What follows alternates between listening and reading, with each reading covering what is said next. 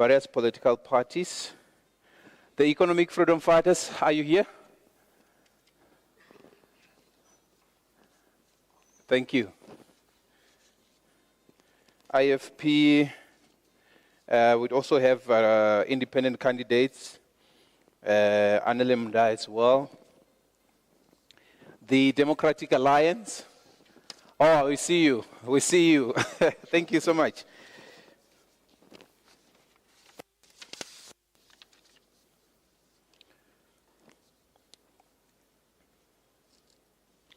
The MK Party.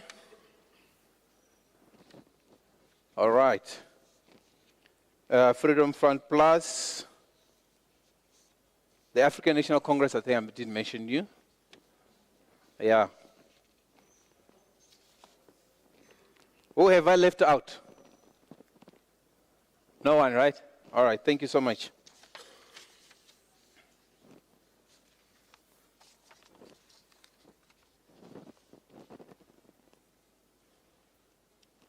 All right, thank you, thank you.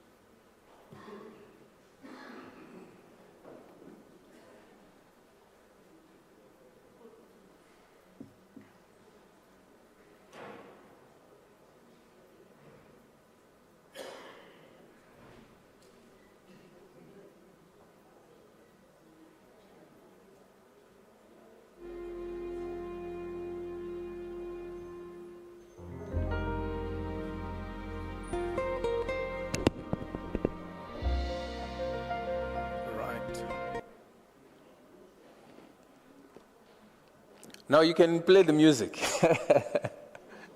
Thank you.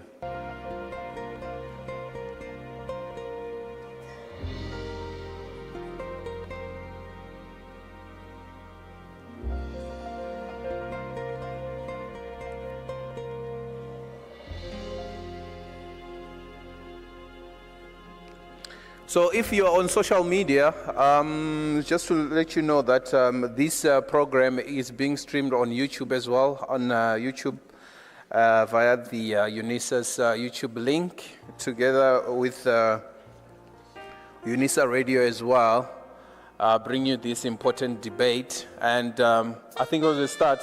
Please give yourself a big hand for coming. Thank you so much for coming. Thank you. I know these programs are quite robust, so I will not expecting anything less. So even the time for question and answers as well.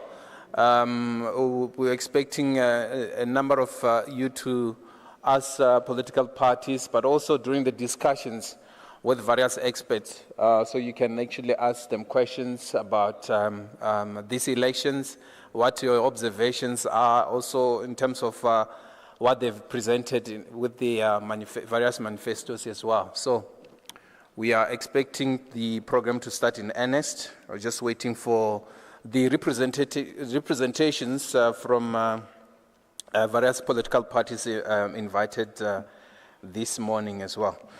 For those who are wondering, the person standing here, thank you so much. My name is Tali Mundzhedzi. I'm with the Department of International Relations and Cooperation, Ubuntu Radio. And really a pleasure for myself to participate in the program today, directing the program. And I won't be alone. I'll be with Advocate Sipho Mantula from the Thabo Mbeki School of Public and International Affairs here at the University of the Land. So we're just waiting for the arrival of our guests, and representatives of various political parties and independent candidates will be joining us this morning, when we'll be starting with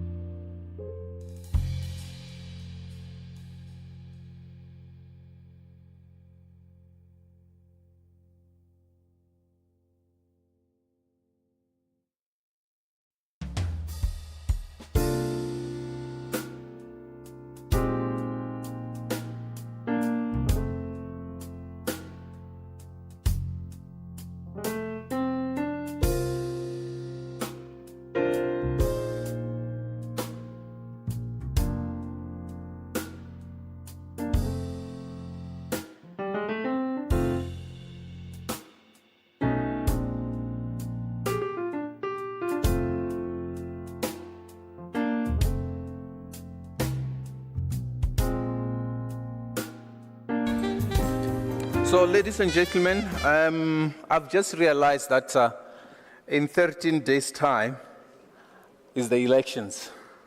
So we have a few days, it's even less than three weeks. All right, thank you so much. Can we welcome the representatives of various political parties, please?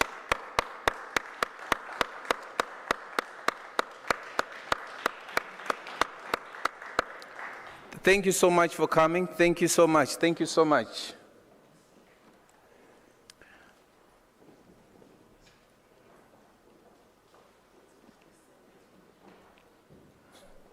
Thank you, thank you, thank you, thank you. We are starting with our program. Thank you so much, ladies and gentlemen.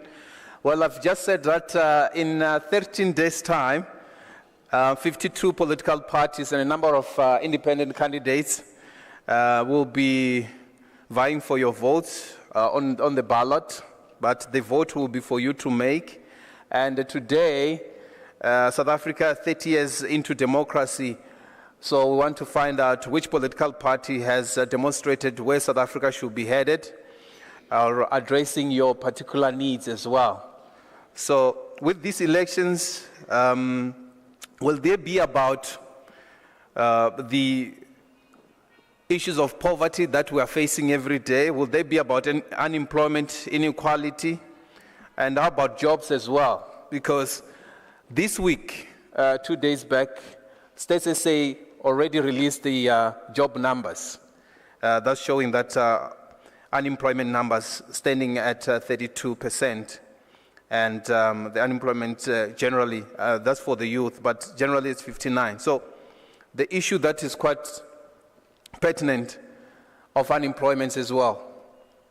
So how about the issue of immigration?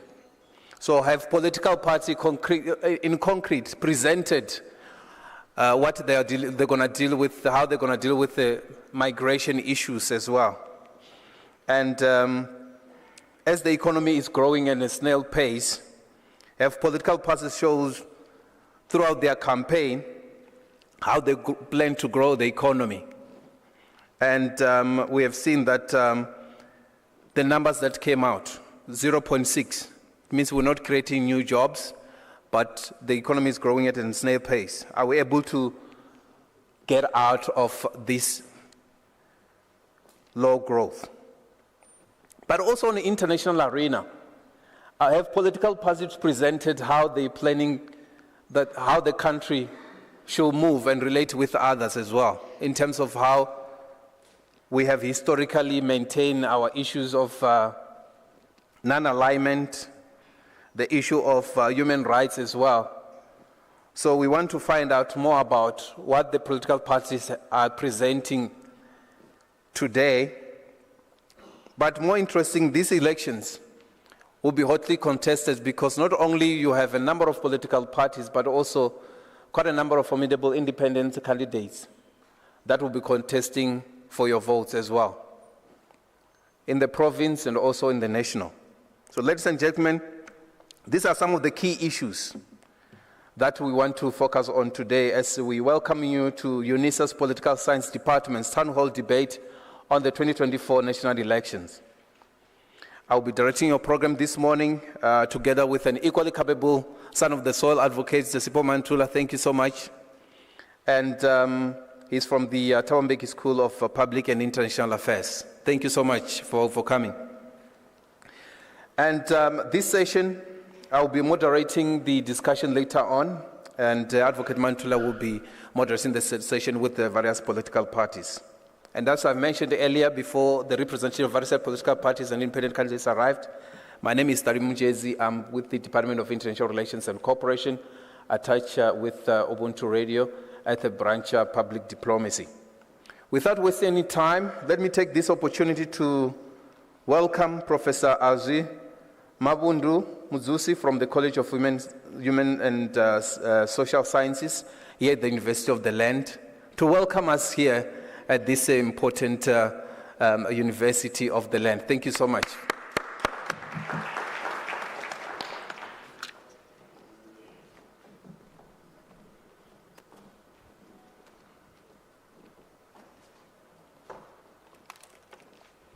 Good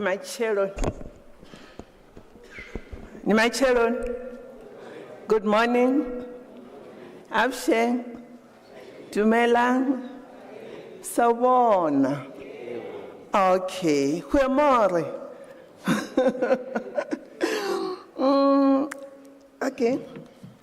On behalf of the University of South Africa Vice Chancellor and Principal, Prof. Hlengiwe Ndlovu, who is currently in Sweden, and the Executive Dean of the College of Human Sciences, Prof. ZZ Nkosi. Okay, thank you. Prof. ZZ Nkosi, who is currently in Durban officiating the graduation, which is the College of Human Science is the official host of this debate through the Department of Political Sciences. I would like to officially welcome all the representatives of political parties to Unisa for this debate. In recent years, democracies worldwide, including South Africa, have encountered unparalleled challenges and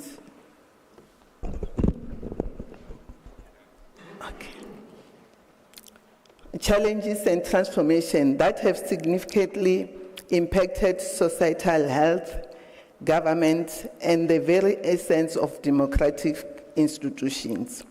Globally, established democracies are grappling with crises such as climate change, environmental degradation, and rising inequality, exacerbated by decades of neoliberal policies. These changes have left democracies vulnerable to emergence of toxic leadership and the erosion of democratic values. The COVID-19 pandemic has further tested the resilience of democratic systems, revealing the critical role of health promotion and the need for robust democratic institutions to navigate crises. Amidst these challenges, the call for a vibrant democratic ecology that emphasizes participatory and deliberate democratic innovation has never been more urgent than now. As we are in our 30th anniversary of South Africa's first democratic election in 2024, it is imperative to reflect on the nation's journey and its role as a beacon of democracy. South Africa's transition to democracy is a testament to the power of resilience and the possibility of creating inclusive societies through well-designed democratic institutions.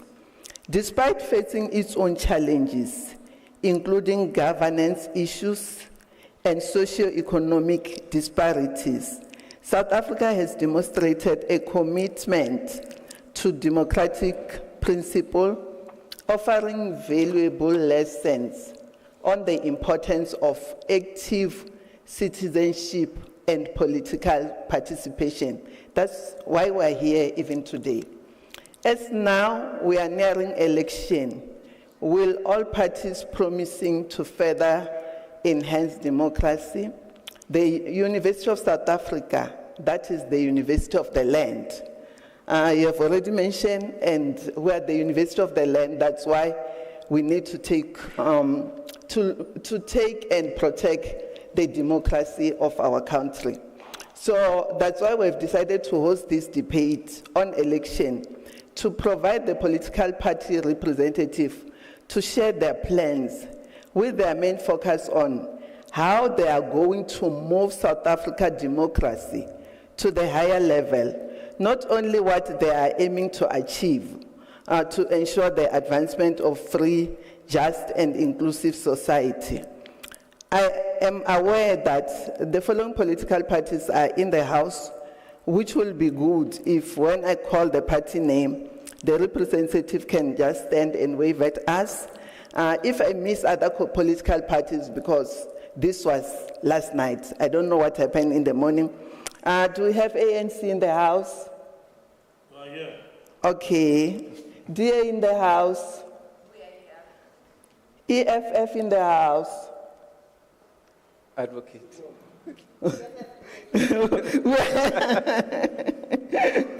FFP in the house? MK in the house?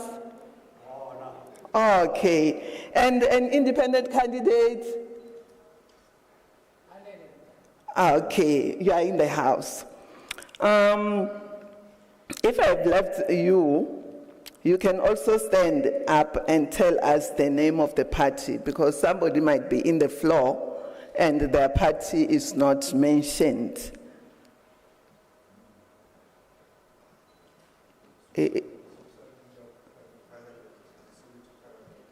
Okay, you're welcome.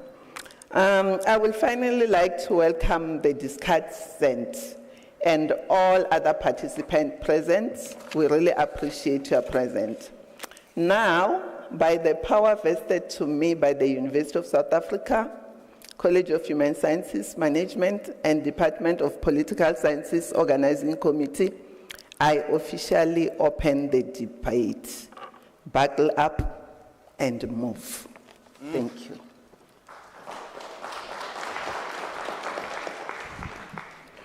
Thank you so much, Prof. Really appreciate it. Thank you so much. I would like to also mention that just before the advocates take the podium to invite political parties, just to mention that the presentation by various political parties will be selected via rifle. I know that it won't gonna go according to what is on your program.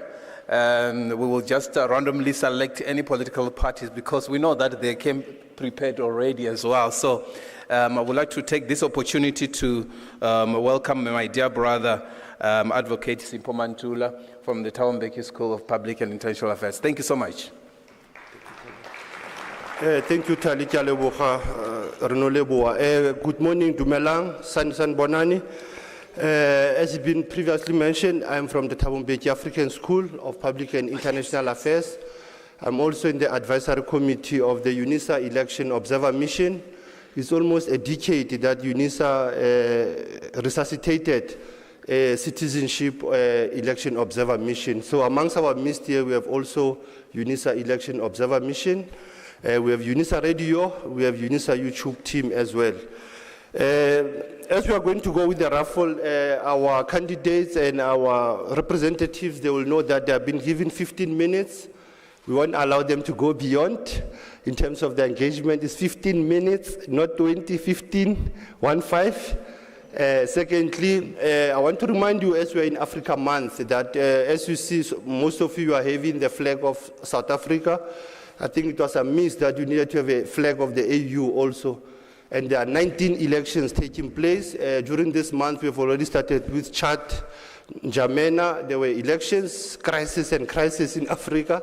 We are the only country that since 1994, we never have election disputes that goes to the court in terms of presidential disputes. But there will always be challenges. The previous elections of 2019, we had challenges around the ink, we know very well. We had challenges around observers and workers of IEC not being happy. We had the issues also about others saying that they were being robbed, there were election fraud. But I think also we need to contextualize the elections framework in Africa. It's very important that we need to understand elections a panacea, are they a remedy to our socio-economic, cultural challenges? Elections also touching on issues of higher education, since we are in a higher education space. Are you touching on policy issues also? That's what we'll want to understand in terms of governance, issues of peace and security, intelligence.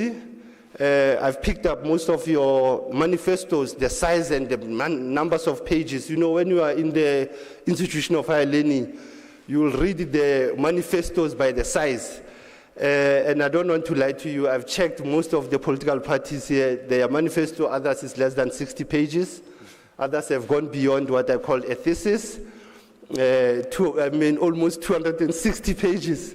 Others is 60 pages, 50 pages, and I mean these parties that are here. I'm not talking of parties that are outside. The parties that are here, when I was going through their manifesto, I picked up that there are also similarities on issues of corruption. There are also issues around higher education, free, accessible education. But on defense and military, most of these parties, they've lagged behind. On foreign policy also, I've picked up also on the issues of health. I think those are the issues that electorates will want to hear, but also beyond that, it is important to understand the context. Let me begin with the raffle now. As you see, here is a raffle here, which I will just play around as if I'm playing cards. And the name that I will pick up here, that will be the representative that will come and engage with our audience, both online and physical. I'm almost done. We start with the ANC, as Rally Swallow. They talk about the 6 priorities. I don't know whether you have familiarized yourself with the 6 priorities of the African National Congress. They are talking also about the issues that affects the institutions of higher learning. What I want, Ezra, if you can touch on the ANC, is those 6 priorities of the ANC in terms of, as you are talking about 30 years since we have been into power. Tintswalo was used in your manifesto launch as a character. What is interesting also was that on the ANC, you were still talking about the issues of transformation of judiciary. You are talking about the issues, what you have achieved. And I think your foreign policy, you are still talking about better Africa, better South Africa. We'll have a timekeeping, Ezra, as you are coming to the fore, and I will urge the audience to give our guest, our audience, that opportunity to speak. I think you'll be coming here, Ezra, for the sake of the camera. Can you give him a round of applause? Ezra Litswalo from the African National Congress.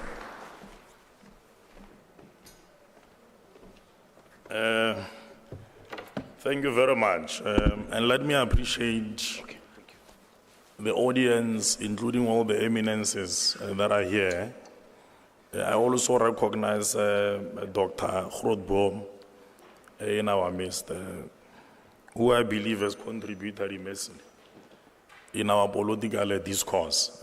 Not to say that there are subjectivities there, but I think it's only fair that I also recognize you.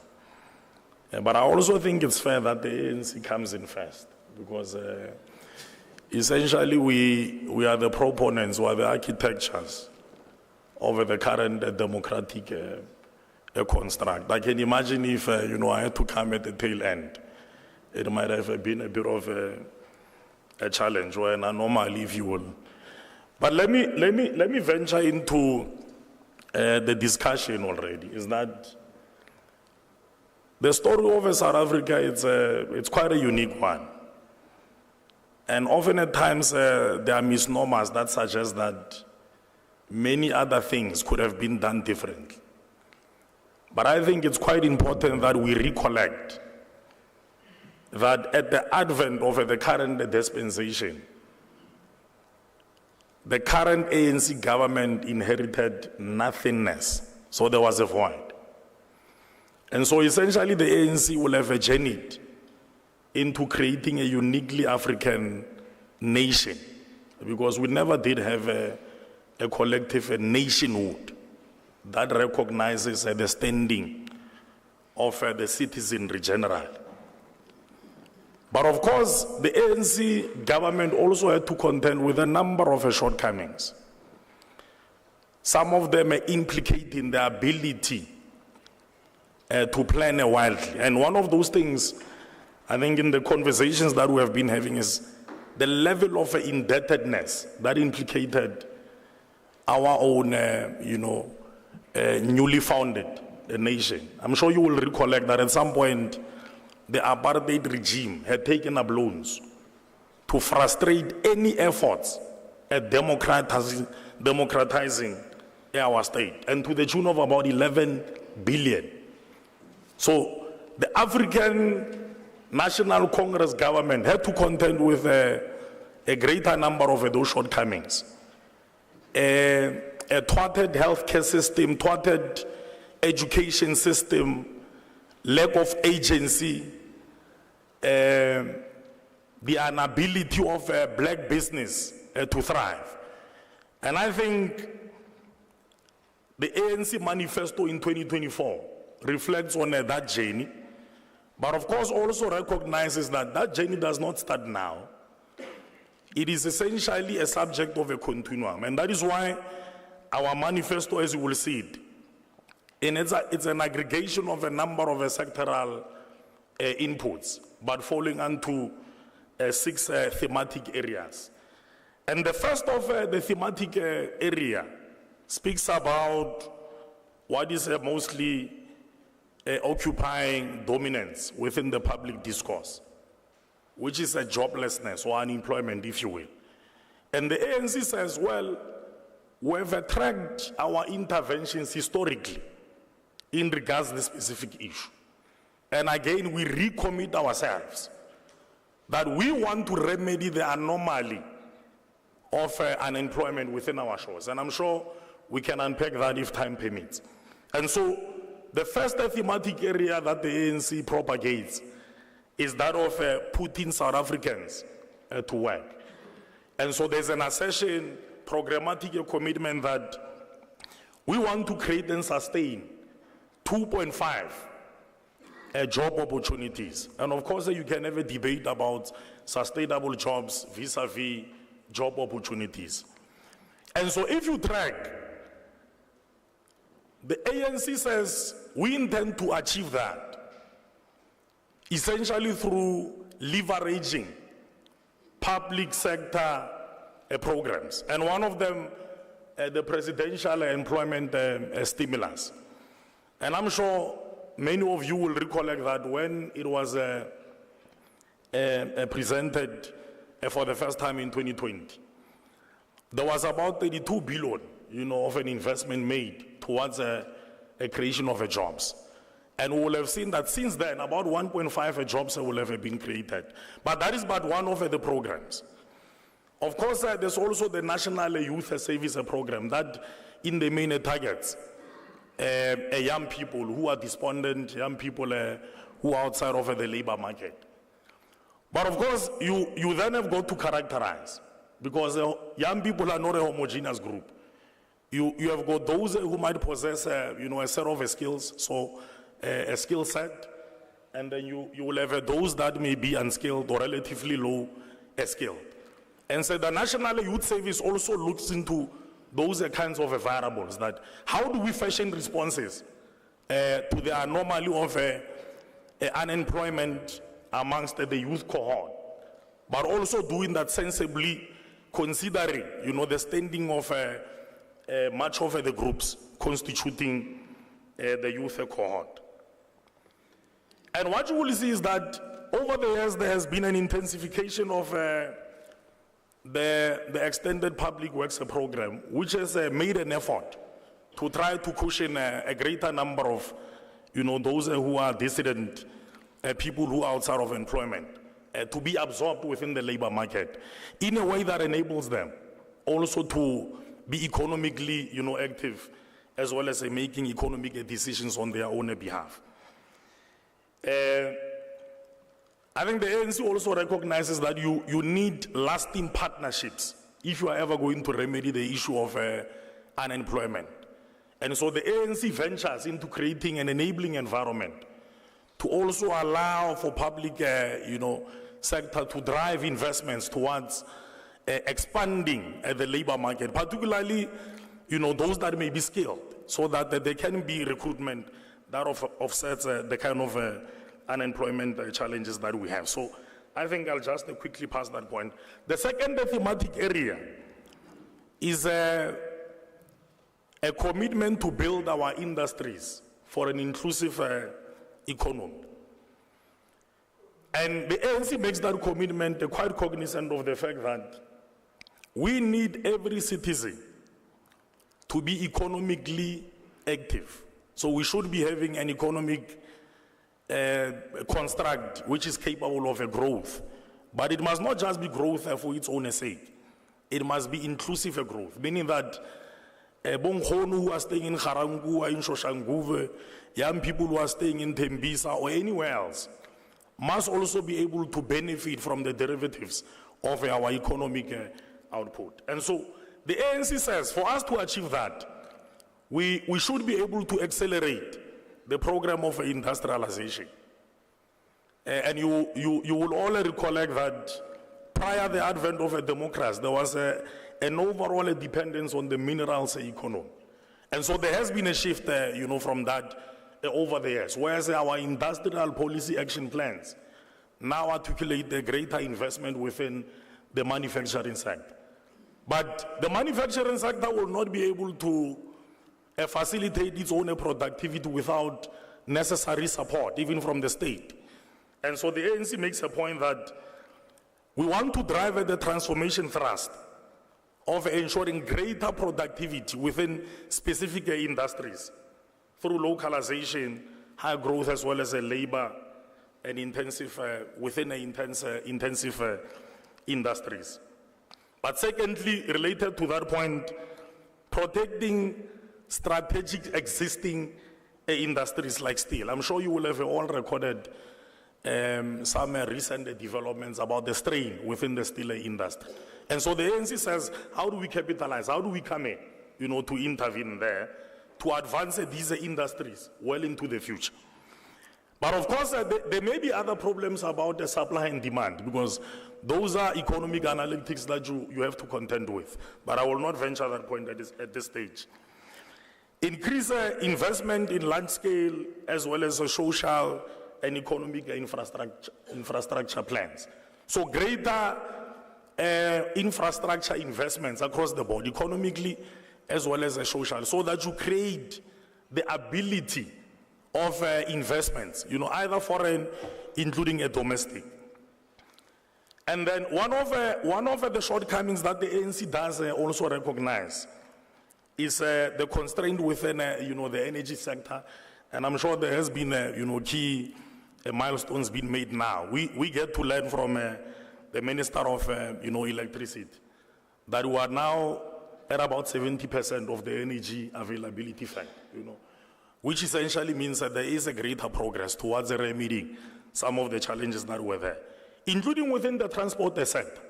I'm sure you will have recorded, Prasa, in a week or 2 weeks ago, will have also recorded that we have now begun to recalibrate.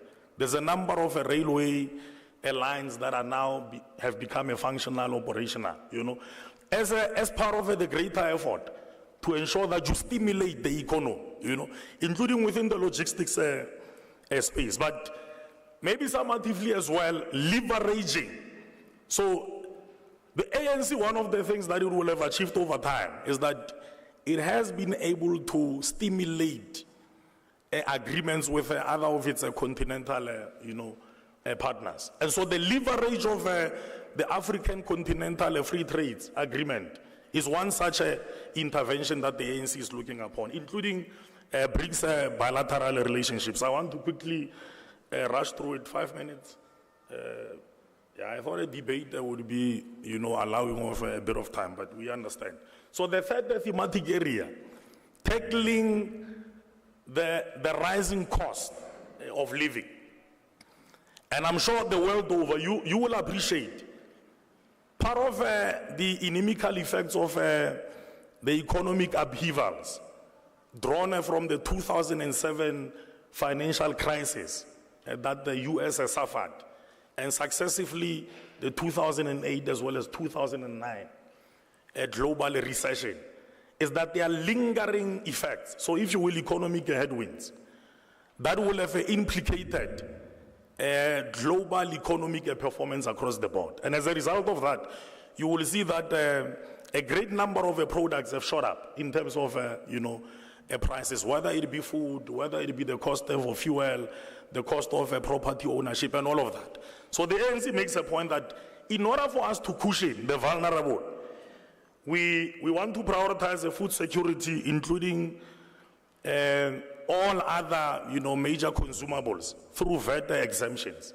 So the VAT exemption of specific products. So if you will, zero-rated products, bread, your essentials, and then maintain and expand, subsidize basic services like water, specifically for vulnerable households. And you will see in ANC-led municipalities, the ANC will have propagated indigent policies. So it's unique to the ANC. I know other, political parties might have adapted to it, but it's essentially a proponent of the ANC. And then one of the discussions was really about, the facilitation of the national minimum wage, which is again a brainchild of the ANC. Or let's push it so that we regulate, but we also are able to redress against income inequality. And you will have seen through, during the COVID years, the allocation of the social relief, distress grant. It was again another, intervention that the ANC government will have made to try to cushion the vulnerable. Thematic number 4, invest in our people. Meaning that let's build a credibility in our institutions for them to be able to be greatly responsive to the plight of a society, And that is why the ANC ponders ways in which it can also be decisively interventionist in a provision of a specific services, whether it be education. You will see the number of investments that have been made. If it's NSFAS, to all of you as students, the ANC-led government spends about 35 billion, in the current financial year. In fact, it hovers around closer to 40 billion. And of course, on the issue around the access to health care, we've just passed the national health insurance to enable a greater, access to health provision. But there's a number of those interventions made under this thematic area. But because of time, we'll just quickly rush. Number 5, thematic area, defend the democracy and advance the freedom. So all of these milestones that I will have mentioned needs to be defended, because if not so, we can easily see a regression, which might take back to the period before the formative years of our democratic dispensation. So the ANC makes a case that fighting crime, fighting gender-based violence or gender oppression should also be prioritized, but building accountability mechanisms and systems to ensure that there are no greater abuses to platforms that are supposed to ensure that there's a greater service to the populace. And then lastly, build a better Africa as well as the world. So one of the key pillars that the ANC will have articulated, even before the democratic dispensation, was our pledge to international solidarity. Because the ANC is an organization that believes in humanness, an organization that believes in a solidarity across the board, especially with the vulnerable, communities within the different countries that we have. And so the ANC makes a point that consistently we should be seen standing with the marginalized people of the world. We should be standing with those that are vulnerable from global powers that may be, and hence our posture in respect of the recent struggles in Palestine that we will have maintained. And I think even our erstwhile president Nelson Mandela makes that case that our freedom can never be complete without the freedoms of the marginalized world, including Palestine, the Western Sahara, and all of that. And so the ANC pledges this solidarity. I think, in a nutshell, that sums up our manifesto objectives. Thank you very much. Thank you. That was Ezra Litswalo from the ANC, touching on the 6 priority areas. Touched on higher education, access to NEFSA, but and the national health insurance. I was waiting for it, Ezra, because it appears it is a ritual towards every election cycle that you sign to a new law. The second aspect, others will say you have raised the issue of better Africa, better world, but I still insist that we need to focus on Africa also beyond Palestine. Conflicts in DRC, in Somalia, very important. Let me not go into your presentation because we have a group of analysts who will later unmask it, redirect it by their critique, because to be in a debate in a higher education is to always critique political parties in terms of their commitments. We are going to our second presenter, as I'm going to our shoveling of a raffle now. It seems Anele Mda will come through. Anele is an independent candidate. Anele, concerned about corruption, concerned about the youth who are intense. Anele, being a mother who has been on the street, launched his manifesto at the Constitutional Hill. It will be interesting to hear Anele Mda as an independent candidate. What can she offer to the electorate? Thank you very much. Anele.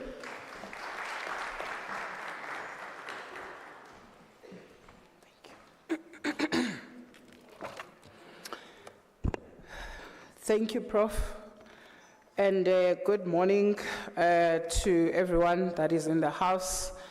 Heartfelt greetings to the management of the institution, Unisa, and also my fellow panelists that are here today, and the most important stakeholder, the students, and the general people of South Africa who might be watching this on various platforms. Indeed, my name is Anele Mda. I'm a South African, birth and coming from the province of Eastern Cape in Bizana.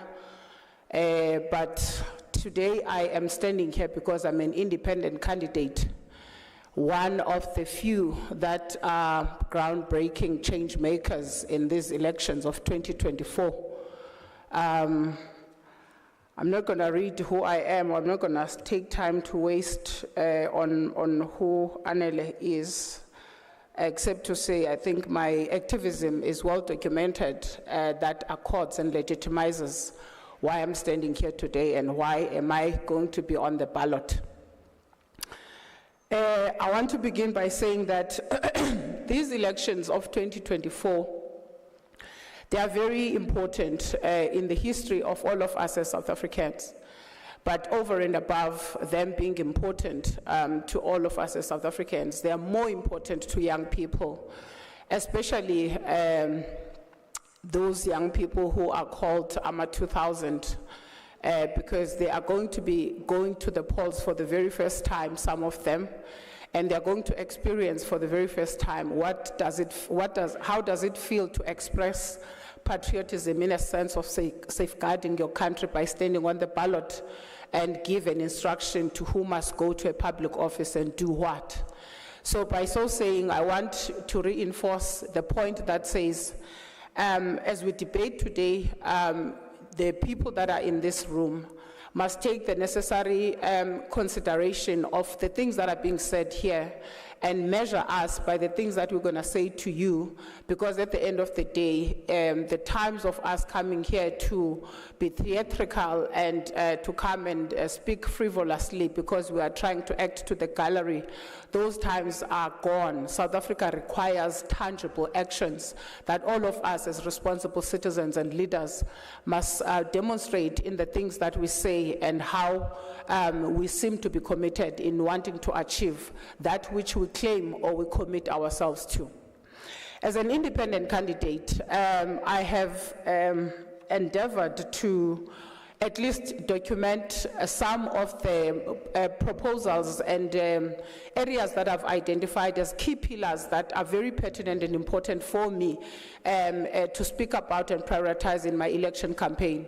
This is informed by a whole host of issues that I believe that currently ought to be a priority in addressing the challenges that are faced by our country. But at the core of those pillars and those issues is an overarching issue and concern that is the state of our country 30 years into our democracy, and also even as far as going to take the lenses of wanting to scrutinize what is this monster that we call democracy, what does it do for me and you, ordinary people of South Africa, and how can we make it to be effective for us. I will zoom into the issues that I have prioritized, which I believe that are areas that are of concern to so many South Africans. And if we were to go to election, to the election campaign and not speak on these issues, it would be a disservice. One of the things that, as my first pillar that I have identified, is the issue of the need to eradicate unemployment and professional youth dispossession.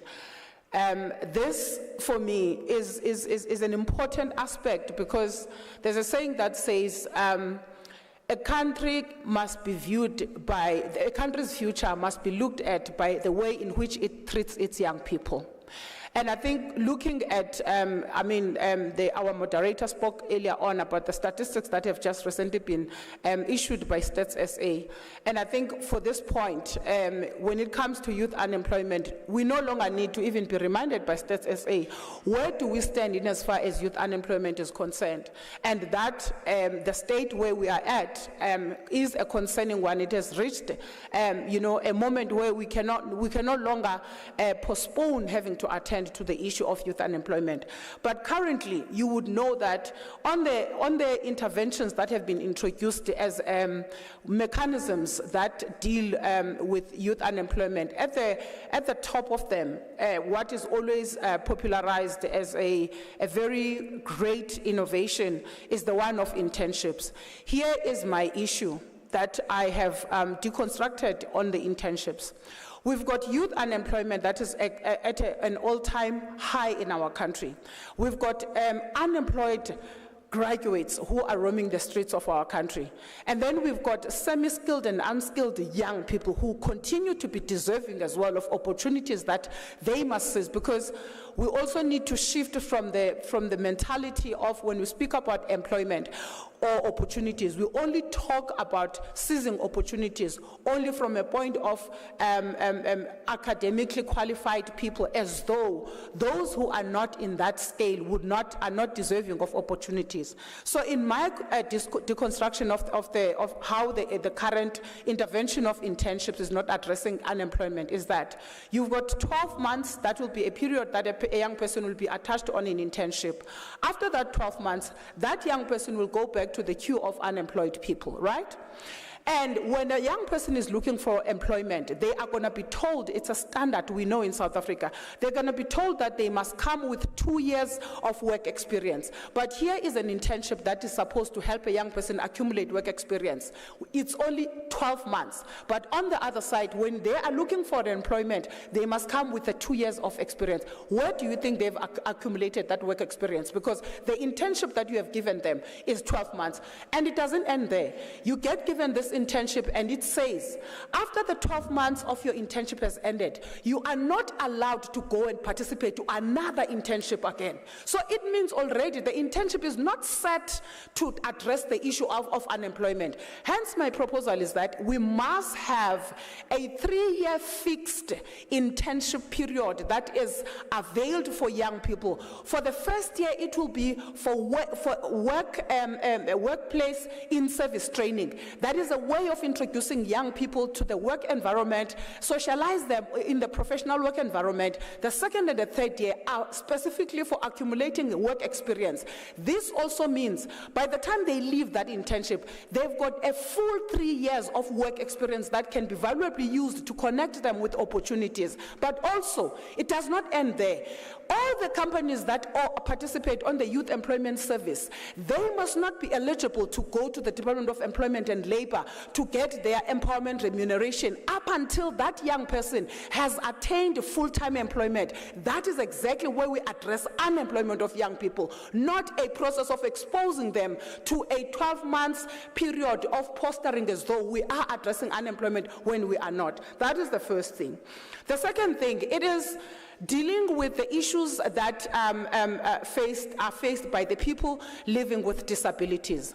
This is a sector that we have totally forgotten about. This is a sector that have been pushed into the peripheral margins, and the needs of the people that live with disabilities has gone to a point where we don't even recognize them by the smallest things.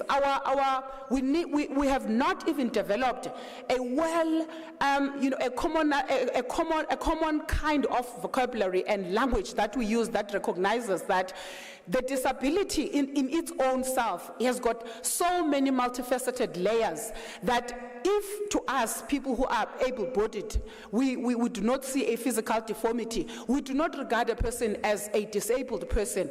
In this institution, I'll make an example. If we are coming in here now, you will find that if there is a person who's using a wheelchair, you will find that maybe it would be difficult for them to access where we are. Those are some of the basic things that I may be making an example with now. But on a grander scale, the issues that affect people living with disabilities, they include opportunities from both accessing resources in as far as financial assistance for businesses.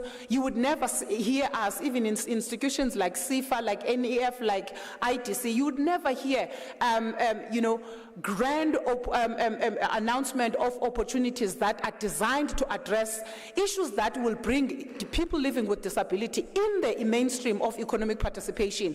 And over and above that, in our own quotas that are set by government, when you talk about the implementation of the spectrum of that 1%, that in each employment opportunity that is availed in the public sector alone, you'll find that government on its own does not meet its own set quota on ensuring that in each segment of employment opportunities that are availed, there are people living with disabilities that are offered those opportunities.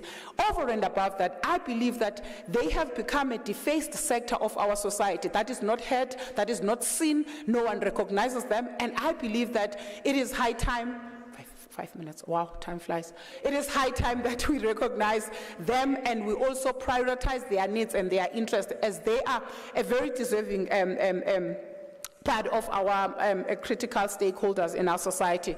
The second one is a bold and very courageous proposal that I've made that says corruption takes away from the future that we are supposed to build in our country. It takes away the salary that is supposed to be earned by a person who's currently at school, who is awaiting to graduate and get out of the schooling environment, get into an employment space. But when corruption is deepened the way it is as a result of the tender system, we need drastic, aggressive measures of ensuring that we deal with it. As a result, I've got a proposal that we need to remove, totally eradicate and abolish the tender system. It is a very unpopular view, but I'm very clear about it. I'm not going to renege on this. We need to remove the tender system. Removing the tender system is about two things and two things only. Leveling the playing field, ensuring that every single South African who is a business owner in this country, who are eligible to do business with the state, they do not have to heavily depend on a political connection in order for them to get to do business with the country. Because doing business with the country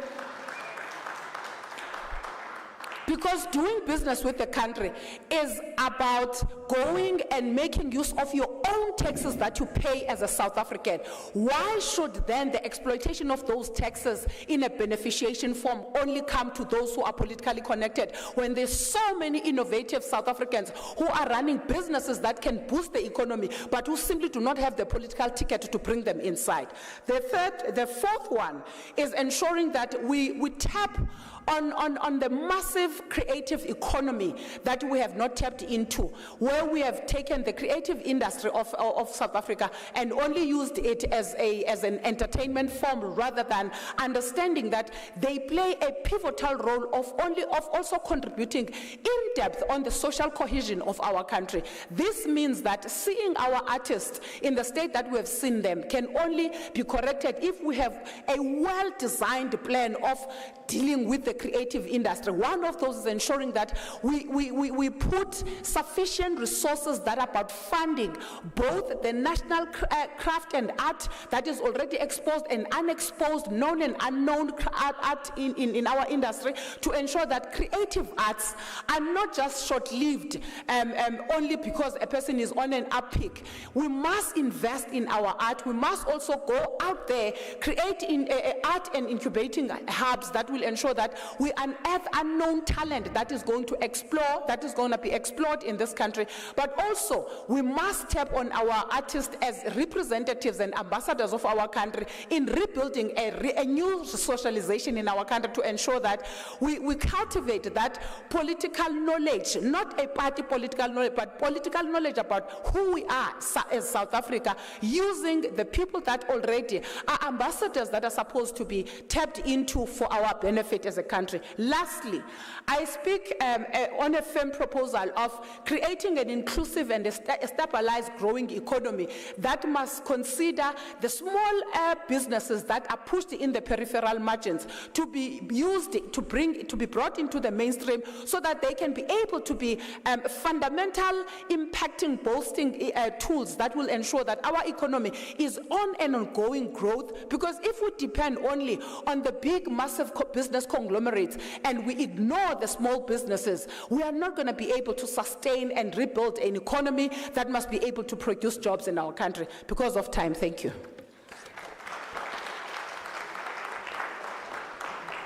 Enkosi siyabonga Anele. I think touching on creative economy was another interesting innovation. The issue of internships also came out very clear. Corruption, tenderpreneurship in this country. So I think we will engage, and I think all the representatives are picking up the role of independent candidates. You will recall that the 2023 Electoral Amendment Act has allowed independent candidates to can contest both national, provincial elections. It's no longer in the local government scene. It is both at the national and provincial level. We are going to our third speaker now. Our third speaker, it will be MK Ndlovu. Looking at MK briefly as we are coming through, Putuame, I think we all know how MK was formed, 16 December. The same like how COPE was formed during that year of 16 December. It seems it is a year that what you can say, parties were moving away from the ANC. Now with MK, what I've picked up on your policies, you start with electricity policy, you go on education policy, national security, you touch on land question, healthcare, your mission manifesto, because I went onto your website, I checked how you have positioned some of the issues as the MK party, and we are all aware that this is a party that is also spending most of their time in the courts now recently. So let's hear today as they'll be engaging with us, because they are also testing the law in terms of eligibility of their candidate. But do me so, the time is yours.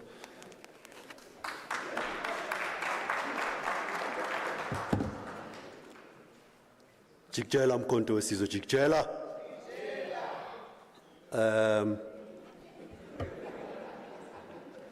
By the way, I come from Limpopo.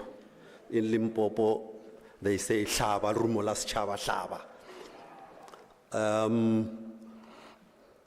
What I'm going to present to you, my name is Ndumiso Matlala. I'm a military veteran of Umkhonto Wesizwe, trained in Russia, in former East Germany, and in Angola.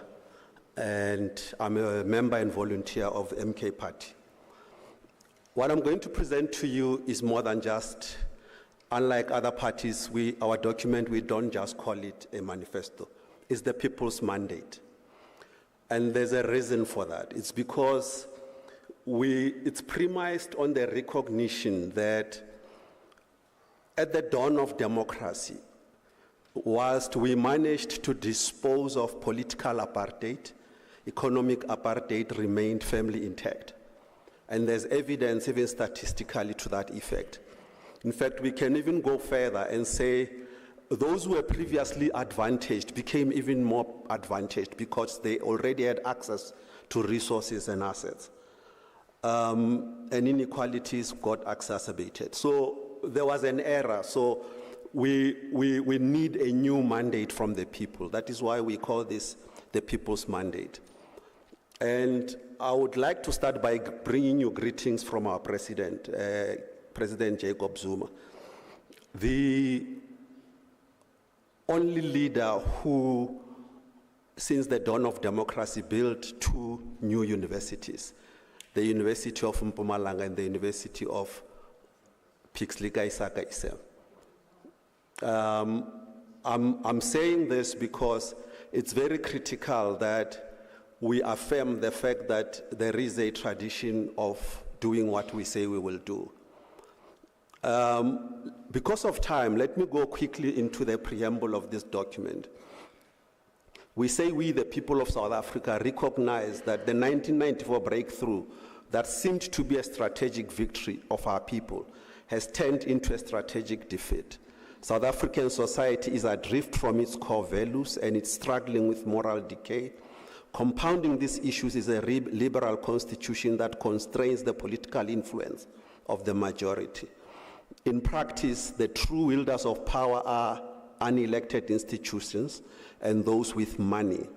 Our prolonged period of national shame since 1652 is a result of inadequate scientific, industrial, financial, and military capabilities. The foundational issues of poverty, unemployment, and inequality stem from the theft of land and mineral resources. Post-apartheid reconstruction efforts cannot be pursued through neoliberal policies that prioritized markets over the role of the state and its intervention. Neoliberal policies under this failed government, the current government, worsened unemployment, poverty, inequality, which is akin to the apartheid era conditions. We therefore recommit ourselves, and this is our preamble, we recommit ourselves as MK party and through this mandate to fight this injustice.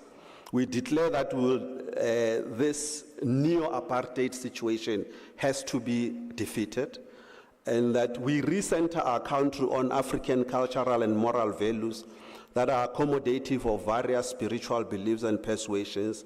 We're moving our country away from constitutional supremacy towards unfettered parliamentary supremacy.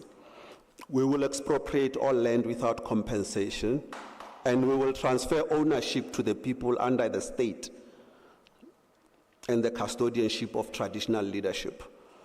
We will nationalize the Reserve Bank, and we will make sure that the state has control over the major banks and insurance companies to reduce the dominance of private finance over our economy. We will nationalize strategic mines, ArcelorMittal, Sasol, which used to be a state entity, by the way, and revitalize state-owned enterprises to fulfill their developmental roles and spur economic growth. We will ensure free, mandatory, high-quality education from early childhood to postgraduate level to boost human capital and research capability. We'll provide permanent jobs for all capable and willing workers at a basic salary of 4,500 with training and skills opportunities. We'll ensure that every young person reaching the age of 18 years serves at least a year of military service to cultivate discipline and patriotism amongst our youth. Now, we have pillars that are 8. There's 8 pillars, and I'll count them, but because of time, I will focus on key issues of the economy. The first one is to reclaim our dignity. The second one is reclaiming our land and mineral resources. The third one is reclaiming people's power. The fourth one is reclaiming our economy. The fifth one is building on our human capital and technological capabilities. The sixth one is reclaiming our spaces. The seventh one is reclaiming our safety and security. The 8th pillar is reclaiming our sovereignty and position in Africa and the world.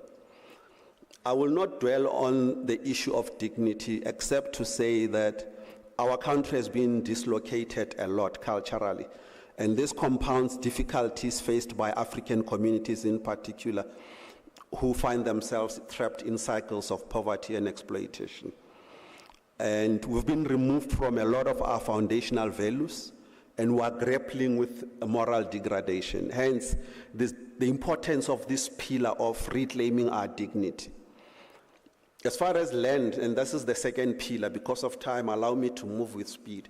On reclaiming our land and mineral resources, we assert that we recognize the fact that the foundational issues of poverty, unemployment, and inequality stem from the theft of land and mineral resources, that land dispossession in South Africa stripped and deprived indigenous populations of their dignity and assets, reducing them to exploitation as laborers for colonizers, who continue, by the way, in disguise as colonizers. Economic marginalization persists to this day, as access to credit and money is limited to those who have access to assets and resources.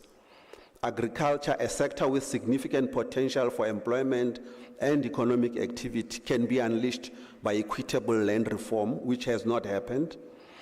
And may allow me to assert that our people's mandate is actually based on global best practice, because we have looked around the world and asked ourselves very simple questions. What drives growth and development? Why is it that the Chinese economy, which is overwhelmingly driven by the state, thriving, whilst the US economy is in terminal decline as we speak?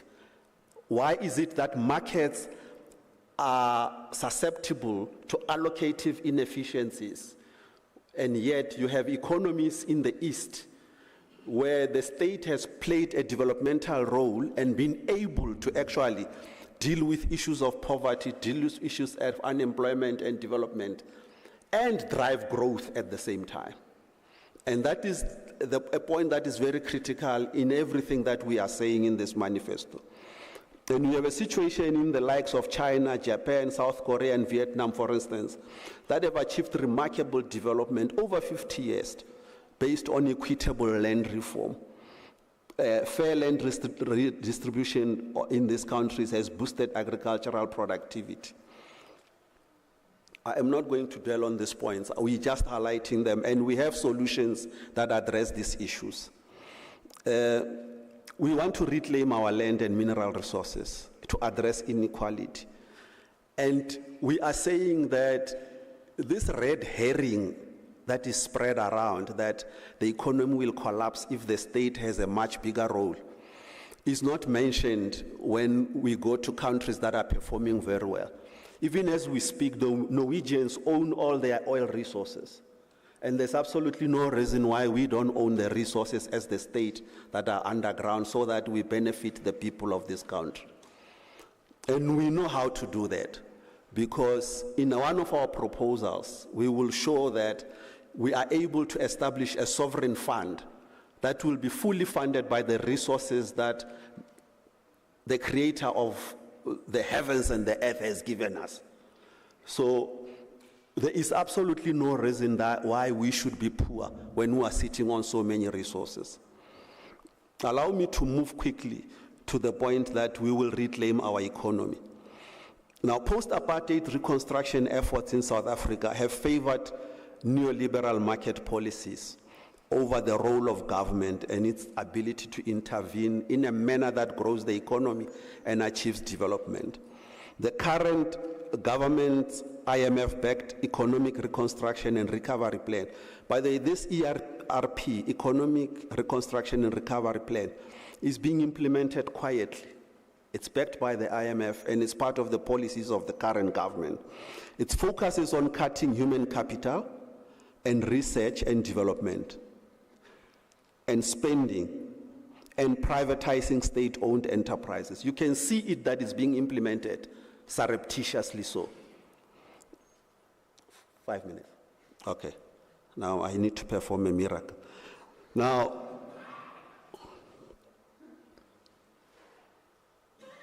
we have struggled as a country to industrialize and move away from the colonial practice of exporting raw materials.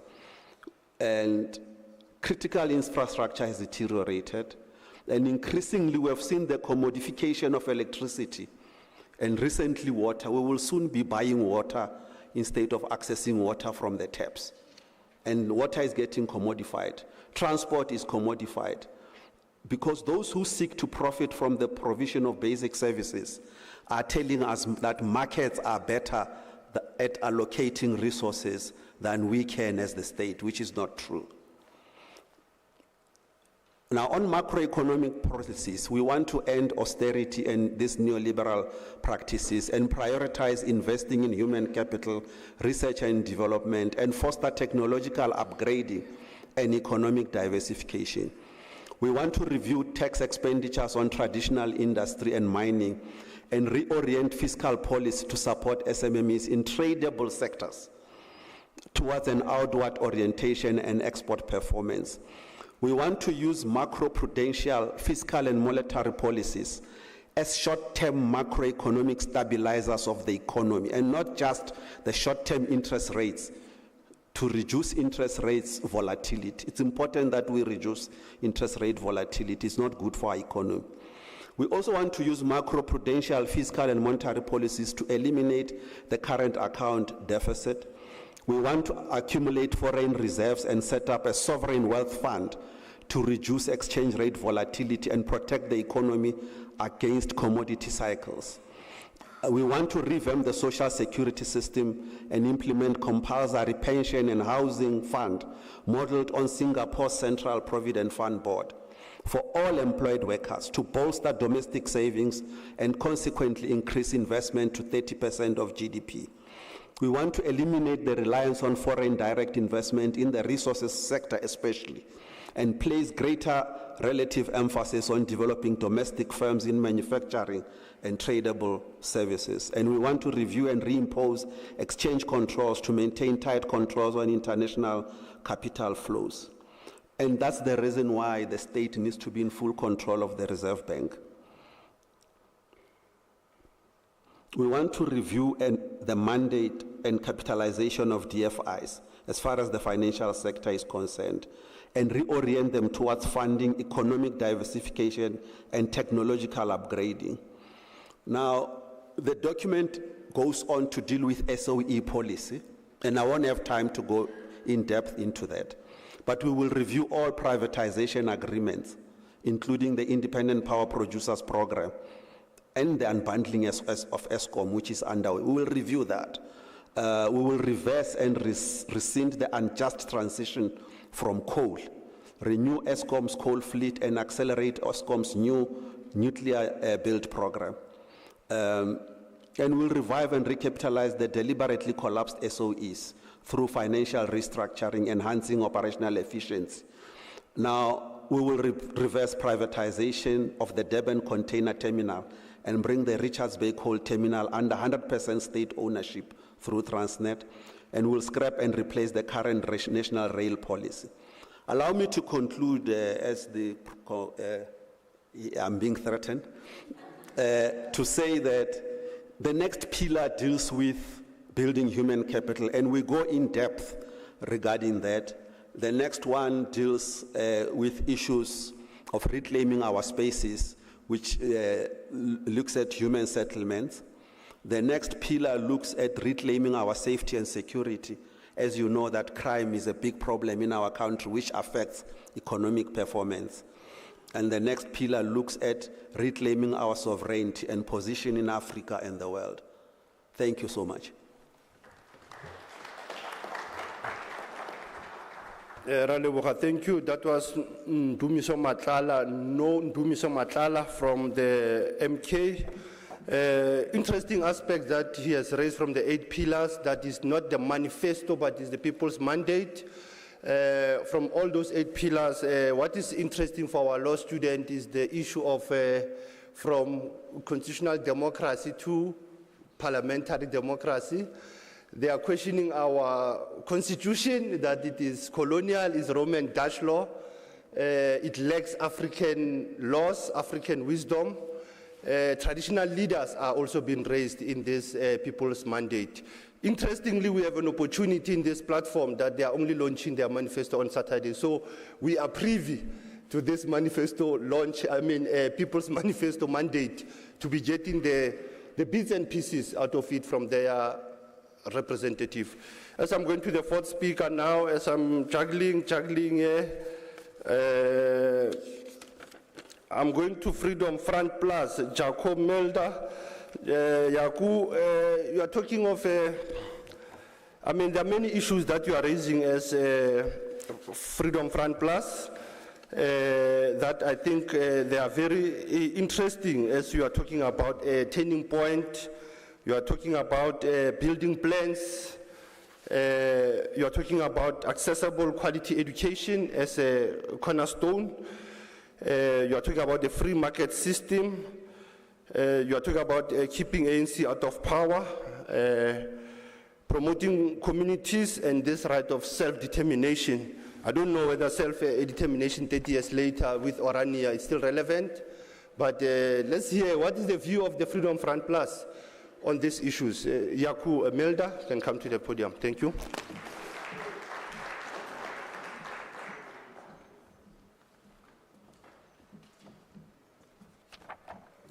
Thank you very much, Mr. Program Director, ladies and gentlemen.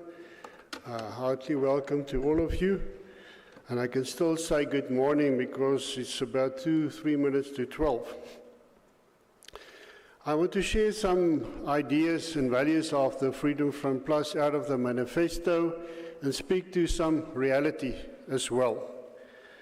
The Freedom Front Plus say that each generation is responsible for its own era.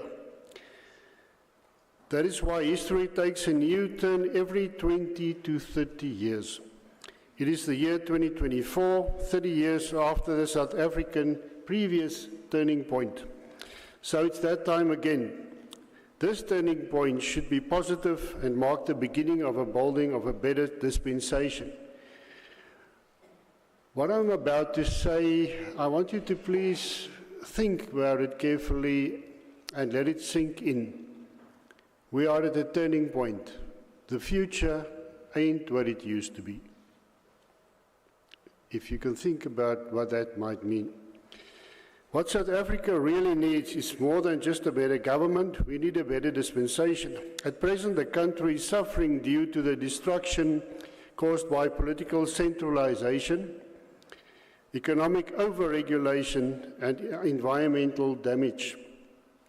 These are the consequences of the ANC's failed policy directions. Cadres are appointed in key positions because they are loyal to the ANC, not because they possess the skills needed to do the job properly.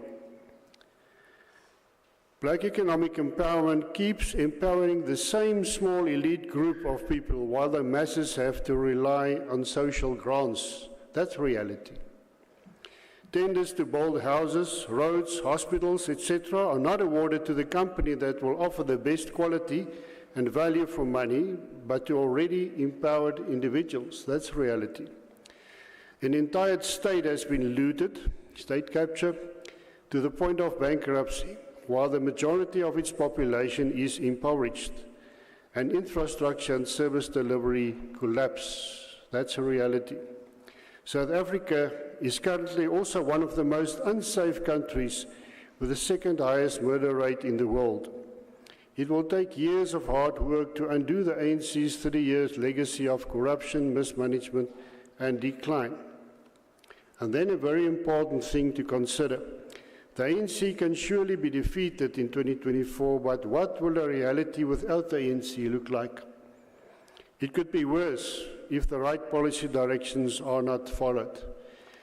Ladies and gentlemen, give me the opportunity to share some of the Freedom Front Plus focus areas that we are building in our election campaign. Firstly, the FF Plus wants to build a new dispensation that recognizes diversity and promotes communities' independence.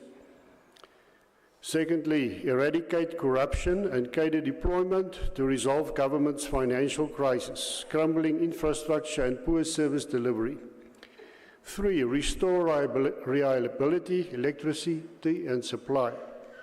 4th, rebuild the economy through promoting the free market, job creation and private property rights.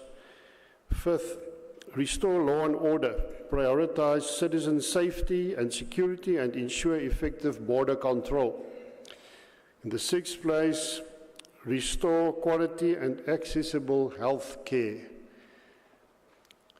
7, conserve an environment and natural resources through sustainable development.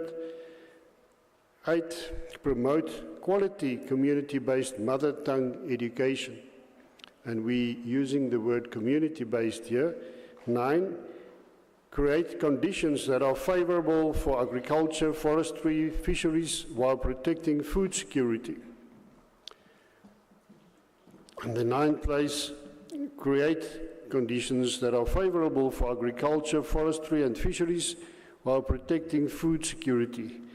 And in the 10th instance, build wealth through true empowerment without race-based affirmative action and black economic empowerment policies, promote access to equal opportunities. Chair and people, I don't want to use much of your time, but I want to illustrate something to you. Do you know who the biggest and the largest privatization agency is in recent South African history? It's been the ANC government. And I'm going to speak to self-determination now and what it actually means. It just means what it is, to determine on your own and what's your own. We use the term self-respecting communities. A self-respecting community is a community who can make decisions about its own affairs as near as grassroots level as possible. That is what self-determination is, one form of that. And the ANC government actually forced that. Let me illustrate. The state has failed in many instances. If you look at the Constitution, one of the many things that the Constitution says is that it guarantees a safe environment, living in standards for its citizens. Well, the state has failed there. The government has failed. We had to form our own community-based security institutions. And as we all know, the private security industry's turnover is larger than the police budget at the moment. That's reality. That's privatization at its best. And a form of self-determination. People take their own future into their own hands. We were forced to do the same, where state hospitals and state health care failed, private hospitals and medical aids had to be formed and established. It's the same with schools, where the state schools failed, private schools and school governing bodies, appointments for teachers to ensure smaller classes, private universities, private technical colleges. And the newest one, of course, citizens of South Africa were forced to generate their own electricity because the state-owned Eskom has failed. Now, ironically, if you look at the whole idea of Africanism and Pan-Africanism as the ANC and the PAC and all these other parties, most probably then Nkonti Sizwe and those EFF that they promote, and you look at the liberal ideas of the DA and Action SA and those are the two principles that's actually been included in the Constitution.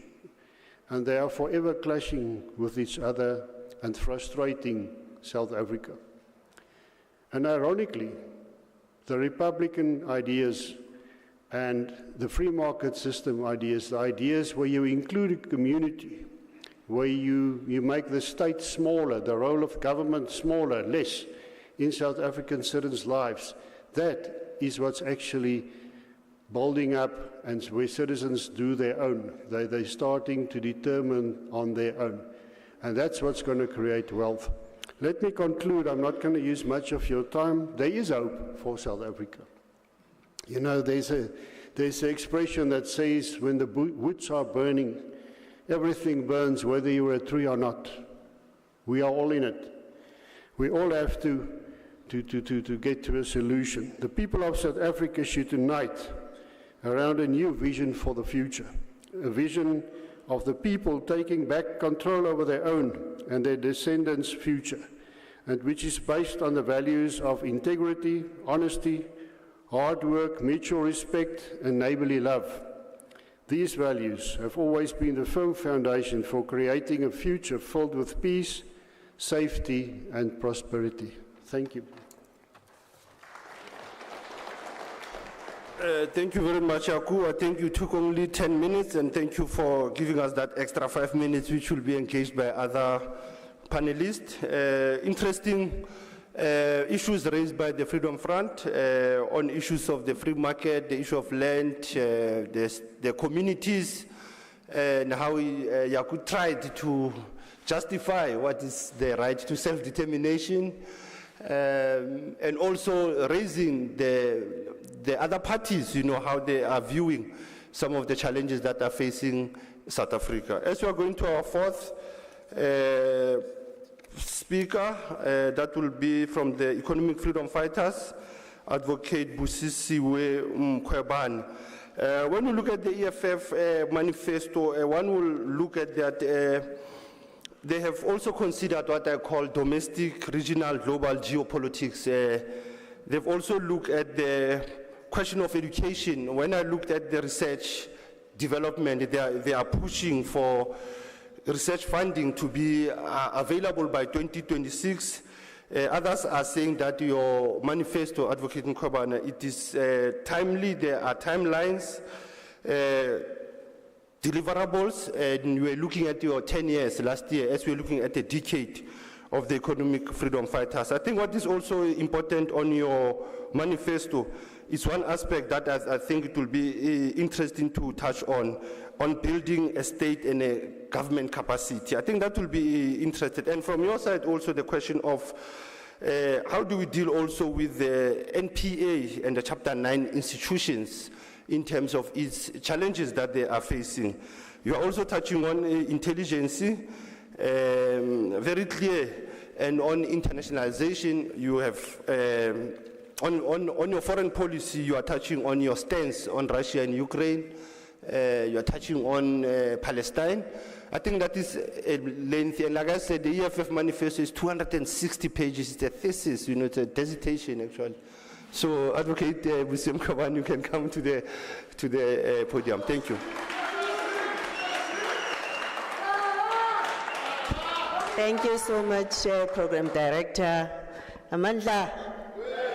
Yes, our Program Director, thank you so much, Advocate. We worked a lot when I was still at the Department of Home Affairs, dealing with immigration and indeed issues of the African agenda and all those. Thank you so much to the leadership of the institution, Unisa, the professors who are here, the management, most of all the students. You are a very critical stakeholder because you are our future. Actually, it's very cold in here, but I'll try to be focused, yeah. And EFF, we've got 7 cardinal pillars. Actually, I'll just rush through. At first, I thought we'll be given 30 minutes, but now is 20 minutes. I'll just try to summarize.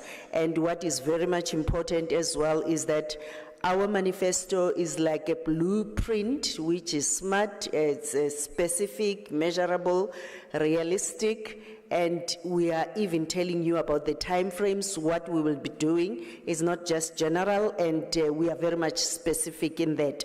So we all know the 7 cardinal pillars of the EFF: expropriation of South Africa's land without compensation for equal redistribution, nationalization of mines, banks and strategic assets, building state and government capacity, free quality education, healthcare, and houses and sanitation, massive protected industrial development to cater and to create millions of employment, massive development of the African economy, which is very much strategic, because then that will also realize the issue of trade with Africa and how we share the resources, open, accountable, and corrupt-free government. So some of the policy innovations which we have in our manifesto, we try to work on the land redistribution policy. You know, when you check the EFF manifesto, you could see that other parties have also, not copied, but then as well, their manifestos, some of them will speak to what we promised to be doing as EFF. So the second one is multiple special economic zones to promote inward industrialization and manufacturing investment. Doubling of social grants in order to reduce the crisis levels of poverty. The program director earlier spoke about the triple challenges which we are facing as a country, and the usage of legislated state procurement to boost the localization and creation of sustainable quality jobs.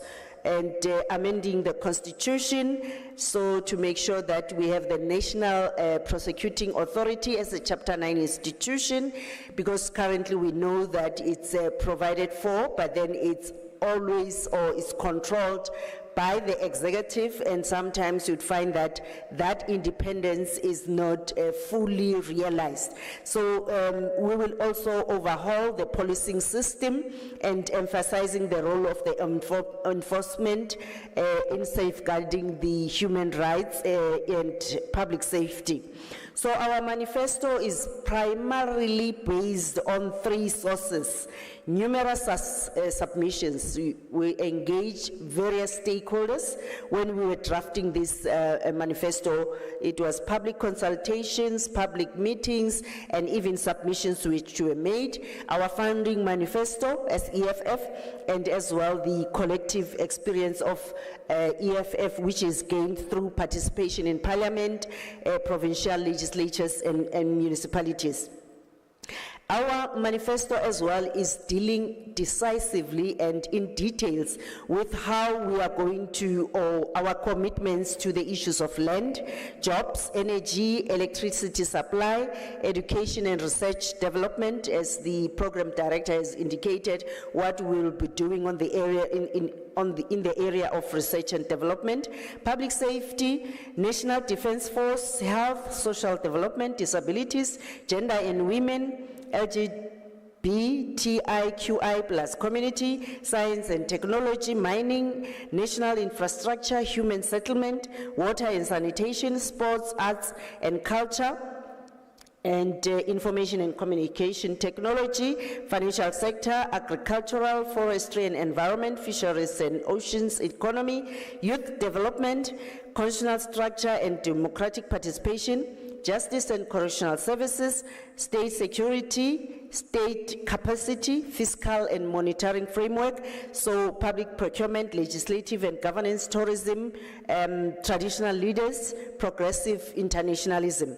So where we come from as the EFF, we are not in government yet, but where we were in government, we made sure that our commitments are implemented.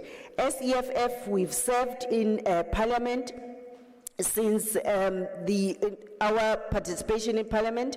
We've made sure that we submit the proposals for the amendment of the constitution to expropriate land without compensation.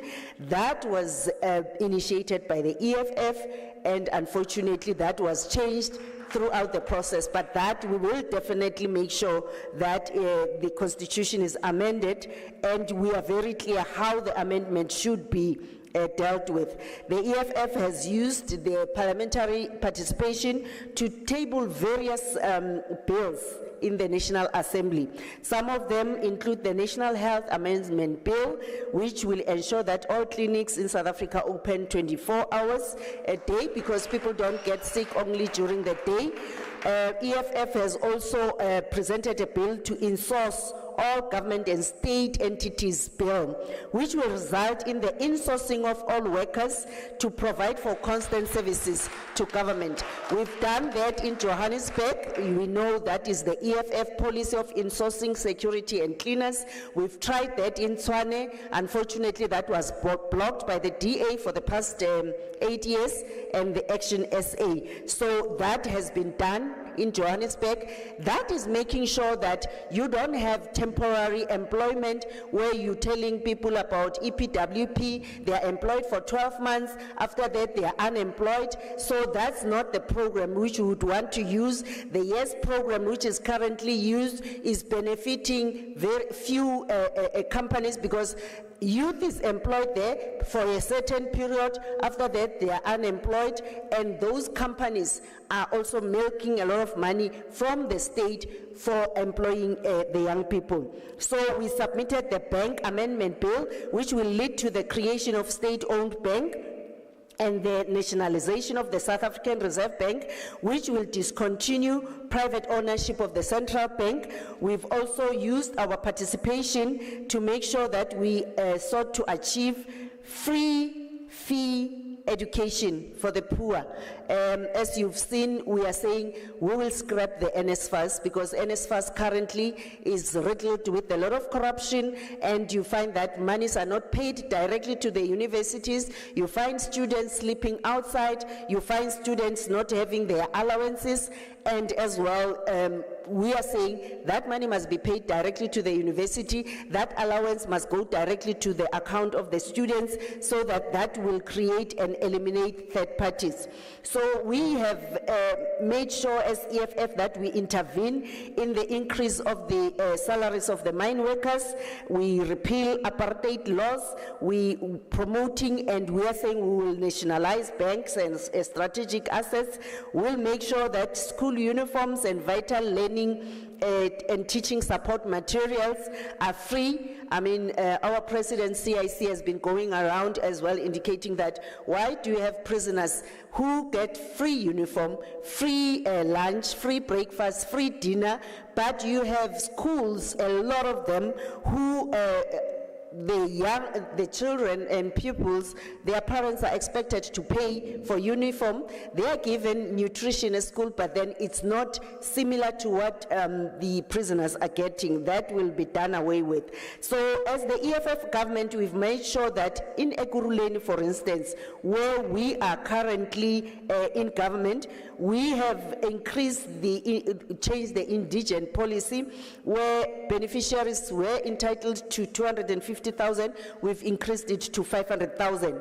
We have also introduced in Ekurhuleni the debt rehabilitation scheme, which will, 5 minutes, I haven't done anything. Thank you so much. So we have achieved those in eThekwini. Remember, there was that money which was supposed to be returned. I think it was 1.2 billion returned to National Treasury. We had to make sure that that money is back to the fiscus of KZN, so that it's working for the people of KZN. We cannot have that situation.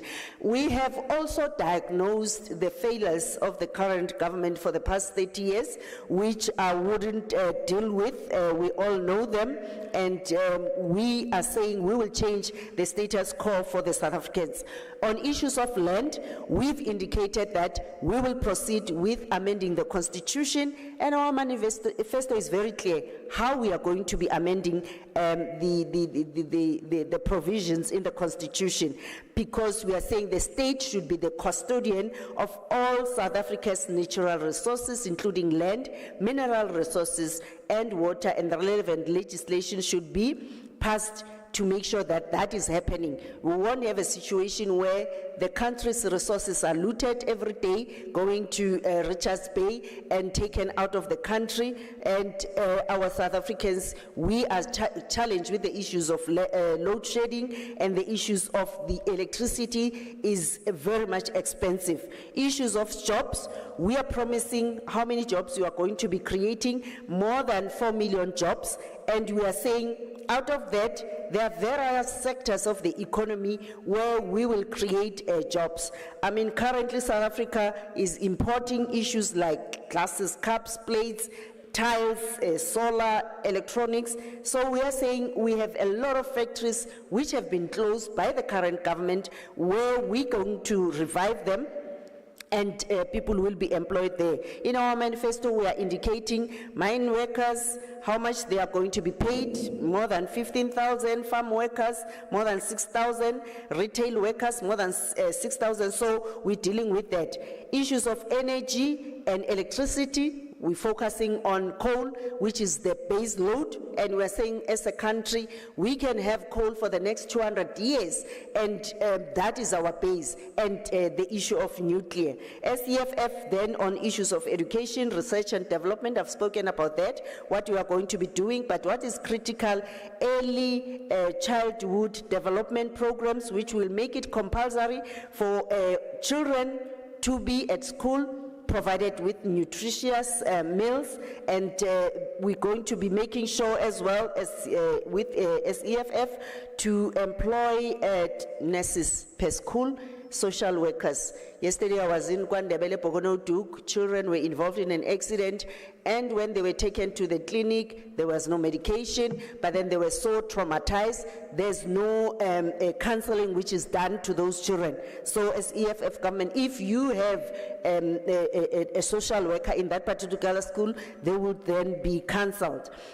And on issues of National Defense Force, we will build our strategic and working relations with the military, but then we will make sure that we inculcate a sense of patriotism and loyalty.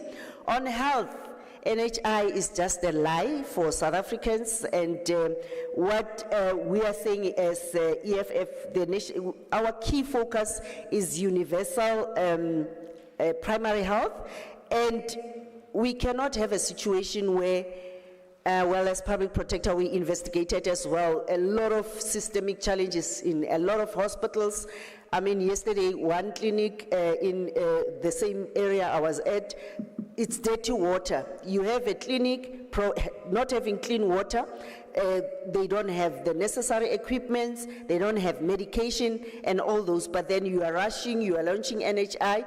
Who's going to benefit? Because you'll find that multi-billion dollar will be benefiting the current capitalists who are owning in the system.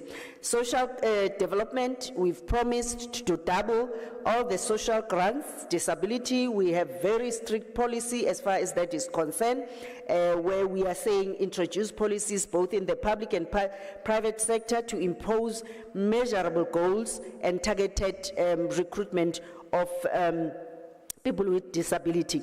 And on the issues of national infrastructure, we will be adopting a long-term funding framework for infrastructure, and that will ensure that the government will have enough resources to change and pave we're saying at least 10,000 kilometer of the national road infrastructure by 2028. We are here saying we will invest and expand the railway, especially buy new trains, invest in affordable speed trains along Moloto Road. The lies that the Moloto Road has been changed or it's now no longer a killer road is no longer the truth. And on issues of the very same issue of, is my time up? Okay.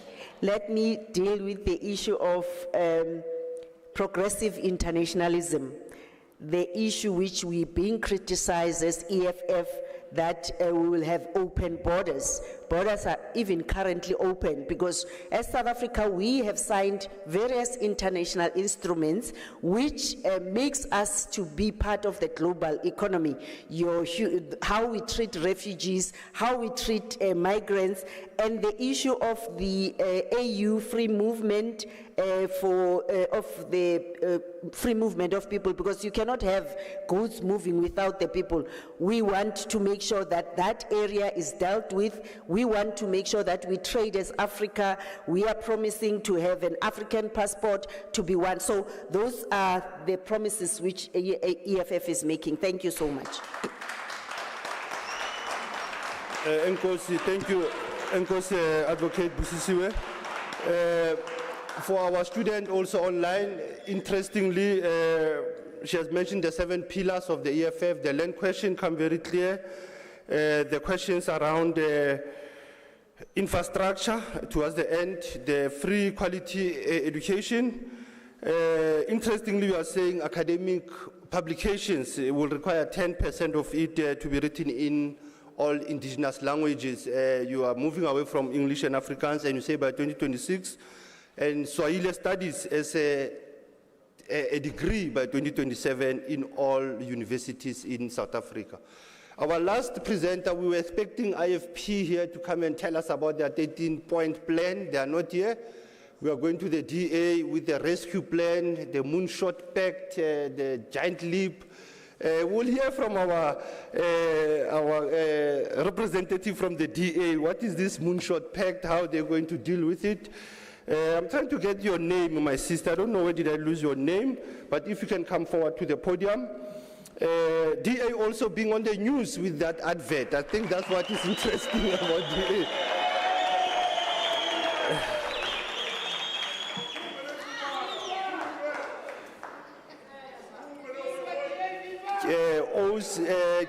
Medical ladies, if you can come forward to the podium. You're our last speaker. From there, my co-program director will be taking our panelists to engage. We are trying to move at that fast pace. Thank you. I think it's actually great to be last, not just because we come from the biggest opposition party in South Africa, but also it being a young person and the youngest on the panel. There are many things that we need to look into, and we need to start off with actually acknowledging that 1994 was the election that was about fighting exclusion. 2024 is the election where we as young South Africans and as Democrats are looking at fighting corruption and how we can actually fight poverty in that as well. I've heard from all the various parties, and as we go further to engage, what is the DA offering that is so different, and what is the Moonshot Pact? The Moonshot Pact is a multi-party charter. It looks at the various opposition parties coming together solely to rescue South Africa from what we've currently known as the ruling party's administration. This is about giving hope back to South Africans and ensuring that we are all seen as equals. But what is important is to also understand what is the DA's approach to higher education. Higher education and NFSAS is to say that the NFSAS at this point has actually sustained 5 billion rand in wasteful expenditure. And is to say that let us have a way that we break down how we fund higher education. And that is to say that those who come from homes where they cannot afford get free education. Those who can afford also go through a bracket where they pay 66% of their fees, and to those who need to, well, then don't pay 66% of their fees, and those who pay only 30% of those fees, because that is important. But it's also to say that those who come from NFSAS who can afford, that there's better debt control measures put in place so that they can also pay back into NFSAS to ensure that more young people can get access to good quality education. But that does not only start with higher education, but it also starts with foundation phase. And that is to say that as the DA, there are so many young people in our primary schools, and as well that where we come with the statistics that majority of grade 3 learners do not know how to read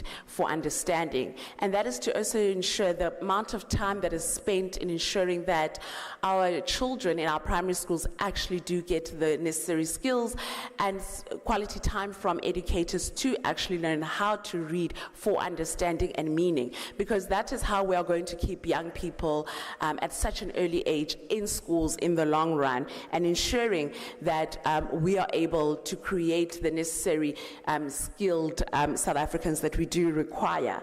It's also about, when we go to the issue of unemployment, is to say that 7 out of 10 young people are currently unemployed, which is a lot. 70% of those are are between the ages of 16 to 24 years. And it's to say, what are we doing about unemployment, where you have seen in DA governments where we've actually been able to fund SMMEs and ensuring that over 100 jobs are kept.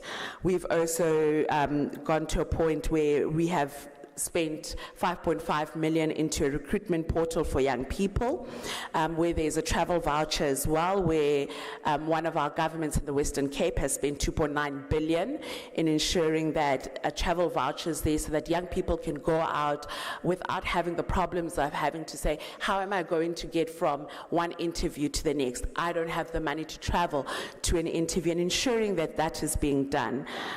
In the Western Cape alone, as a government, we've created over 800,000 new jobs. This goes to show that where the DA governs, we do govern better. We're not saying that it's perfect, but we have a better track record than the ruling party. It is also very important for us to as well say that there is an issue with Eskom.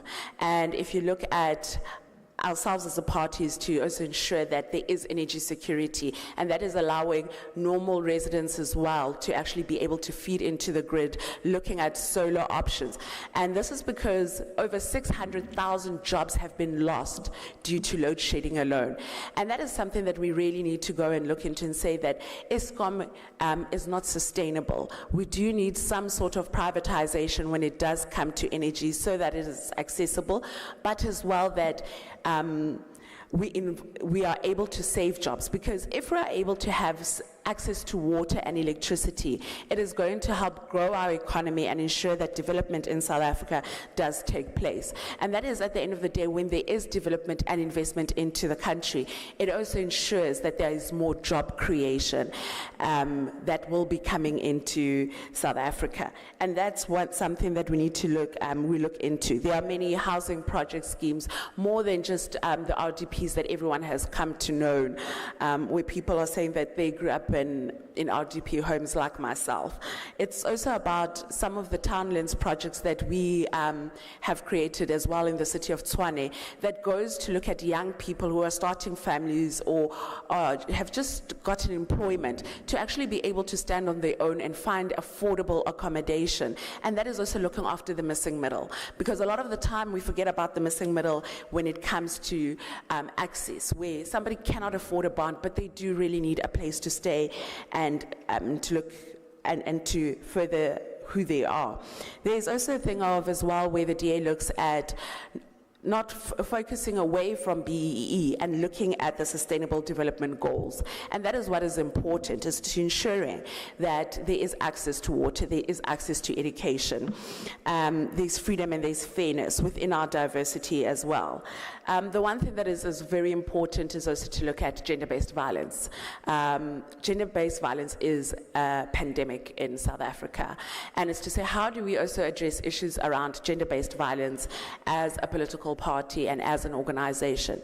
And the first thing is also to ensure that SAPS as a whole is not just centralized on a national level, but it's also to decentralize it in ensuring that there's power also given to local government and as well provincial government in this regard, so that they can cater for, in terms of safety, to the local needs of the communities that are there to be served. And this will also speak to the role of Metro Police within that. But it's also to say we have as well spent money on shelters for gender-based violence victims across board, so that there is a place for them to go. But it's also to say, how are we equipping our police in dealing with cases of gender-based violence? And one of those issues is as well the right training when somebody walks into a police station, that there is a social worker, that there is somebody who can actually understand that they're dealing with a sensitive matter. It's also the fast tracking of DNA kits to help not only victims of gender-based violence, but as well those who are victims of sexual abuse, because these are things that are so important within our communities and affects everybody across board.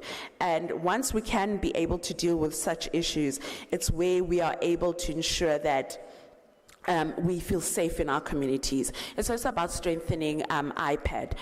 But it's also to say that let the executive director of the independent police also be appointed by Parliament. So that's one of the things that we are actually pushing for as an organization.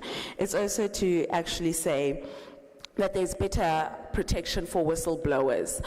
There's mention of the NHI. The NHI is not a solution to South Africa's problems when we already have a public health care center system that is failing. If we are unable as a country already at this point to say we can improve on the quality of health care, where hospitals are buying skinny jeans, which we don't understand why hospitals are buying skinny jeans, and expect that now we can take all the money and the resources of taxpayers and put it into one bill that is solely being controlled by one minister, and expect that we are going to get health care where we should not forget about the unfortunate cases of life esidimeni. We should not forget about the fact that in Gauteng, where we are, is that there are so many NGOs and NPOs that have lost funding, which are supposed to be helping our various communities. It's also to say, as the DA, the one thing that we are saying is that we are going to increase the child grant. And some people would say, but why would you want to increase the child grant? The child grant would want to increase it to, from what it currently is, to about 750 Rand. And that is also to cover prenatal care. And that is to cover mothers, pregnant mothers, and as well to the nutrition of young children and looking into early childhood development, because that is important. The kind of nutrition that young children get also is important to the development of the children that we are trying to raise. But it's also to say that that is going to help a lot more than what it is. So it's also about protecting those grants. But it's also to say that as the Democratic Alliance, we also want to expand the food basket. Thank you. It's also to expand the food basket in terms of food that need to be exempted from that, because food is expensive. So with a 350 or a social grant and the cost of living, you cannot feed a family of 4 or even 3. And that is a reality that we need to face as South Africans.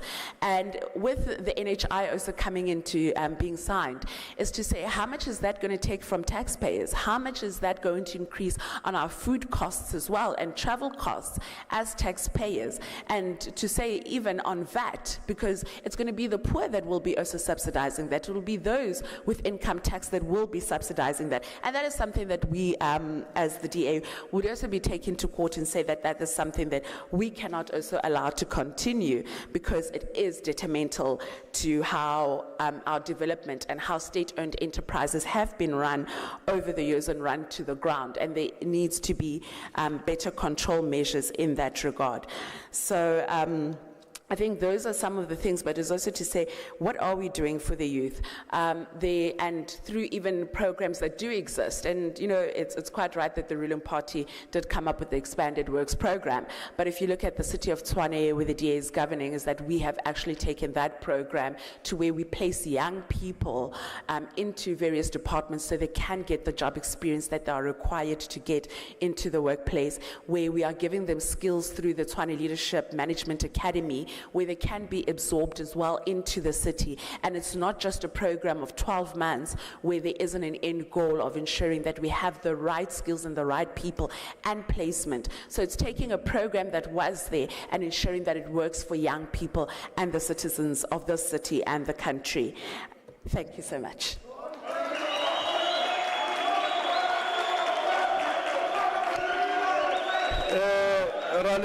Medical medicine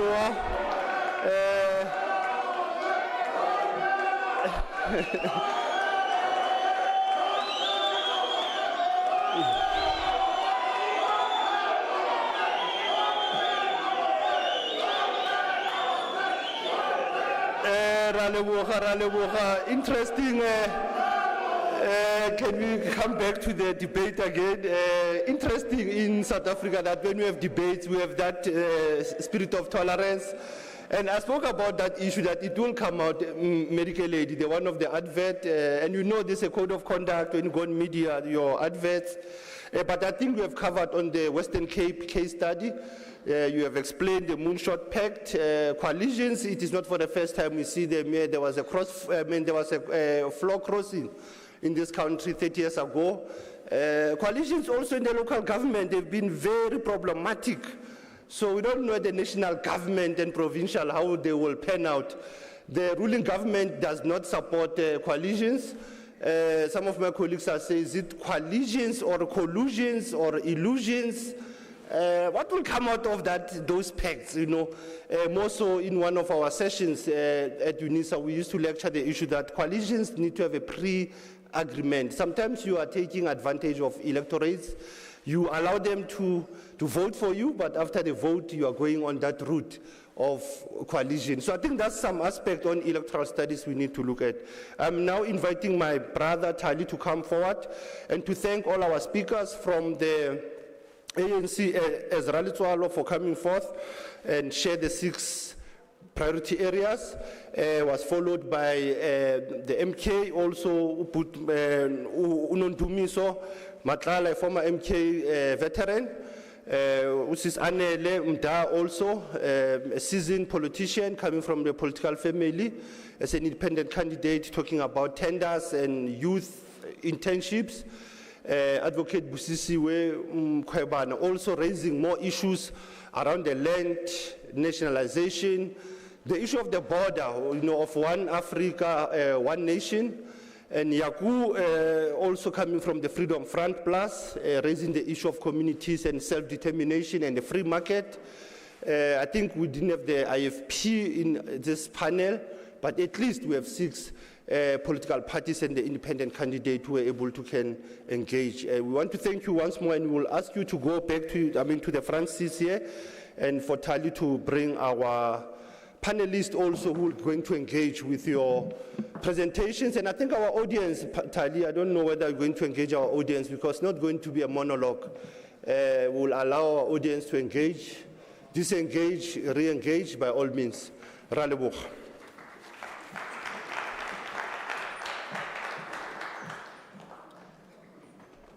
Thank you very much. A round of applause for our political representative, please. Thank you so much. Thank you so much. I've been informed that the facility management have been informed just to change the temperature of the hall, because we have heard that it's been a bit cold as well. But the good thing is that also we are actually accelerating the temperatures as far as the discussions are concerned, and we're hoping that these coming discussions will actually keep the room warmer as well, because I know that there's been a lot of reaction on the floor. So I want to waste no time to invite the panel that will help us to trace the election campaign, but also what was presented here earlier on by the different representatives from political parties. I would like to invite into my far right, Mr. Jackie Shandu, independent researcher from the University of KwaZulu-Natal, and he studied graduate studies and Black consciousness, a Pan-Africanist, and has been doing a lot of study on cultural race theory, Afrocentrism as well, and Black ostracism, Black male studies, and a lot of issues that has to do with South Africa's politics as well. So let's give him a round of applause, please. Thank you so much for coming. Also, the Dr. Hlengiwe Ndlovu, senior lecturer at Wits School of Governance. She's joining us. Thank you so much. Let's give us a round of applause. Senior lecturer who holds a PhD in sociology from the University of Wits versus Runji in the Department of Sociology, completed a master's and BA with honors and a Bachelor of Arts at the same university as well. And she's senior lecturer. She was a senior lecturer at the University of Free State, where she lectured in the Department of Sociology as well. Thank you so much for coming, ma'am. Thank you so much. Mrs. Nompumelelo Sibalukhulu, Runji.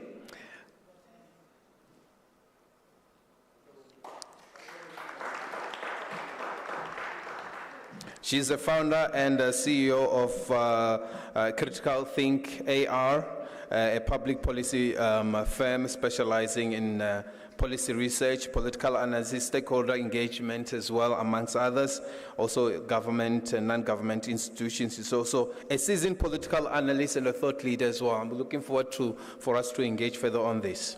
Thank you so much. Dr. TK, as you are referred, thank you so much for coming. Let's give him a round of applause, please. Thank you so much. He's a senior lecturer at Wits School of Governance, focusing on 5 specialties: public policy themes, local economic development, law and development, futures planning, thinking, and then something called failure analysis. Quite interesting. And national interest studies as well. Thank you so much for coming.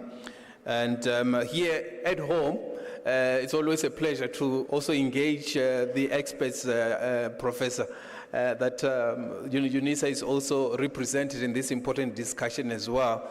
And Professor Pooe, also from the University of South Africa. Thank you so much for coming. Let's give him a round of applause. This is your home. Thank you. He's the former inaugural Pooe Brigadier Bam Research Professor and Chair of the Electoral Democracy in Africa. The chair existed between 2012 and 2017 inside the Unisa's College of Human Sciences here at the university as well. And thank you so much. Now, Professor of African Politics here at Unisa as well. I know that your engagements with the elections already started in earnest as well, but I will take your seat right at the end. But I think where we're going to start right at the end as well, talking about, just give us your initial reaction in terms of what you've heard today from various political parties. But I want us to also take back to say, since the various political parties have launched their manifestos, who have been quite honest, but also presented a proper plan that talks to the need of South Africans right now, because we cannot only reflect what was presented here, but also look historically as well, since the decisions for voting, some have already made that important decisions, but some are still ongoing as well. We still have a lot of undecided voters as well, so that's where we're going to start. There's a roving mic here right on the table. If you have one, then we can actually start there to look at what was presented here today. Thank you so much. And we'll start with you, just in terms of what was presented, Jackie Shandu. No, thanks. Sanbonani, Dumelang, Molweni. Well, firstly, I want to start on a note of gratitude to this esteemed institution for extending the invitation. I have very special attachment to this institution for a wide variety of reasons. I'll share just one. There's a well-known, invisibilized pioneer in Afrikaner thought and political philosophy. His name is Muziwake Anton Lembede, who is a graduate of this institution. We lost him at a very tender age of 33. And he was doing his doctoral dissertation in the law faculty. And he was pursuing a very interesting a PhD topic, the jurisprudential basis of African law, seeing that we are still also governed on the basis of Roman Dutch law and jurisprudence. But let me confine it to that. Thank you to the political parties for the presentations, and I think I'm just going to be frank that for the most part, I sense a very strong misdiagnosis of the South African problem, as it were. There is a very basic medical dictum that says, for obvious reasons, if the diagnosis is wrong or flawed, the prescription is equally or logically will also not be accurate. And I say this perhaps not necessarily to apportion blame on the part of political parties themselves. In fact, I'm reminded of another pioneer and pathfinder and founding father of the African freedom struggle, Mwalimu Julius Nyerere. I think it was in Men and Development. I mean, he was a prolific scholar. If you look at him and Nkrumah, you fail to understand how were these guys politicians. If you look at the intellectual output, absolutely unmatched. Anyway, so Nyerere then laments the fact that, for the most part, the governments of the so-called post-colonial state, and I'm saying so-called for very deliberate reasons, as a Pan-Africanist and as someone who dabbles in Marxist literature a lot, but not a Marxist. He says, in UK, the biggest colonizer of Africa, you have, for the most part, two parties. The Conservative Party, which represents the interests of the ruling class, and the Labour Party, which is supposed to represent the interests of the working class. And that is logically so because, for the most part, those are the two contending social classes. Nyerere then says, but why would you want to emulate that, mimic it, precisely the way that it is there in Tanzania, or in our context in South Africa? Because if you look at our society, structures, contradictions, you cannot conclude that the two main contradicting or contending classes for power and influence are workers and the capitalists. Not so. It would mean that you basically erase Amilcar Cabral, you erase Fanon, you erase Lumumba. I could go on and on. You erase Robert Sobukwe and Steve Biko, whose diagnosis of the neo-colonial problem is itself neo-colonialism or imperialism, which takes us not even back, which keeps us centered on one critical contradiction, which is the race question. 2 minutes. My goodness. Sure. We'll come back. So, maybe let's get to the crux of the matter. There's a lot of depth and substance, at least listening to the EFF, listening to the MK. On the one hand, there's a lot of common shared issues in terms of diagnosis on the land question, on the rebuilding of the state as a machine, as an instrument of advancing change, of undoing all the ravages of coloniality, pre-1910, post-1910, post-1948, and of course taking us back to the current moment, which is the post-Codesa moment, and I characterize CODESA as a pact for the continuation of apartheid under a guise of democracy. That's precisely what it is, and we're trapped in that moment. We're faced with one major principal contradiction, which is the race contradiction, because of how we've come to this moment. So when we speak about jobs, you know, jobs matter, but here's the reality. In terms of the last data I wrestled with, nearly 50% of employed people in South Africa earn below 4,000 rand. So if you think the absence of job or the shortage of job is the problem, you need to work harder in terms of familiarizing yourself.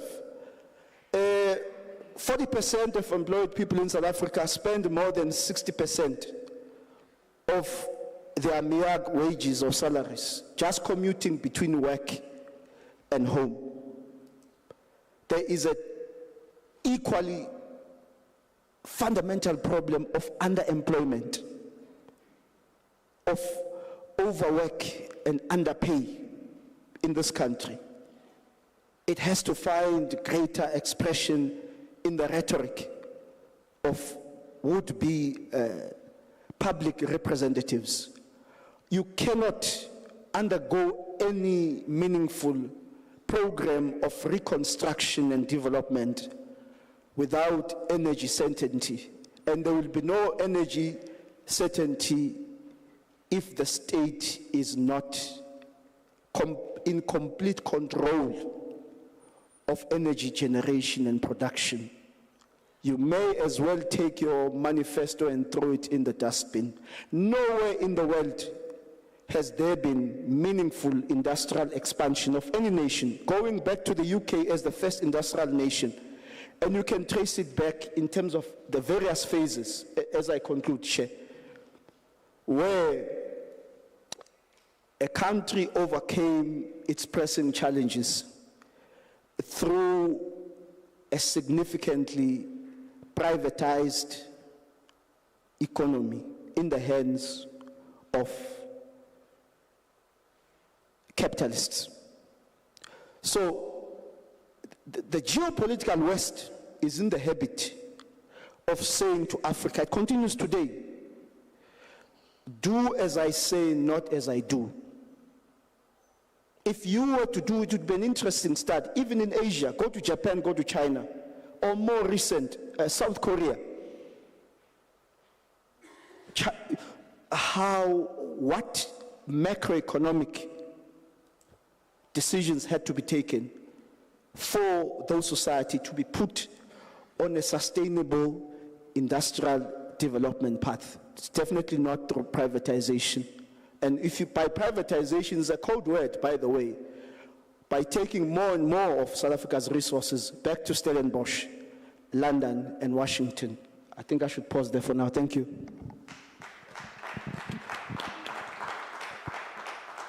Thank you very much. I think it's quite important. We'll come back to deal with certain specifics as well, as far as some of the threads are concerned, because there's some similarities as far as political parties are concerned, but also where do they differ? Can they find each other? Because in another way, it's just one parliament, and some of these issues need to find each other as well. Dr.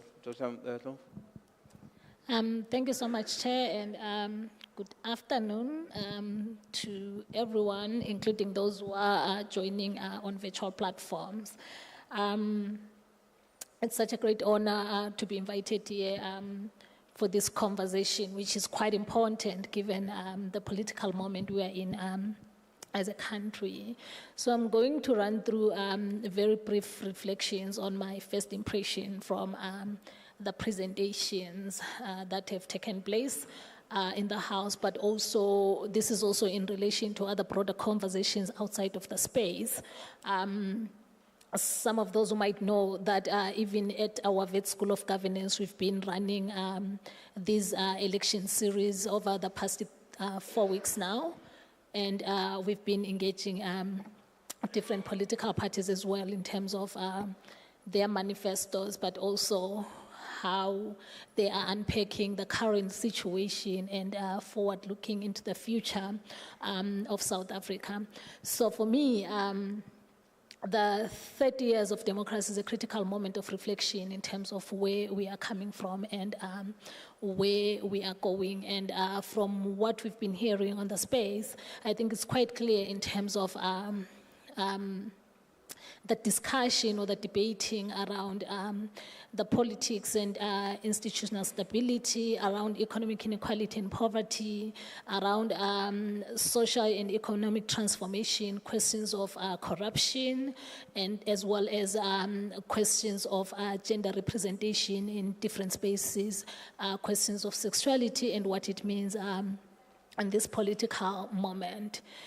So I think there is a basic or broader understanding of those issues emanating from perhaps the public conversations that we're seeing in the space, but also from a political point of view. But what I've been lacking so far is a deep analysis of the structural situation within the space. So we haven't really seen an in-depth structural analysis of the different layers that are structuring society in terms of what I mean. And to borrow, some of the issues raised by my colleague, the previous speaker, although there seem to be a conversation around issues, but the depth of analysis, and that depth of analysis seems to be suggesting a lack of in-depth understanding of what are the South Africans think about politics and where are they in terms of the socio-economic standing in the country. I think what we've been seeing over the years is the dwindling number of voters who are prepared to go to the ballot box. And as much as we might read that and argue that the ANC has been losing numbers, but I think what we've been seeing, we haven't seen a significant growth to the opposition parties per se, but what we've seen is more and more people staying at home, and especially young people refusing to go out to vote, because the 30 years of democracy hasn't really given much, for them. There have been problems even within the higher education system. I hear conversations around NSFAS, but there isn't an honest analysis of the structural problems that are within NSFAS even right now for young people, to be motivated to vote and whatsoever. And some of the issues have already been unpacked here. So I think it is important to understand how these socio-economic structural issues also structure power dynamics within the space, and who has access to what, whether we're talking about race, whether we're talking about class, whether we're talking about sexuality, whether we're talking about gender, and all other, whether we're talking about disability or inability, and all of those issues, they become very important. So I think at this point for me, the identity politics is the one that is troubling me, because it seems like it fails to see beyond, one's own identity.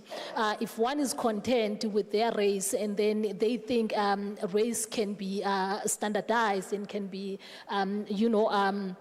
analyzed as such, is if one is content of their gender, then they think gender becomes, a homogeneous effect.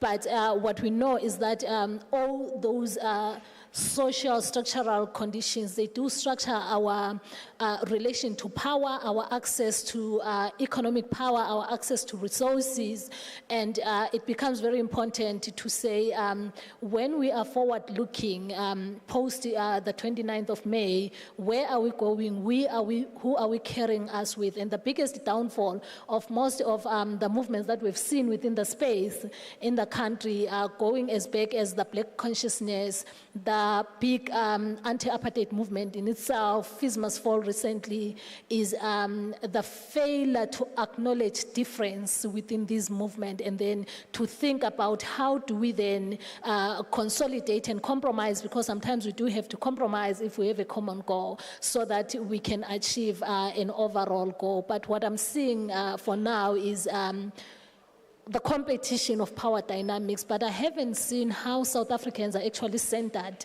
because for me, if South Africans were really centered in these conversations, I don't think we'll be fighting for million political parties that are emerging every day, but instead of thinking about ways of true transformation and what it means for South Africans broadly. Thank you. Oh, thank you so much, Dr. Hlengiwe Ndlovu. Thank you so much for that. The competition of ideas and resources and was quite important. But it's going to be quite interesting. I like, because from your sociology background, in terms of what is important for society, that's quite critical as well. That if the misdiagnosis happen, then you know, as you said, the cure therefore is definitely going to be missed. Just how much in detail do we go to address? Because if an independent candidate like Anadam spoke about jobs, you know, going to an extent to say it's not just jobs, it's the kind of jobs, it's the duration, it's the kind of money that they earn. So it needs to go beyond that as well. That you can't just say it's going to be basic for everyone, but we need to take it a step further as well. Quite an interesting one as well. Yes, thank you so much to my colleagues that have preceded me. And I think I'm going to be aligned with a lot of what has been said already. But I want to begin on the point that was left off about the multiplicity of parties we have in this election. For the first time, we have 52 registered parties who are going to be contesting across the three tiers. 15 of those will contest all tiers. And then we've got 11 independents. All in all, according to ISC numbers, we've got just above 14,000 candidates vying for 887 available seats. Now, why do I mention these figures? I think it's important to quantify the difficulty that the South African voter finds themselves in as they try to navigate the political space, the electoral environment in 2024. You know, to be a responsible citizen, you need to be politically informed. You need to understand the options that are available. You need to be able to weigh them. And that's why discussions and debates such as these ones are so important. But in the context of 52 parties, in the context of 13 parties contesting nationally, the question we've got to ask ourselves is, what is the incentive for the production of political parties in South Africa? I've written before in a number of my columns, I've opined about this idea of a multiplicity of options, but a dearth of alternatives. Because if you look here, year after year, we have a proliferation of parties, but you still get the same kind of configuration, right? So we are, you know, presented with many options, but are we presented with alternative ideas? Is this a contestation of ideas, or as has already been said, are we just having people vying for power? Is it just about holding power? And now going back to the point about centering the citizen. Now, if you go to a lot of surveys that do measures of trust in institutions, and I want to zoom in particular on the Institute of Justice and Reconciliation that does a reconciliation barometer that has been running for about 20 years now. And one of the things they reflect on is the diminishing trust in institutions. And it's not just government institutions, it's institutions of society across the board. And when they look at political parties, it's not just trust in the governing party that is declining. It is trust in general in the political elite. And when you go a little bit deeper into that survey, as they unpack how people feel their vote makes a difference or not, how meaningful their vote is, around 50% or just above 50% of most people do not feel that their vote makes a difference. Many people do not feel that what they think as ordinary people is reflected by the elite, the political elite, that what they think does not matter. And so again, when I listen to the presentations, and also when you look at the voluminous nature of the manifestos themselves, in a country where we know we don't have a reading culture, firstly, right? We have a country where the reading culture is poor, number one. Number two, access to these documents, because we have structural impediments, including data, costs, right? Printing costs. So who is accessing these documents, right? And who is unpacking them? In a society where, it has been noted, people are overworked, underemployed, so there's a hand-to-mouth type of living. The cost of living has put so much pressure on so much people that they don't actually have the time. And we also see this when you look at participation rates between elections, because we often look at turnout rates at elections, and we know that this is on the decline in South Africa. We'll wait to see what happens on the 29th of May. But we have seen a decline from 89% when we started measuring in 1999 to 62% in the previous general elections in 2019. When you also look at participation in formal, platforms of democracy, many South Africans will report that they do not participate in those platforms. So I know a lot of the political parties you've mentioned that you've put these things together in engagement with citizens. But the citizenry is disengaging from politics, is disengaging from formal democratic processes. So there's something to be said about the efficacy of political parties as institutions in our society. Yeah. And I think that all political parties need to reflect on this. There's also another thing that is also concerning, which is the use of statistics in a misleading way.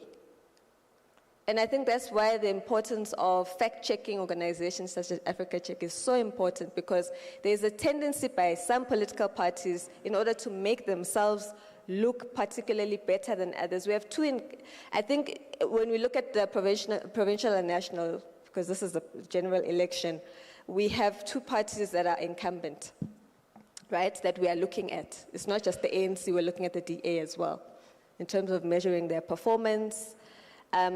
But we need to be asking ourselves questions about the selective use of statistics and the misrepresentation of certain things. Then last, to the point that has already been made, which would have been my first point if my previous speakers had not made, is the point of the contextual analysis. I think it's important to reiterate this, just to emphasize the importance of it. South Africa is a country in transition. 1994, I think there's this narrative that has taken hold in our society as if 1994 was the end of history. Like the Fukuyama end of history. Now, there's no need for major change. We're starting again. And I'm coming to a close on this point. South Africa is a country in transition. 1999 represented a beginning. Our constitution in 1996 that we adopted in 1996 is an aspirational document. The adoption of the Constitution did not mean the attainment of the aspiration. It meant a commitment to working towards the attainment of the aspiration. And I think an important question we need to be asking ourselves as voters, as the voting public, as we listen to the political parties is, how do they represent where we are? The 30 years of democracy, it's an important number, but I think that number also makes us shy away from understanding that we are in a process. So as we are in a process, as we reflect, we cannot just reflect on what has gone wrong, but we also need to reflect also on what has gone right. What is the progress we have made? But we also need to ask ourselves, how far are we from the ideals and the reasons for the struggle? Was the struggle just about constitutionalism and democracy? Yes or no? It was not just about that. And so as we listen to political parties articulate, we need to be asking that question: how do they understand what South African society should be? What is their vision that each party is presenting to us as South Africans? And is it in alignment? Are we still on the right path in terms of what we fought for? And I think just as I close on this point, I think for the voting public, it's important for us to be asking ourselves, what is the agenda of the party? Whose interest does this party represent, or this independent candidate? Do those interests align with mine and those of my community? What is the vision for society that this political party, or this independent candidate is presenting? Do they have the skills and the capacity, right, to achieve what they are saying they will? And is it realistic? Is it realistic, some of the things they're saying? Some of the things that are being said by these parties are not 5-year goals, or cannot be attained in 5 years. These are 10-year, 15-year plans. And so we need to be aware of that, because the 15-year, 10-year plan is an articulation of a vision for society. And then these other points of what will be done in the 5 years is how the milestones that they want to achieve on the way to that vision. And I think that's the kind of conversation in such short presentations that you have as political parties that you should be able to articulate, so that as the voting public that is pressured in so many ways, we can be able to engage with what you are presenting to us. Thank you. Thank you so much.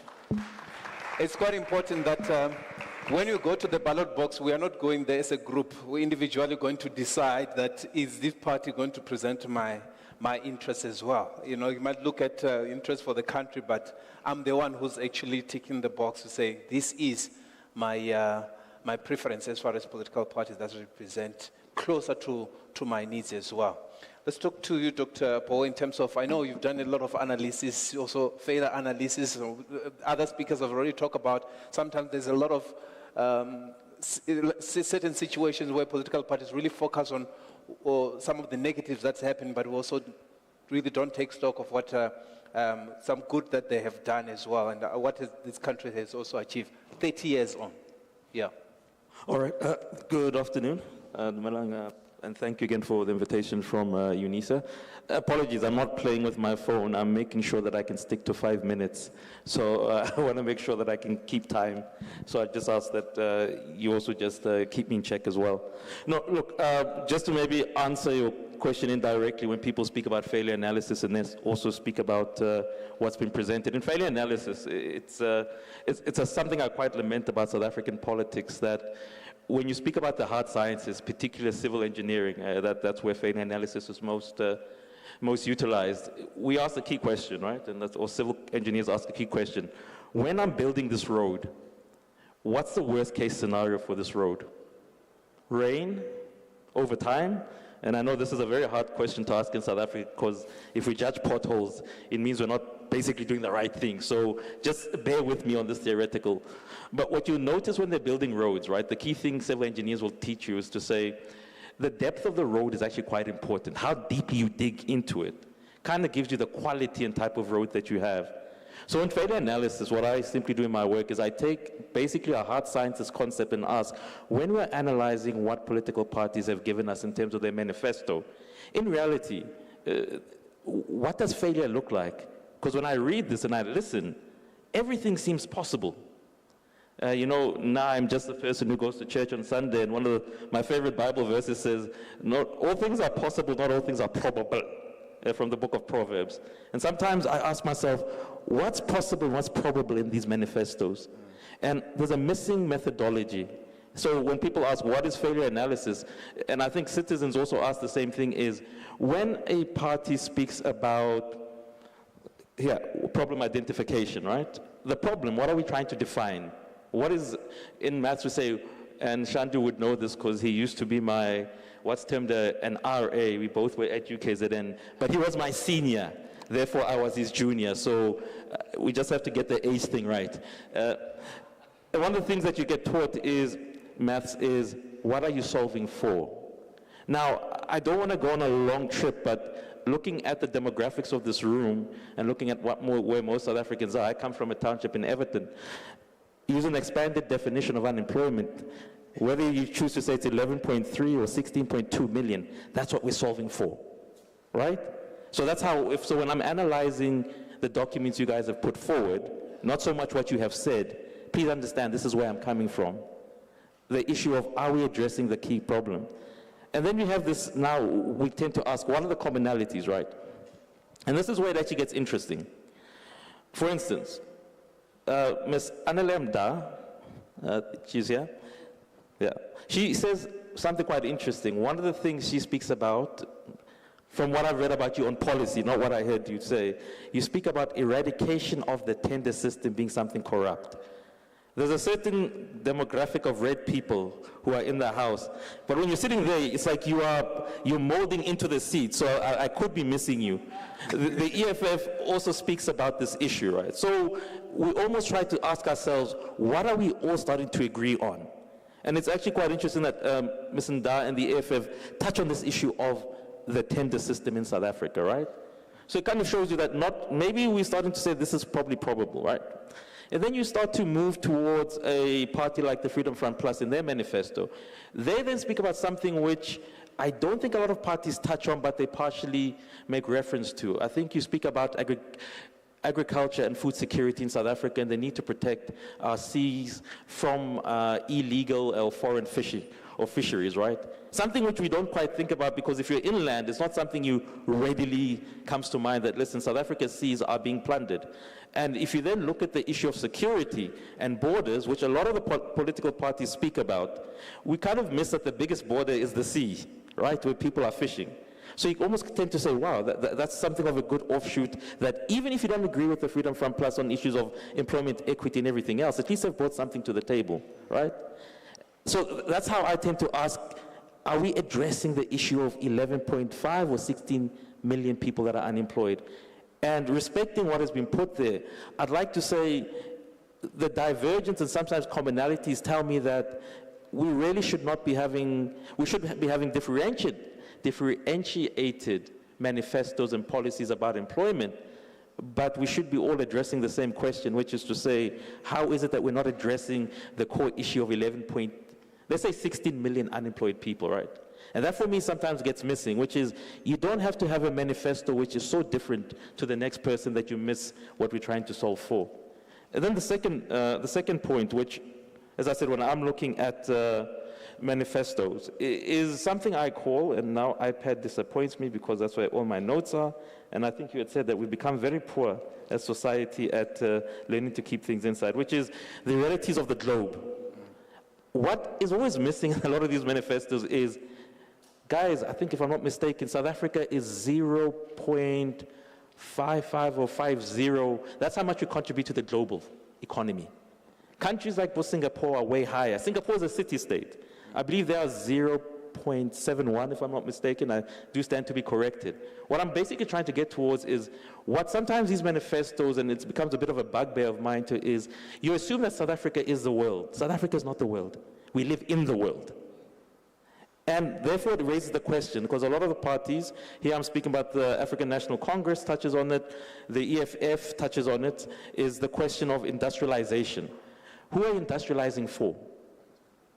Right?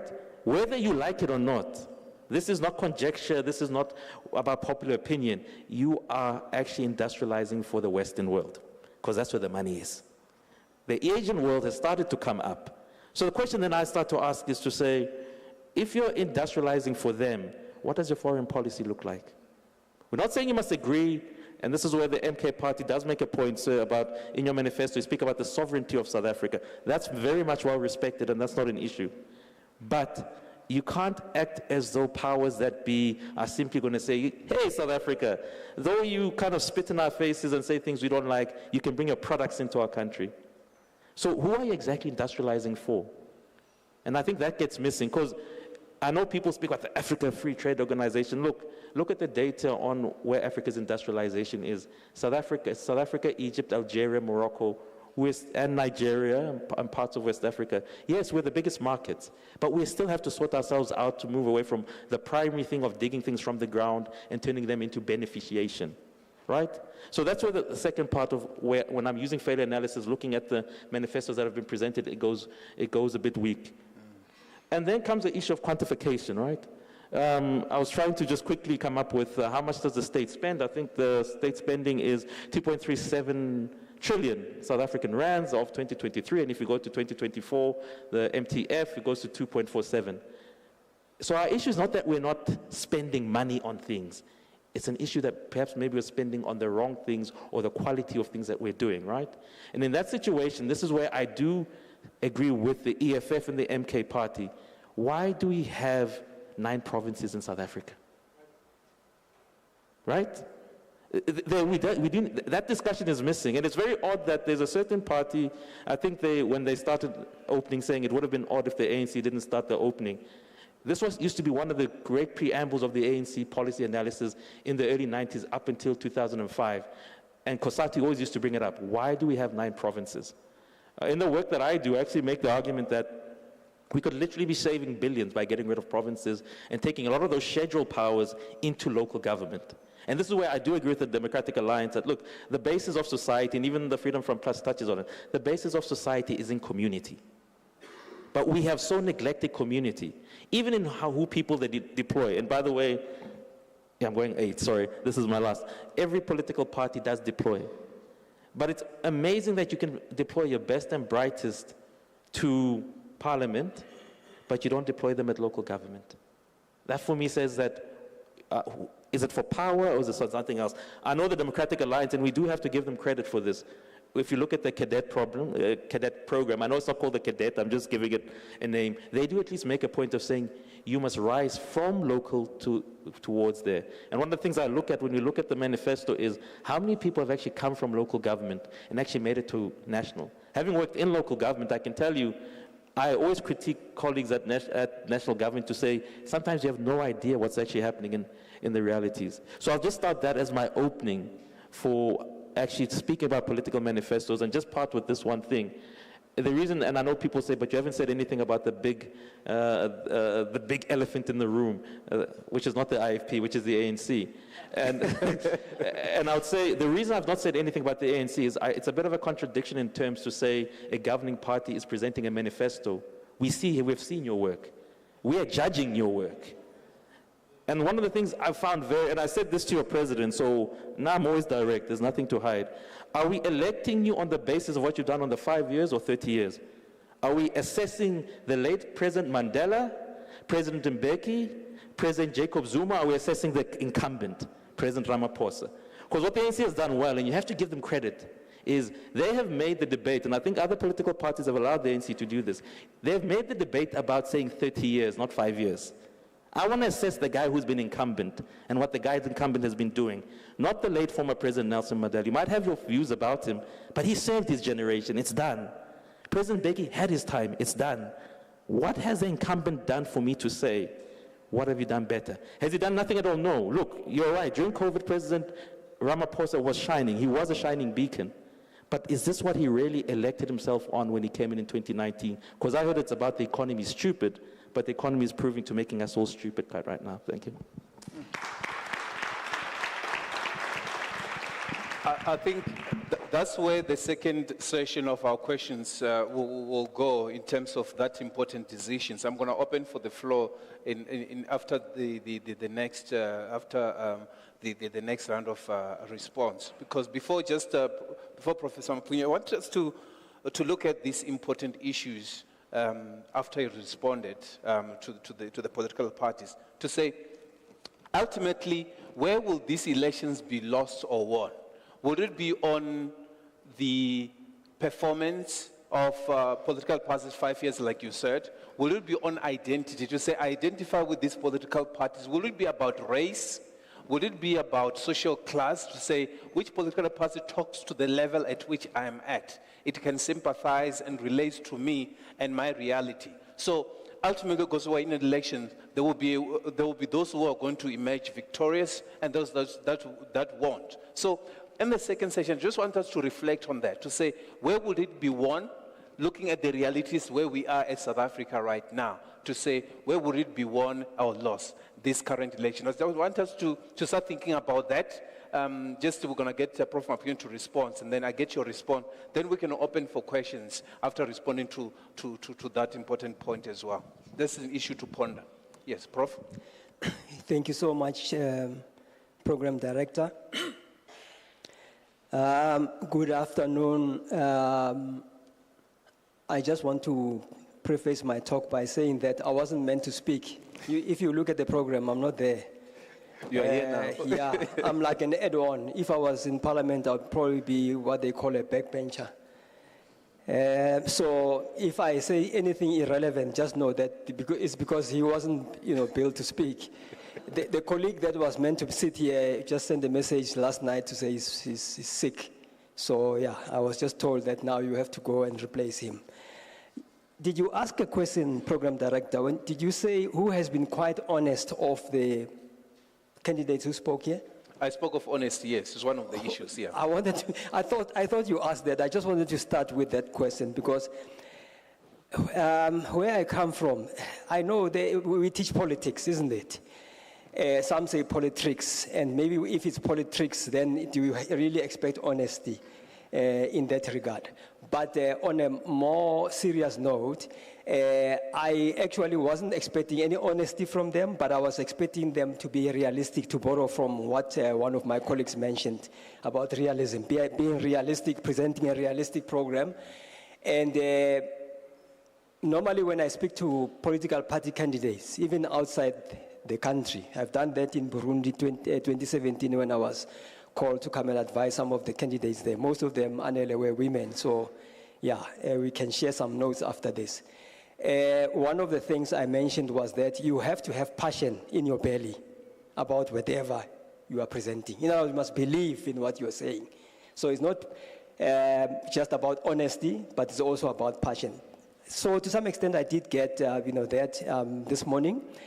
Unfortunately, to be fair to all the parties, 15 minutes to present, something that could get you into Parliament, and to all intents and purposes, you could be my Minister of Education tomorrow and coming to tell me what to do at Unisa tomorrow. So I'm not so sure. The stakes are very high, but the time was not enough.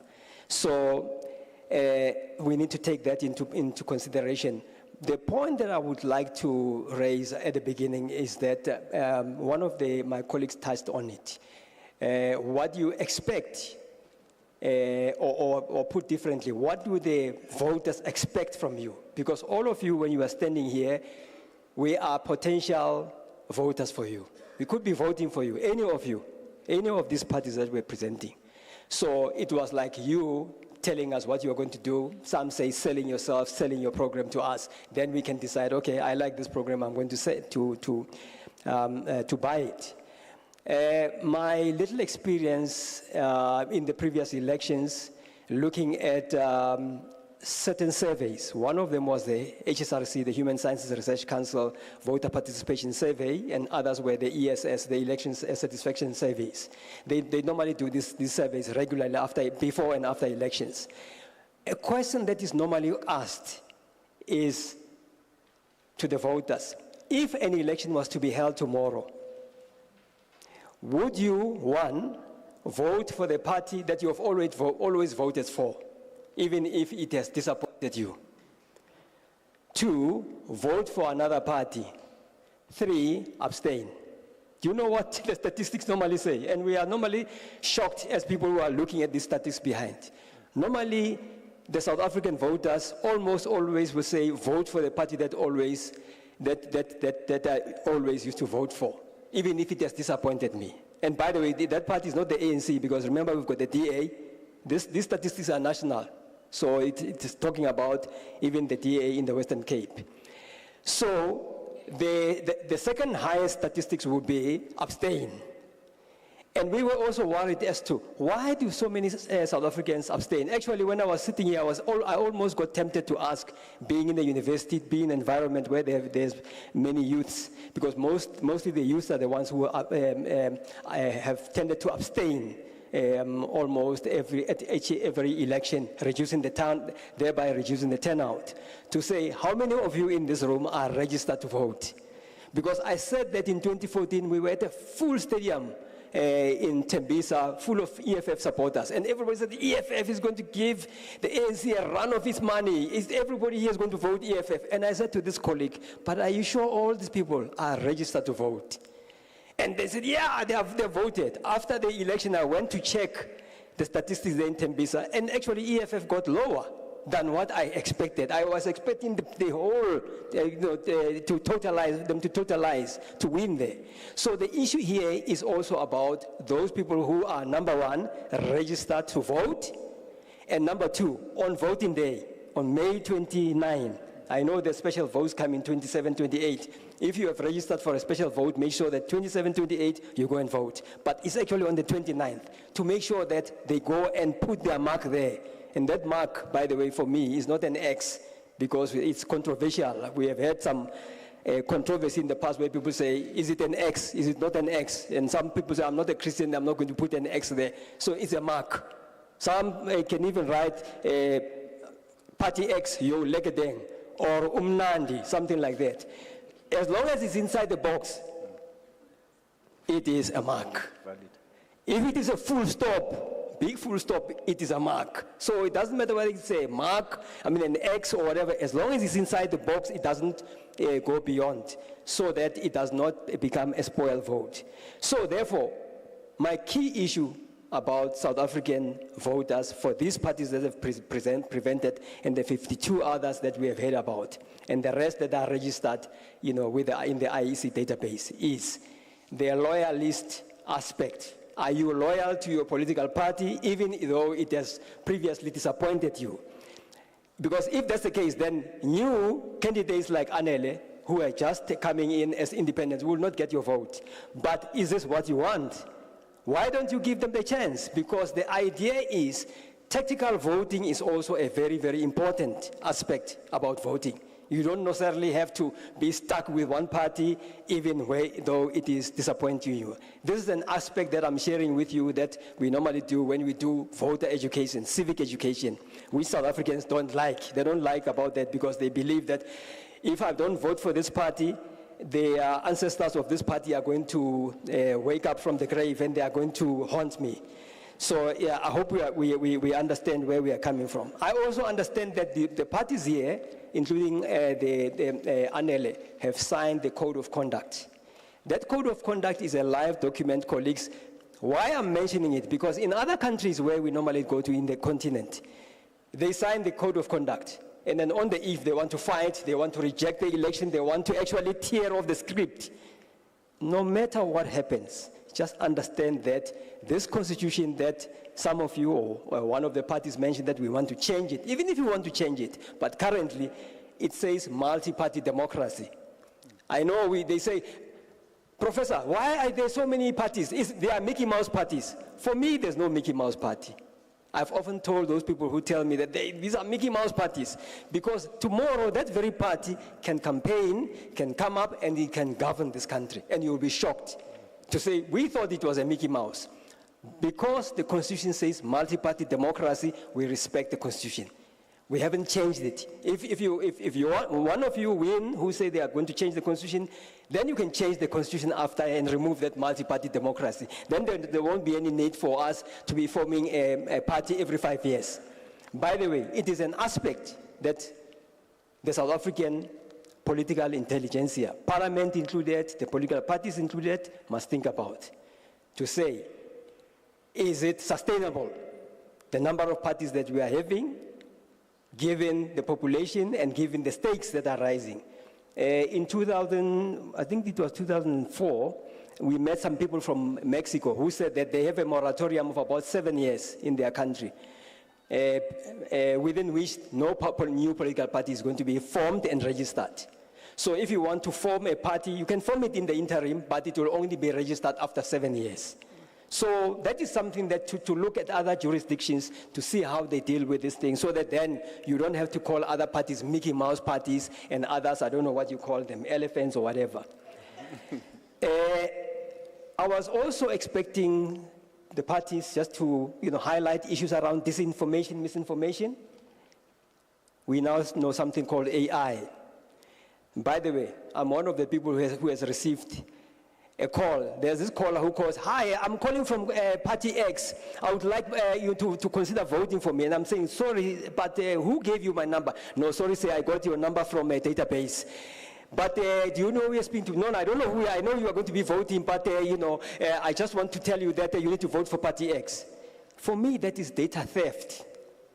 Because I have, in terms of the POPI Act, where's the POPI Act? People who normally tell us about this POPI Act, it's theft. I have not given that Party X, my details, but they have got them, and they are calling him almost every second, third day.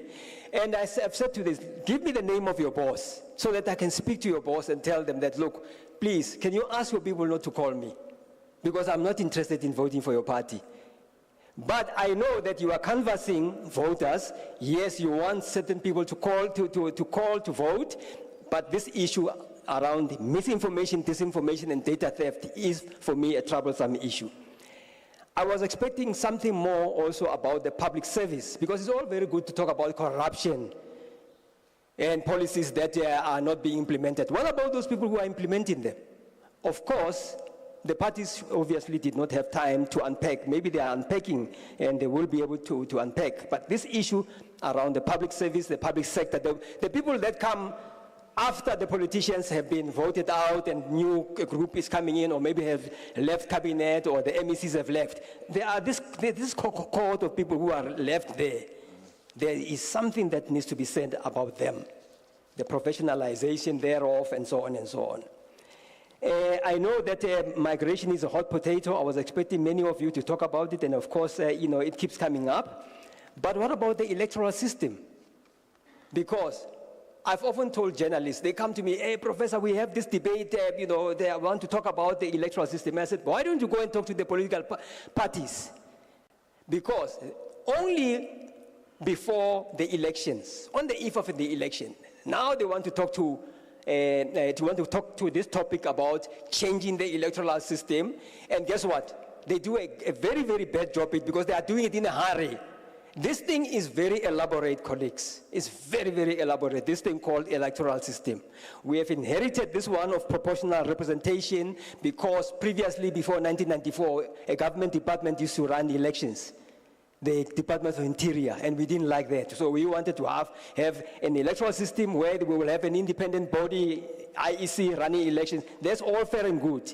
But it is not just about that body. There are all these other ramifications and permutations about what kind of system do we want. Whether it is a first past the post that some of you are saying we must go back to, or whether we need to have a mixed system. But there is very serious debate to be had about the electoral system.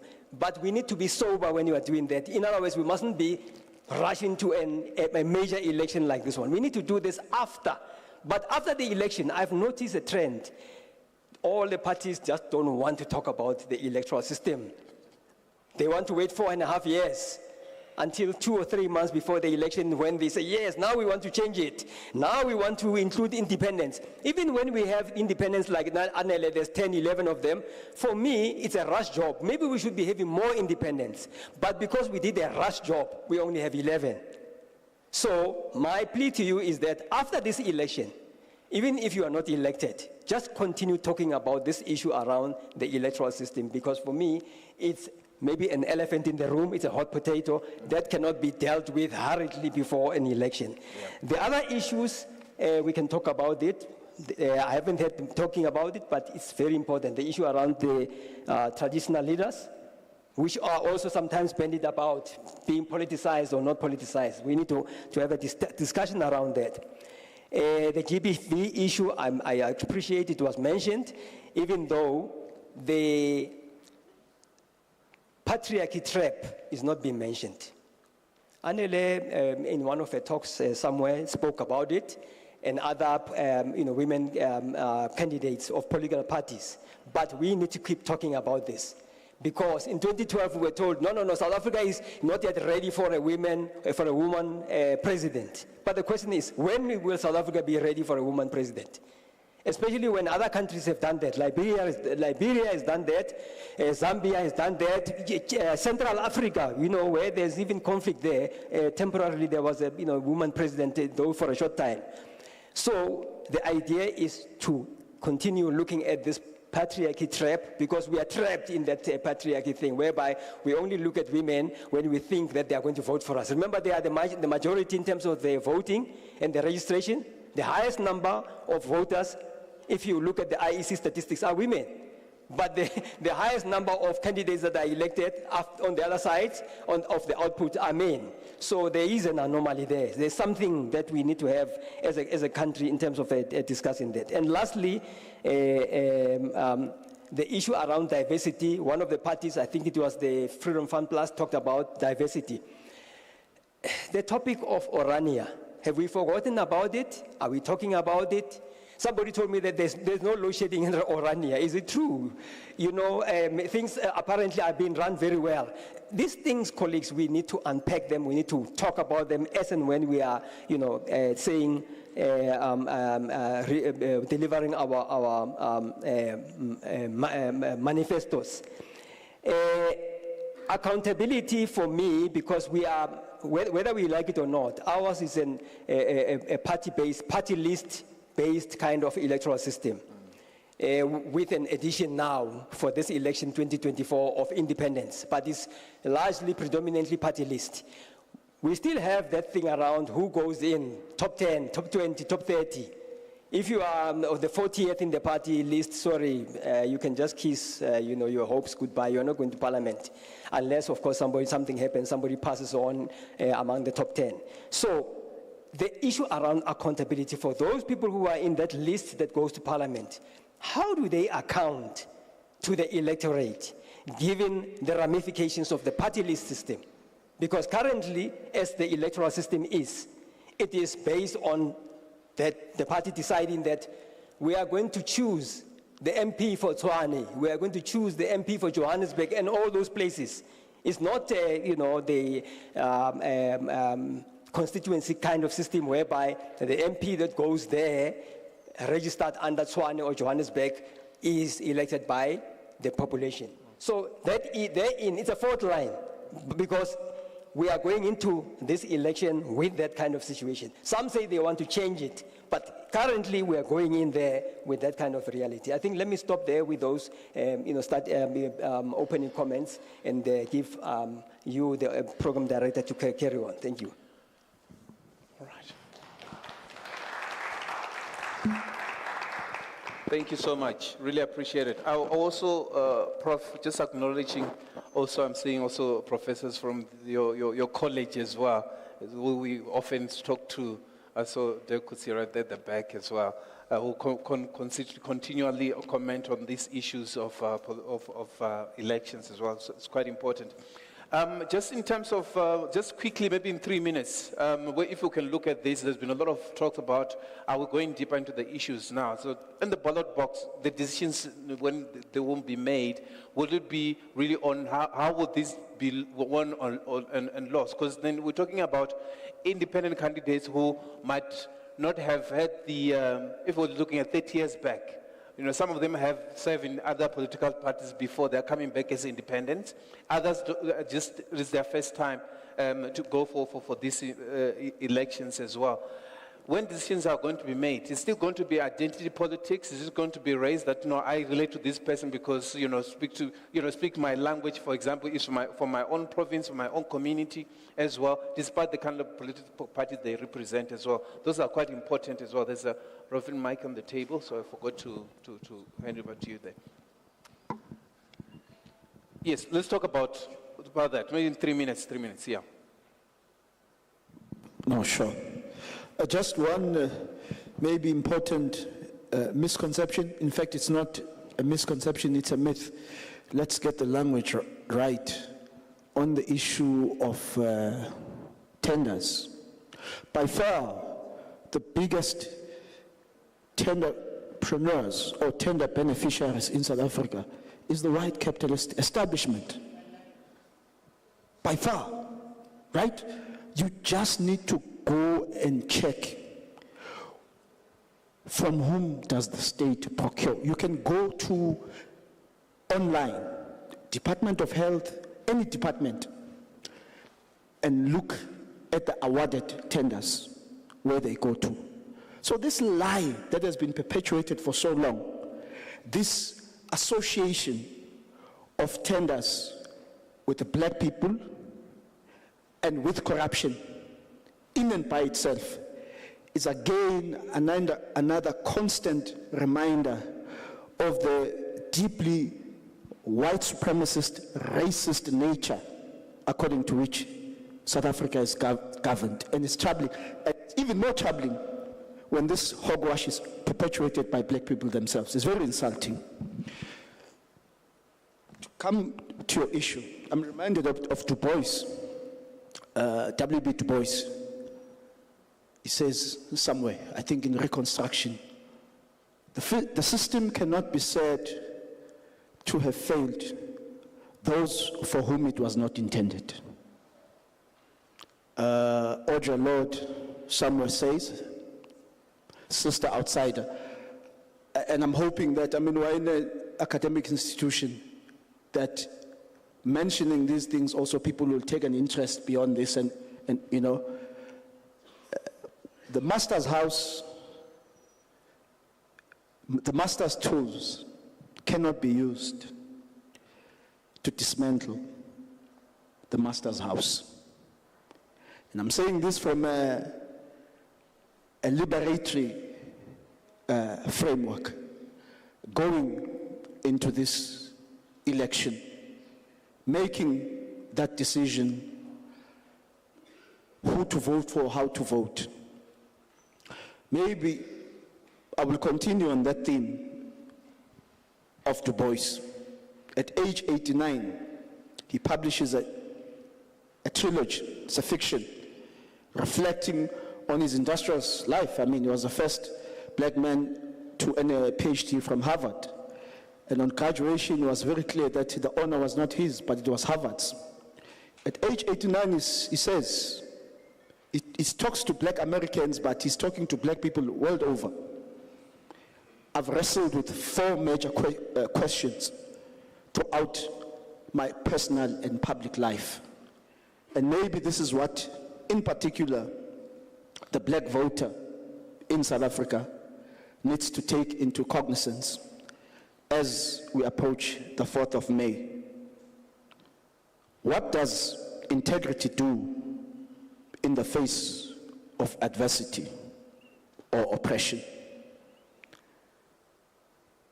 I think the voter needs to question himself, herself, about his and her own sense of integrity towards the election. This talks to what Prof was talking about, that when people were asked, are you going to give someone else a chance? Are you going to go and vote for the same party that has disappointed you? And many people saying, I will go back. It's a reflection of lack of integrity on the part of the voter himself or herself. It's good and well to scrutinize, interrogate political parties and candidates, but we have a lot of critical self-interrogation to do as a people, as citizens. Question number 2, this Du Boisian. What does honesty do in the face of lies or deception?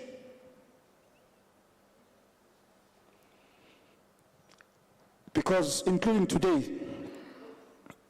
we've had a lot of lies being presented as manifestos or what would be done.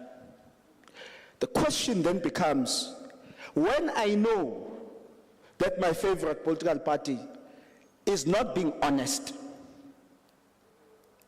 about what they are promising, is deliberately being dishonest about the nature and the gravity of the South African problem, as it were, the national question, which is the race question, the question of dispossession, the arrival of unknown, unwanted, uninvited aliens imposing themselves, ravaging, pillaging, plundering, genociding, raping. Question number 3, I'm containing myself. What does decency do in the face of insult? We get insulted a lot.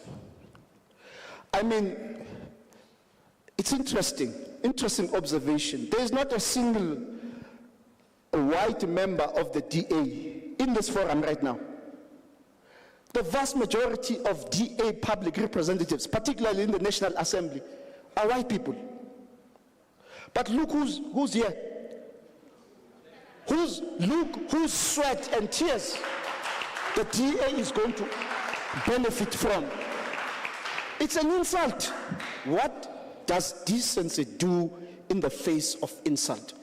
How have we lost self-pride, self-confidence, and self-love, in particular as black people, to the extent that we can be, it's beyond being used. I don't know what to call it. Finally,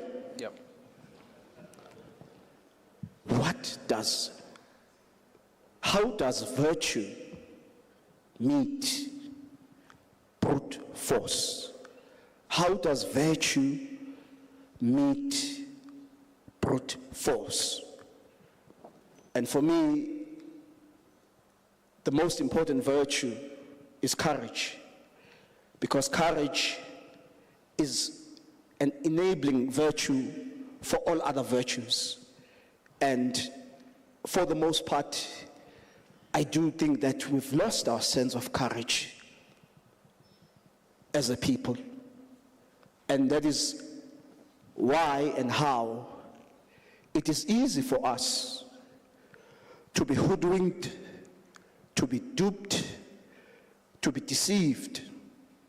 And that is why, if there's one disservice political parties do to people, is to zombify political party members. Because our greatest allegiance as a people should be to the cause. Because the political party, your political party, is a mere means to an end. It's not an end in itself. But how political party leaders in particular brainwash,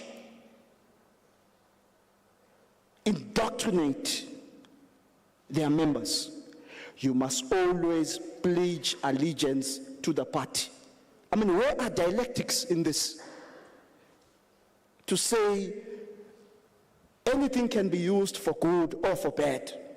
Nothing is absolutely and permanently good the reverse is true as well, so that you retain capacity for self-criticism inside the organization.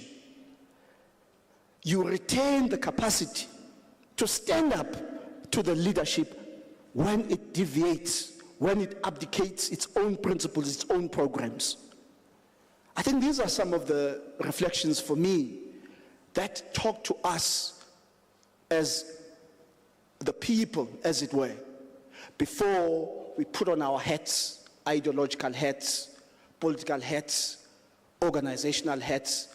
At some point, let us also put our intellectual and moral hats, because it is mainly also due to our own moral and ethical decadence that we are willing to have unethical, parasitic relationships, even with our own leaders and our own political parties. Thank you. Thank you very much. Jackie Shan, thank you so much. I think because we're in an academic environment, some of those concepts of zombie, yeah, we'll have to debunk some of those meanings as well. So, Prof, it's an assignment for all of us now. So don't be surprised when a PhD topic include that word. Specifically, you know they had it right here. So thank you so much for that analysis. We're also going to have all the political parties coming to respond, because some of the issues that are being raised, it will be an opportune time for political parties as well to come through as we conclude this discussion, to come and respond in a few minutes on those issues as well that are being raised by the panelists as well, so when they give their closing remarks of what are some of the issues raised by the panelists as well. Let me move to Dr. Hlengiwe Ndlovu as well, in terms of your analysis, some of the questions, but also where would this election be won and lost as well? Because there's a question of, say, in South Africa right now, do we have people who have already decided, even before elections were pronounced the date, that they know who they're going to vote for? So when the political parties are doing the contestation, which vote are they contesting for? Or is it good enough that it can actually let them a seat in parliament, a seat in our provincial legislatures as well? So some of those issues that we want to say. So where are the contestations happening as well? Yeah. Thank you so much, Chair. Very quickly, I know you said we have 3 minutes, so I'll try to stick to that as much as possible. Thank you. So where are the elections going to be lost? So for me, there are 3 important questions, and it's so unfortunate because sometimes when you do these kinds of critical reflections and analysis, it reads like an attack to a particular political party or a particular grouping and all of that. But I've always said it's an opportunity to get to be given options, because it's not every critique or every advice that you're supposed to take. You're supposed to reflect on it and think of what does it make or what does it take you to.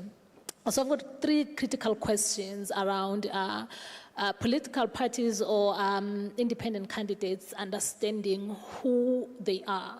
So who are you? What is your identity as a political party? So outside of the current majority party, the ANC, as an opposition party or as a dominant opposition party, who are you? And I think that critical reflection is important in terms of also leading to my next question: what do you want as that political party? Are you wanting to govern the country? Are you wanting a small seat in parliament? And then those are important questions. And also, who is your constituency? Because that matters a lot in terms of where are you going to be winning, or who is going to be voting for you. And all those are defined by a whole lot of issues. I think some of them have already been raised here. But around the question of representation, who are you representing? Do you even, and I've wondered over time, and I've engaged you know, the SRC adverts, which is currently the EFF, and I've asked them, have you checked the IEC on the past elections in terms of who is voting for you and who's not? And we were having a question around gender to say, you write so much, so beautifully about gender and what gender representation means, but then on the flip side of the coin, we say we all have equal opportunities. And I remember engaging the CIC at one of our Wits School of Governance series about the question of Naledi, and his response was like, we don't see men or women in leadership, we are all equal. And then I'm like, so when we flip that question and then we make it a criticism on DA, when DA says we see equal opportunities, no black and white, what do we really mean? So those contradictions really do matter in terms of your constituency. If you checked, you know, the IEC, who's voting for you, and how are you going to convince them that perhaps you are representing you know, their interests. And for me, the question of Naledi has stayed so long with me because Naledi and Nompumelelo and other young people, they emerged through the Fees Must Fall movement, and young people then thinking it's our opportunity to go to parliament. So what does it mean? How are they occupying these spaces? What are the power dynamics and all of that? It's really important, especially if you are canvassing for a young voter in South Africa. But also, I think it's something my colleague TK touched on around your foreign policy. Who is your constituency? What is your stance on other, you know, international issues that are pressing? So we do share a very important history of apartheid in South Africa with Palestine. So have you checked in terms of the demographics, who has been voting for you, and what is your stance on the Israel-Palestine matter? What is your stance and what are your decisions? What is your public opinion around those issues? And the people who are voting for you, are they going to trust you with their vote if we are looking at all of those things? And I was looking here mainly at the population in the Western Cape, who's voting in the Western Cape, and who is supporting boycott Israel and the opposite side. And that was very key for me. And also your stance in terms of the traditional, I think it's a question that is already been raised by Prof, traditional leadership. I think we've seen the commotion, especially in the KZN province, around the traditional leaders and, you know, their relationship. But I'm like, who is your constituency and how are you continuing to appeal to your constituency? So for me, those are some of the missed opportunities when political parties are doing these campaigns of sort of like forgetting, you know, or maybe ignoring is the right word, I don't know which one is politically correct, but those are some of the issues that really matter in terms of where are you going to miss. And I think sometimes it becomes really, I would say maybe for the MK, they are a latecomer because it takes time, you know, to appeal to the minds of the people who are voting.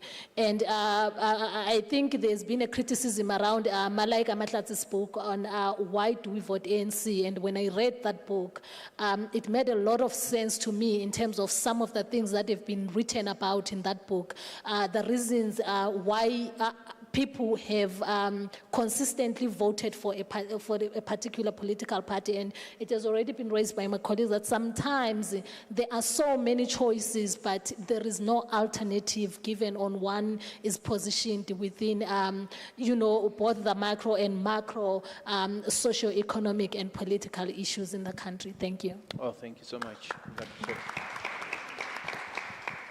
Thank you so much to my colleagues once again. Yeah, so on the question of what will win, you know, what will sway, you know, the day. Yeah.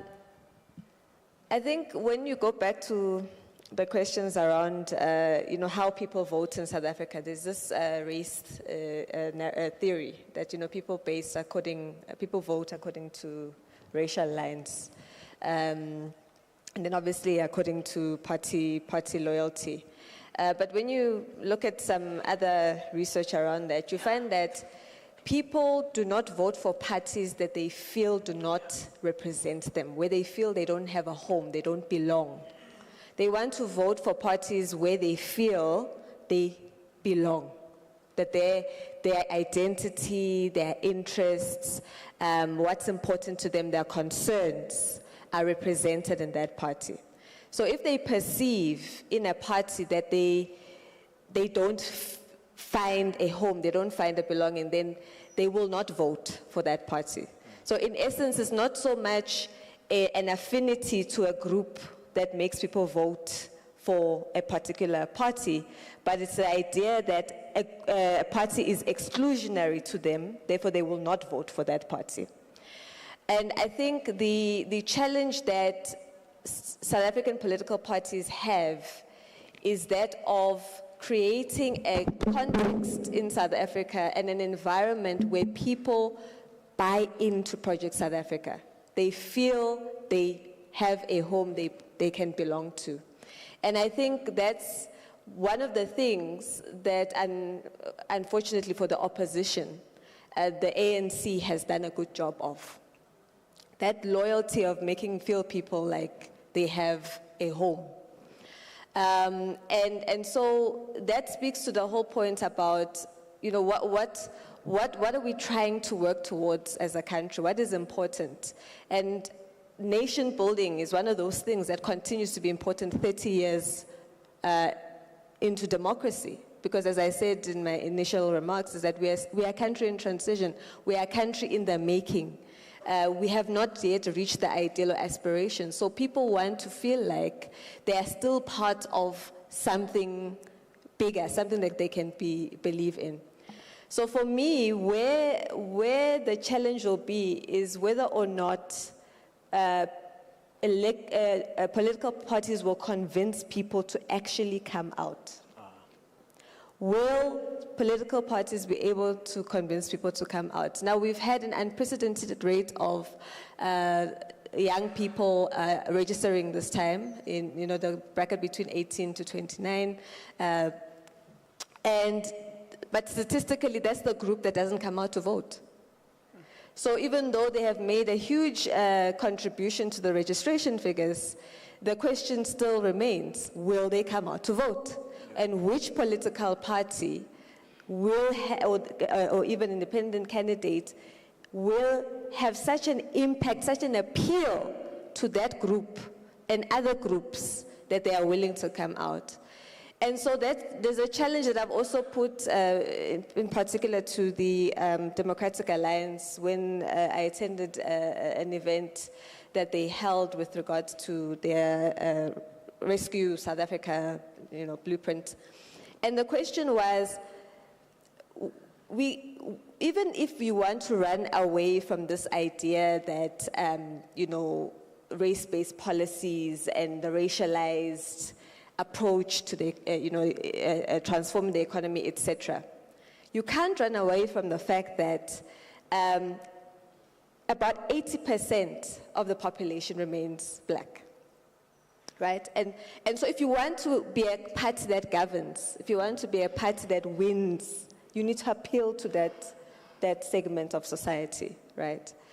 And my question was, and I think it's a question that needs to be reflected on by all parties, especially the smaller parties and the newer parties, is whether or not they are appealing to the majority. Are they representing, and to borrow, are they representing the interests? Are they representing the concerns? Are they representing the desires of the majority of our society? And I think that's what, for me, when I'm looking at these elections, I'm actually more interested in what the turnout is going to be. I'm very interested because in 2019, as the turnout declined and as the ANC, declined as well in its performance, it wasn't so much a reflection on how well the opposition is doing. It was not. People rather chose to stay away than vote for another party. So will we see the same thing in 2024, this year? Will we see the same thing? Or will we see that the proliferation and the new formation of new parties has reinvigorated,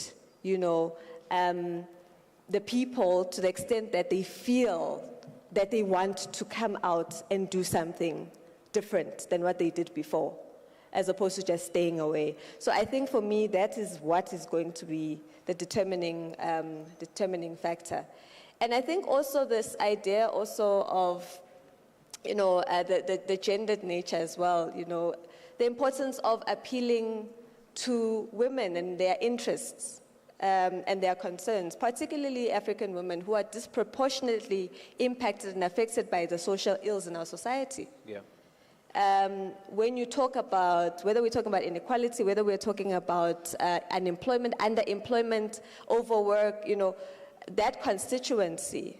And if women are 55%, as Prof. Mapunye said, 55% of the registered voters, and only 42% of the candidates are, women, it also says something. So also the fact that the fragmentation in our society means that there are certain interests and concerns that are underrepresented in our politics as well, So I think, those are the things that political parties need to be thinking about and reflecting on, especially also the newcomers as well, to say, how will they do differently from those who've been around for the last 30 years, for instance? 30 years of democracy, that is. It's quite important. I think, thank you so much. I think one of those critical issues is that now political parties have to make sure that they have their own IEC in their own offices as well, even prior to when we start registration.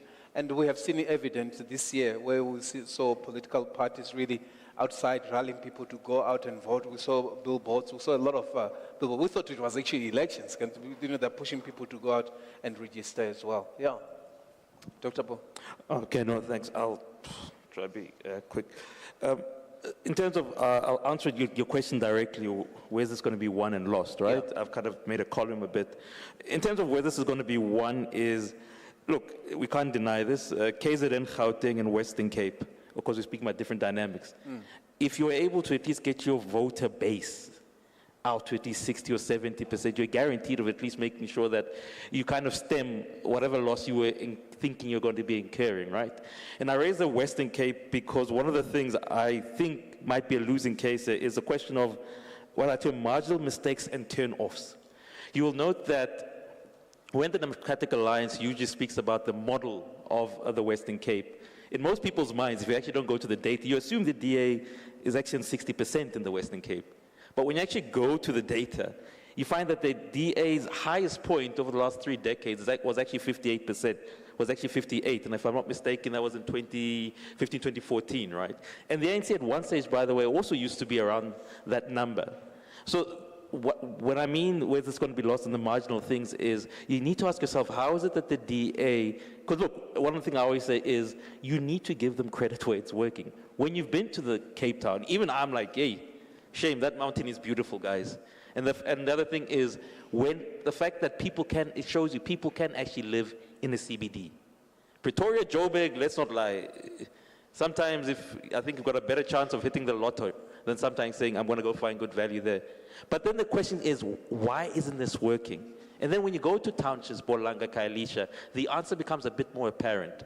But that speaks to maybe the PA coming in, right? But one of the things that has really come to the fore is when you look at the work that the Freedom Front Plus has done in the Western Cape. Because this is going to be a winning thing is, can you really answer the core questions of your base, right? Without fanfare. Because your base believes you regardless, right? Your base is an automatic 40%. There's what you call dye in the wool, red, green and gold. What Donald Trump used to say, you can go into any CBD, shoot someone in the face, in the head, and say, I didn't do it, your base will believe you, right? So that's not really the question. You need to just make sure that 40% is solid. And President Thabo Mbeki used to probably be the best exponents of understanding this. Because President Thabo Mbeki, when he was campaigning, always used to make a point of, I'm not campaigning for the base of 40.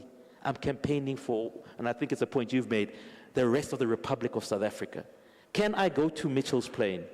Can I go to Vereeniging? Can I go to the deepest Free State and speak with this individual and say, listen, we are not going to agree on employment equity, but you and I, the one thing we agree on is that you're a South African, and you can get through to people. I think that's been lost a bit. And I think that's where, for me, it's going to be, it looks like it's going to be won or lost, right? And then there's also the issue of what I call late voter intrigue. You wake up in the morning, you know, there's this excitement about voting day. And I think there's a point you made of, you know, people have already, if you've not registered, you miss out. And you feel like, oh, damn it, man, I should have actually done it. But people do get enthused by it, right? And then the question comes in, can you actually then be able to get those people intrigued? What the ANC is doing a bit differently now is what I call the drop water effect. This week, it's almost like a DJ. This week, release NHI. Boom. It comes out, fanfare, NHI. And then I can guarantee you next week there's going to be a new bill. Because I think the president has sort of seen that leading up to the election, remix after remix after remix, right? But then there comes a point where you stop, when you have to kind of make that stop, right? And then it's an issue of, it's always 5 or 3 days before an election, and the society kind of gets into what I term the real estate of affair, which is, when I leave my grounding and I'm walking and there's sewerage or I have no water. You know, that realism hits you, because elections are fun, but reality is forever. And it's going to hit people. And that's where sometimes I think opposition parties, it's what I think Lawrence Lagner, he's a Holocaust academic, he makes a point, it's called choiceless choice. There are choices, but in reality it's choiceless. And this kind of goes back to, and Prof said it, you don't start your campaigning in 2024. It should have started way back then. And it speaks about I won't term it because Prof Kutse is here and the political science department will get on me if I say what's termed the public square. It's not my idea. It's long been there that I think there's been a deterioration of the South African public square where we no longer have conversations about thorny issues without getting to a point of you must be right, I must be wrong. Guess what? Policy is complex. We are a society, and I like the word that you use, transition, but I put it that we're a society that is seemingly finding it hard to deal with complexity. And complexity sometimes means, look, the project of 1994, for what I term those people, I can never ask for anything more from that generation. They did what they could. This is how I define it. I wish I could give you sexy terms and academics. My area of core expertise is economic development. Because when I come from township of Everton, when I go home and I see friends I studied with, the question of the day is not whether Umtswana, it's not whether you're this or that, it's how is it that it's become a lotto, right? I was blessed to have the parents who really invested in my education, but it should not be that you are lucky to have a job in South Africa. And this is probably my parting shot on this, is when I mean it should not be lucky as I said, look what's happening globally. We still have a lot to offer. And I always say this, when we speak about education in South Africa, people always lament, but I said that's not really necessarily the case. South Africans, when they've gone abroad, have shown themselves to be excellent, right? Why is it that you can go lead a company as a South African, as a CEO, if color is what you're going to use? Look at the man who's heading Standard Bank, Sim. Brilliant guy. So surely it's not a capacity issue. It's about that when we come to the public square, we simply are not putting our best and brightest into the square to make the republic work. And for me, that's what worries me. And also, this is probably my parting shot there is, there's also been a less of a question. While borders are important, and I think sometimes to simply call, because it used to be if you spoke to the ANC 20 years ago, and you say, I'm not happy with the migration patterns in my township, you'd be called xenophobic. Now it's a reality. But the bigger question is to say, South Africa's place in SADC. I'm a proponent, and this is not my idea again, it's what the ANC used to say, that you cannot be you cannot be prosperous in a sea of poverty. Where is the question of SADC and South Africa's role in it? You don't see that in the manifesto. Because I'm a proponent of we have to have strong borders, right? But strong borders have to be predicated on the fact that we've got a strong SADC, and it has to be a SADC where industrialization is moving. And if you look at our statistics, 60 million South Africans is small. But if you look at the whole of SADC as a market, that's 325 million people. That's a market. That's Nigeria. That's why Nigeria, you can afford to have this as your product and become a millionaire. So that's what we should be asking our political parties to say, where is your plan for SADC? Yes, control the border, but what about making sure that, and I'm going to be controversial in saying this, I don't see where Advocate Mantuka is, in the policies, right? In the manifestos, who's identifying ZANU-PF as an existential threat for South Africa? Because ZANU-PF is that. The failure of Zimbabwe is impacting us dearly. The failure of Mozambique and Angola is impacting us dearly. So when we say, where's this going to be lost and found? Yes, in the next 2 weeks, but this should have started 5 years ago, and I think sometimes our position have allowed the ANC not to be able to have to address these hard answers. So that's why we've got choices, but they're choiceless sometimes.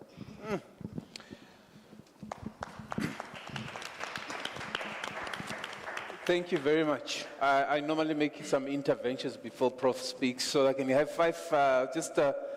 first initial 5 respondents and some comments, some questions at the back. I've got one right here. I'm going to have to go to the second one at the back, representation. And then where are you seated, sir? Because you are working, so I can locate you. You are right here to be the third. And then I will move right at the fourth one. And then you'll be the fifth one. All right. Thank you so much. Okay. Prof? Yeah. Thank you so much, Program Director. Where will this election be lost or won? I have at least 4 major issues. 1, electricity. 2, service delivery issues across, whether it's potholes or whatever. 3, the issue of unemployment. And then lastly, this issue around social grants, whether it's child support and so on and so on. For me, those are the light bulbs that many of the voters that I've been listening to as the parties were campaigning throughout the country, have been flashing. So I believe that they're going to be those issues that actually the parties have to speak to be able to convince them. However, having said that, remember what I said, that there's this issue around a strong loyalism around South African voters. Having said that, in another poll, we say that about 27 million South Africans are registered to vote, isn't it? In terms of the IEC statistics. Now, we say that of the 27 million, about 15%, there was a poll recently that was done, it might be more or less, of those voters are what we call, normally call the vacillating or undecided voters. Yep. Now, who is vacillating? It is that voter who says, I don't know who to vote for. But should I vote for EFF? No. No. But maybe MK? No. Maybe this new one. There is that element among South Africans. These are the voters that the parties must target, because they keep listening to everyone that comes and they want to hear, okay, maybe this one, I think I should go for Anele. No, I'm going to vote for Anele. But then somebody says, come tomorrow, and they say, no, actually, I've changed. No, I'm no longer voting for Anele. No, I'm now voting for candidate X. No, I'm still not decided. They actually stay on up until midnight on the day before the election. In 2020, the last election, 2019 national, provincial, we were somewhere in Tshwane here, in Atteridgeville. So we were observers, meaning that once you are an observer, obviously you don't tell somebody how to vote and all that. It's the IEC job. So some people come to us and say, hey, who should we vote for? We don't even know. I don't even know who to vote for. I'm still undecided, right in the queue. And this is where campaigning comes in. But of course, a good advice to the parties, please remember that in terms of the Electoral Act, and parties normally flout this, there's something called the moratorium just on the eve of the election, where on voting day you don't campaign. No party political actions. It's called prohibited action. The observers of SADC and the AU and the rest of them will flag you for that, to say South Africans are breaking the moratorium. So you campaign before that moratorium. Before midnight on May 29, you are free to talk to your voters and target these vacillating voters, because these are the people that actually could add onto your numbers and make sure that obviously they make parties good. However, having said that also, There's another thing that I have observed in the past 3 national elections, 2009, 2014, 2019, the food parcels issue. I know that this is what we don't want to talk about, but a colleague called me from my own village to say there are some people here, they say they are bringing meal and so on and so on, and if we can vote for them. Now, in my view, it's also prohibited activity. It's undue, what is this? Forcing a voter to vote this way or that way. Don't use food parcels. Make sure that you use your manifestos and all those things. But those things we know they do happen. And as and when they have happened, some people have voted one way or the other. Those food parcels, some professionals, even in the university here, have been called to say, listen, if you can be in our campaign, that board membership, we will include you if we win. Ambassadorship, you must know that we can consider you in our list. Those things we know they happen. And I'm talking from experience even in other African countries where these things have happened. One of them being Kenya, one of them being Uganda, and Malawi, where money was exchanging hands. In Kenya 2017, I was there, they call it a money election, where some people, just because there's a brown envelope here, somebody talked about the brown envelope before we came in here, was being passed around. Now they start thinking about changing how to behave in terms of the elections. Is it going to be identity? Yeah. It could be. There are some snippets. When we look at the figures normally after the election, there's somewhere where you see that identity does work, but maybe at a very low level. Race. South Africa's race legacy is undeniable. It does play a role. Because I remember I was in Soweto in the 2014 elections, and some people were removing posters. These were mostly Freedom Front Plus, Yaku, I'm sorry about that, but Freedom Front Plus, they were removing the Freedom Front and DA. And I said to these guys in Soweto, why are you removing these posters? This is illegal, I'm going to report to the IEC. And they said, yeah, no, we don't want white parties here. You see? So whether you like it or not, the race legacy is there. And I was telling them that, but actually you are breaking the law by doing that. But that was 2014, and of course I did pass on the message, and yeah, sometimes these things get investigated and nothing happens. So the issue around tribe also, I've seen some other parties, it might not necessarily be tribe. For instance, if you look at the party like the Colored People's Congress, I was listening to them presenting their manifesto. Of course, they are saying they are not just targeting coloreds, but the name of the party says Coloreds People's Congress. So there's that element, that the racial aspect you cannot run away from. This is South Africa. The issue around locality also, if you are looking at staying in places, some parts of Mpumalanga, some people used to say, do you know a party called Bra? And I said, no, I don't know Bra. Until I got there, this Bushbuck Rich, Residents Association. There is a party there, but it's mostly a local party. People want to vote for there by virtue of being a local party. So the locality issue also plays a very important part. The nationalism. How many parties in the list that we have got the name African? African Transformation Movement, African Congress for Transformation, African Independence Congress, African. So it tells you that African nationalism is still here with us. Of course, I'm not even talking about the African National Congress, because these have been there. I'm talking about the new ones that are coming in. It's African something, African something. Some say, why do they say African? Do they think that South Africa is not part of Africa? So that's why they have to have Africa in the name. I don't know, but it's a flavor of the month. So for me, it is about diversity. Those issues are very, very important, but the 4 issues, in my view, are the ones that are actually going to make or break, this election. Of course, I can't say who is going to win, because we still have to wait for the voters to decide and cast the vote on May 29. Thanks. Thank you very much. I know, because the political parties will have to come to the podium and make representation as well as they conclude this important session. Mantula will handle that important session as well. From those 5 hands, I know you can do it in 30 seconds, because that might be the time that allocated for you to vote. But the IC will give you more time. Yes. Okay. If you can make Thank you, it Program quick. Director. Yeah. Yeah. Okay.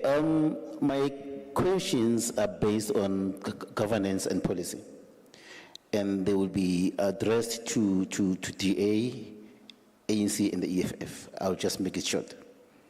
Okay. Firstly, DA, the affirmative action. You have been very loud, about affirmative action. Your intention is to scrap affirmative action, as if, whites have not been privileged for about 400 years, and then in the 30 years of our democracy, it is when, the affirmative action was introduced with the intention of trying to bridge the gap. And yet the DA wants to scrap the affirmative action. And today they are supported by the same candidates of affirmative action. And they are clapping hands for DA. That wants to scrap the affirmative action they must benefit from. And I should agree with the gentleman over there that, indeed it is an insult, but it is a puke on the face as well. So the NHI, the DA is vocal, refuting the NHI. This is the NHI that is trying to give a poor black man or a poor person an access to the private hospital.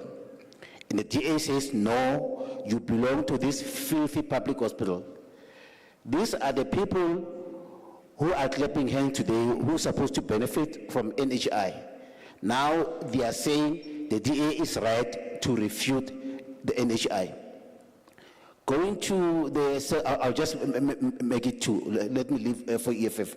But the ANC, Zondo Commission, they have spent more than R1 billion, when they were investigating as to what transpired. But today, we still don't have a single person who has been prosecuted and successfully apprehended. What do you call that? And today you want to tell us that you are fighting corruption. So you need to do more than that. And as well as the DTI and IDC. We remember when the former minister Rob Davies was still at the DTI, it was mainly white people who were getting assistance there from their business grants, followed by the Indians and these political connected ones. Today, the Minister Patel is the one who's at the DTI. Now it is Indian people who are actually accessing those business grants more than any other one. And the black entrepreneurs remain in a quagmire. They are not recognized. And as well as the IDC is doing the same. So you check in the mining sector, lastly, in the mining sector, today, in the 30 years of democracy, our diamond sector is still regulated by London Stock Exchange. The gentleman who's representing ANC, he can't tell you today that how much diamond we are producing in South Africa. He has to beg the London Stock Exchange to tell them how much diamond we are producing in South Africa. What do you call that? Thank you. All right, thank you very much. Looking to the gentleman right at the back, my second guest. Thank you so much. Thanks, Levo.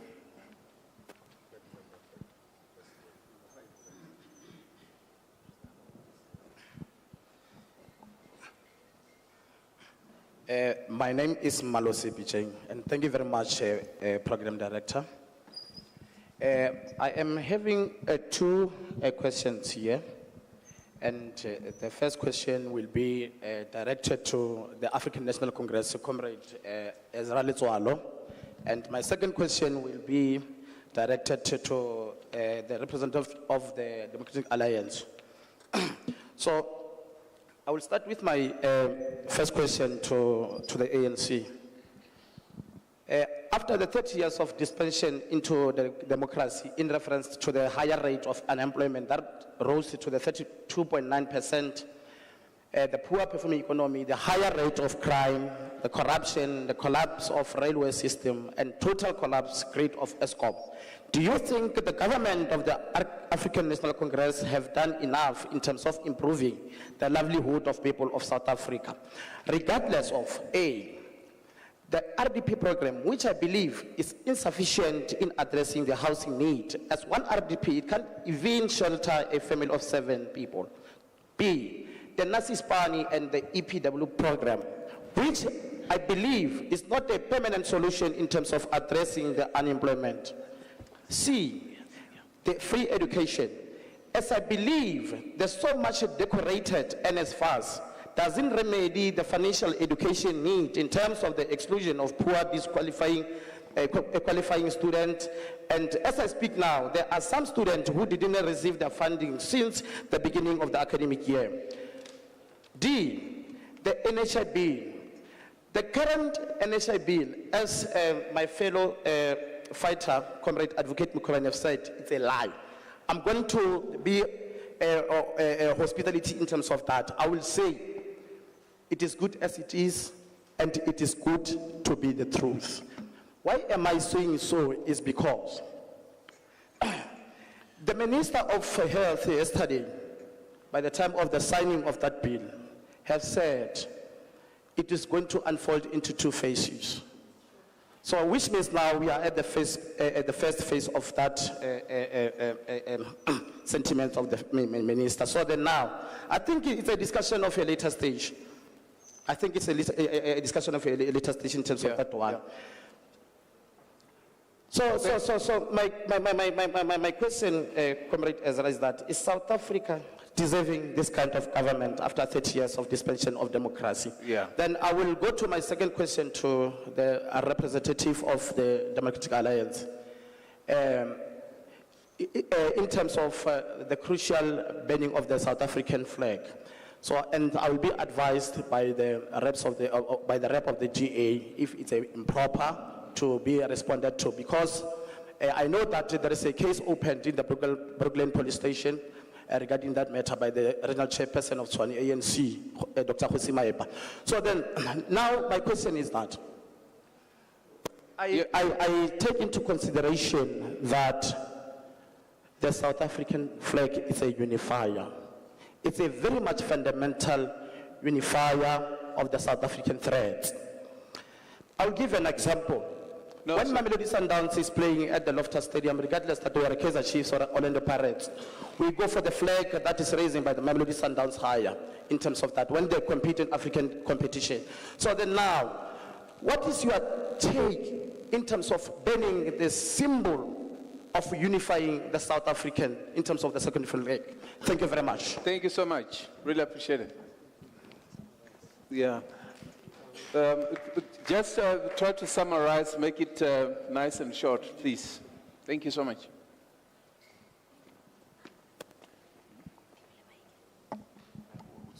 And the political party will respond, and Anna will respond some of those issues as well as they wrap up the response. Yes. Okay, thank you very much. I just have a few questions that I need clarity on.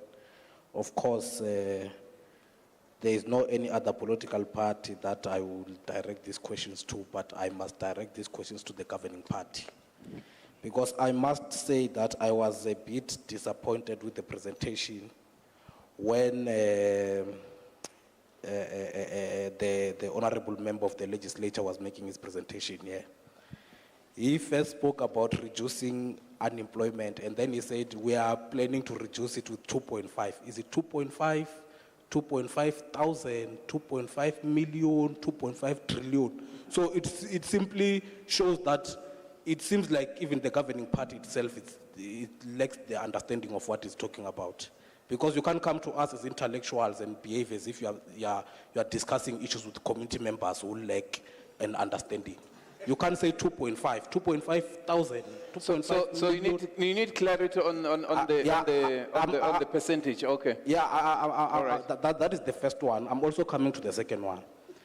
I also want to understand with regards to the healthcare system, right?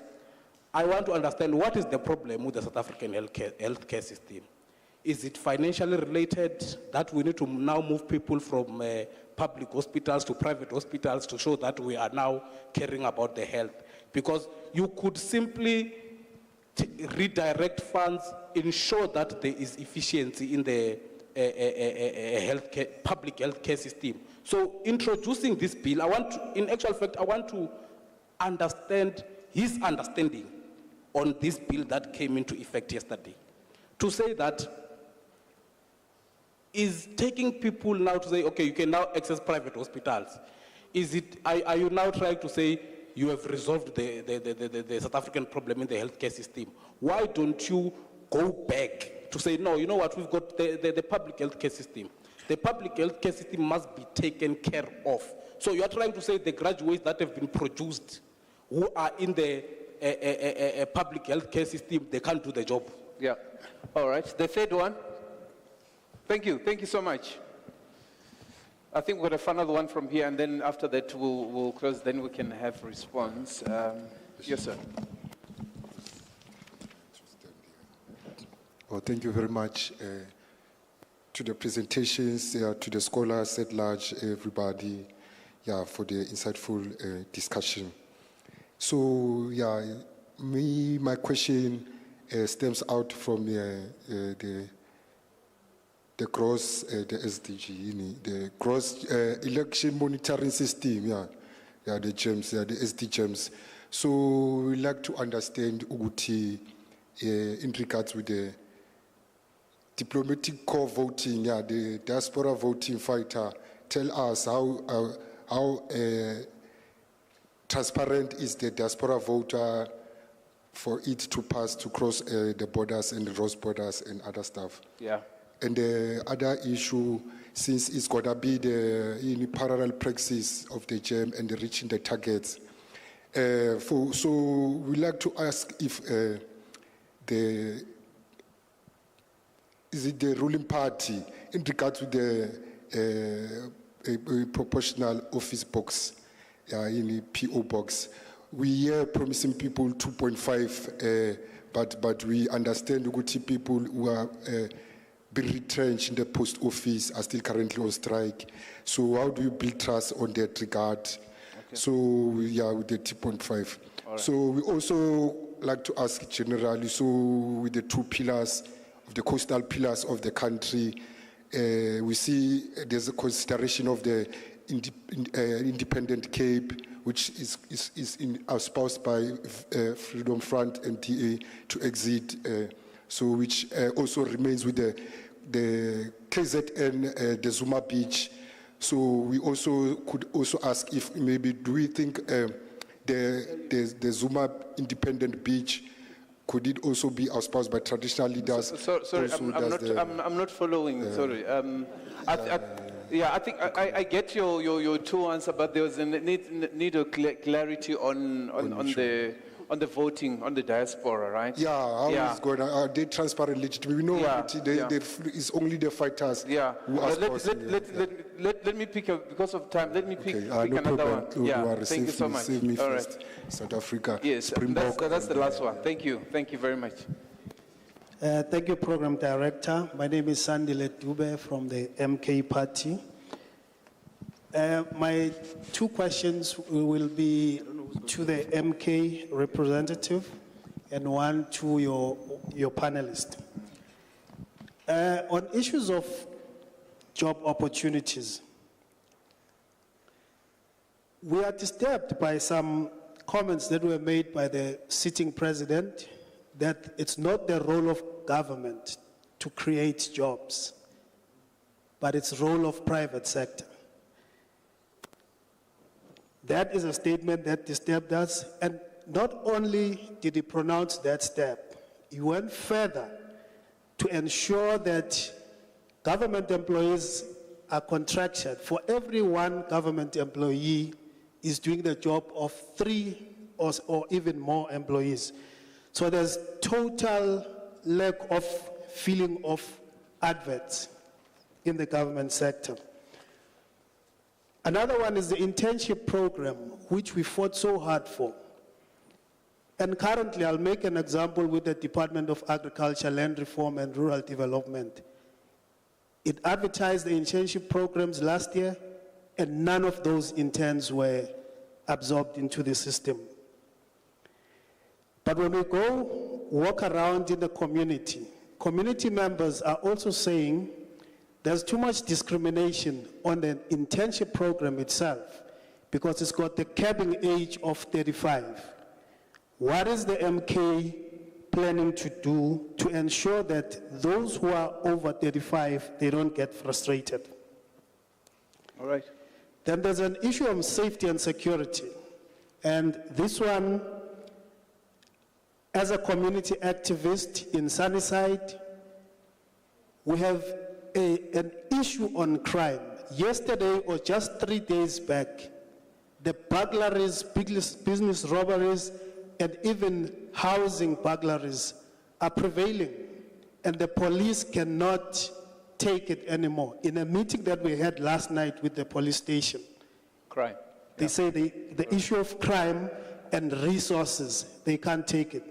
Perhaps the question would be, what should be the ratio of South African police officials is to the ratio of the country? Because when I Google now, it's roughly 120 police officers, but the population itself is about 62 million. Lastly, to your panelist, Dr. I think it's Hlengiwe Ndlovu, if I'm getting it right? Yes. Hlengiwe, yes. Oh, Hlengiwe Ndlovu, sorry. You said you had this number of sessions at VETS. Perhaps if you could just enlighten us on perhaps the top 3 prevailing challenges that the South African community have as raised in those platforms. Thank you. Thank you very much. Thank you so much. I think just before I invite Advocate Mantula, is there something that's specific that maybe, because there was a specific question to Dr. Ndlovu, before I really thank our guests, just you can respond to that before we hand over to Advocate Mantula. Thank you so much. I'll be very brief. So I think some of them I captured here on my presentation, the socio-economic transformation of the country, the stability of the institutions, and questions around corruption. So they've stayed across everyone who's come to discuss them, and that's what I was expanding on here. Thank you. All right, thank you. Well, thank you so much. I would like to thank each and every one of you for your inputs, and I think this engagement have been happening quite a lot, and some of it, this is not the first and the last one to participate in, and thank you so much for honoring this important invitation as well. I know that the engagements will also continue beyond this important session as well. I want us to give a round of applause to our panelists who have helped us dissect these issues. And as they take their seat, Advocate Mantula will actually be coming to the podium, inviting each and every political parties to come and respond to, and Adam to come and respond to these issues as well that have been raised. And yeah, thank you so much. Thank you, Mafrika Tali. I see time is really not on our side, and we'll request the representatives to be very brief with those clarity-seeking questions. I think we can use the mic. We'll use the mic. Yeah. If you can use the mic, I will start from maybe from my far right, and it will come this way. Your comment? Or you want to shoot first, Ezra? I think if you can use the mic. Here is the mic there. Yeah. I'll ask you to be very brief, all colleagues. I know there were long questions, but if you can all be brief. Maybe let me start with that lamentation, because I think the construct of the program would have suggested that political parties represented here would have adequacy of time to engage with the issues. And I suppose the anomalous thing that happened at the start of the program is that we changed the program, from a 30 minutes presentation to 15 minutes, which in essence will have hamstrung us from engaging extensively, because if you listen to the panelists, and I think they will have spent roughly just over 2 hours, of their inputs on specific issues. And I thought for us to be able to make thorough reflections on all of these issues that they will have raised, including some of the questions, we do need adequacy of time. Otherwise, we will just be paper toweling, and rushing through issues. And I don't particularly think that might be fair, But maybe let me start where the panelists will have started, because I think Ntate Shandu says, well, the presentations might not have delved into deeper issues, structural issues. And then he goes on to mention that, well, he gives an analogy that, when a doctor prescribes, ordinarily that would be preceded by some kind of a diagnosis, And of course, our whole, intent, engaging with the presentations that we'll have made, related in the main to the core programs that our organization's beliefs constitutes a part of responding to some of the socio-economic deficiencies, or if you will, anomalies, stems exactly from a thoroughgoing, in-depth analysis. So they are not for their own sake, but they are preceded essentially by deeper conversations in different platforms, because I suppose the one convergence that we might be sharing as a political parties is that all have gone out there. Nobody writes their own manifesto, in a back room, and then comes to present it. It's usually presented by consultations, sectoral, And I know even at this level, it might have happened, elsewhere. So I just thought the assertion that political parties might not have presented in depth, because that was not the intent of this session. The session was really about what are your manifesto priorities? And in a sense, those priorities are fashioning responses to specific challenges, But if you wanted to venture into a protracted discussion that unravels, structural issues, you would have to go at length, It could be somewhat of a symposium that stretches 3 days, and not something that you can present within 15 minutes. But let me make an attempt to speak to some of the overarching issues quite a lot. I think because Ntate Shandu makes a lot of references. One of the things that I thought befitting to mention is that when you contrast the current epoch of the current dispensation vis-a-vis where we are coming from, there's also a consideration that must be made around some of the anomalous challenges that we had to adapt and contend with. And I know Karl Marx and Ntate Shandu says to us, men make history and not essentially out of self-selected circumstances, but from already existing circumstances, either drawn and passed on, from the past into where we are. And I think I'm stating that because there needs to be an appreciation of the kind of state that will have been inherited.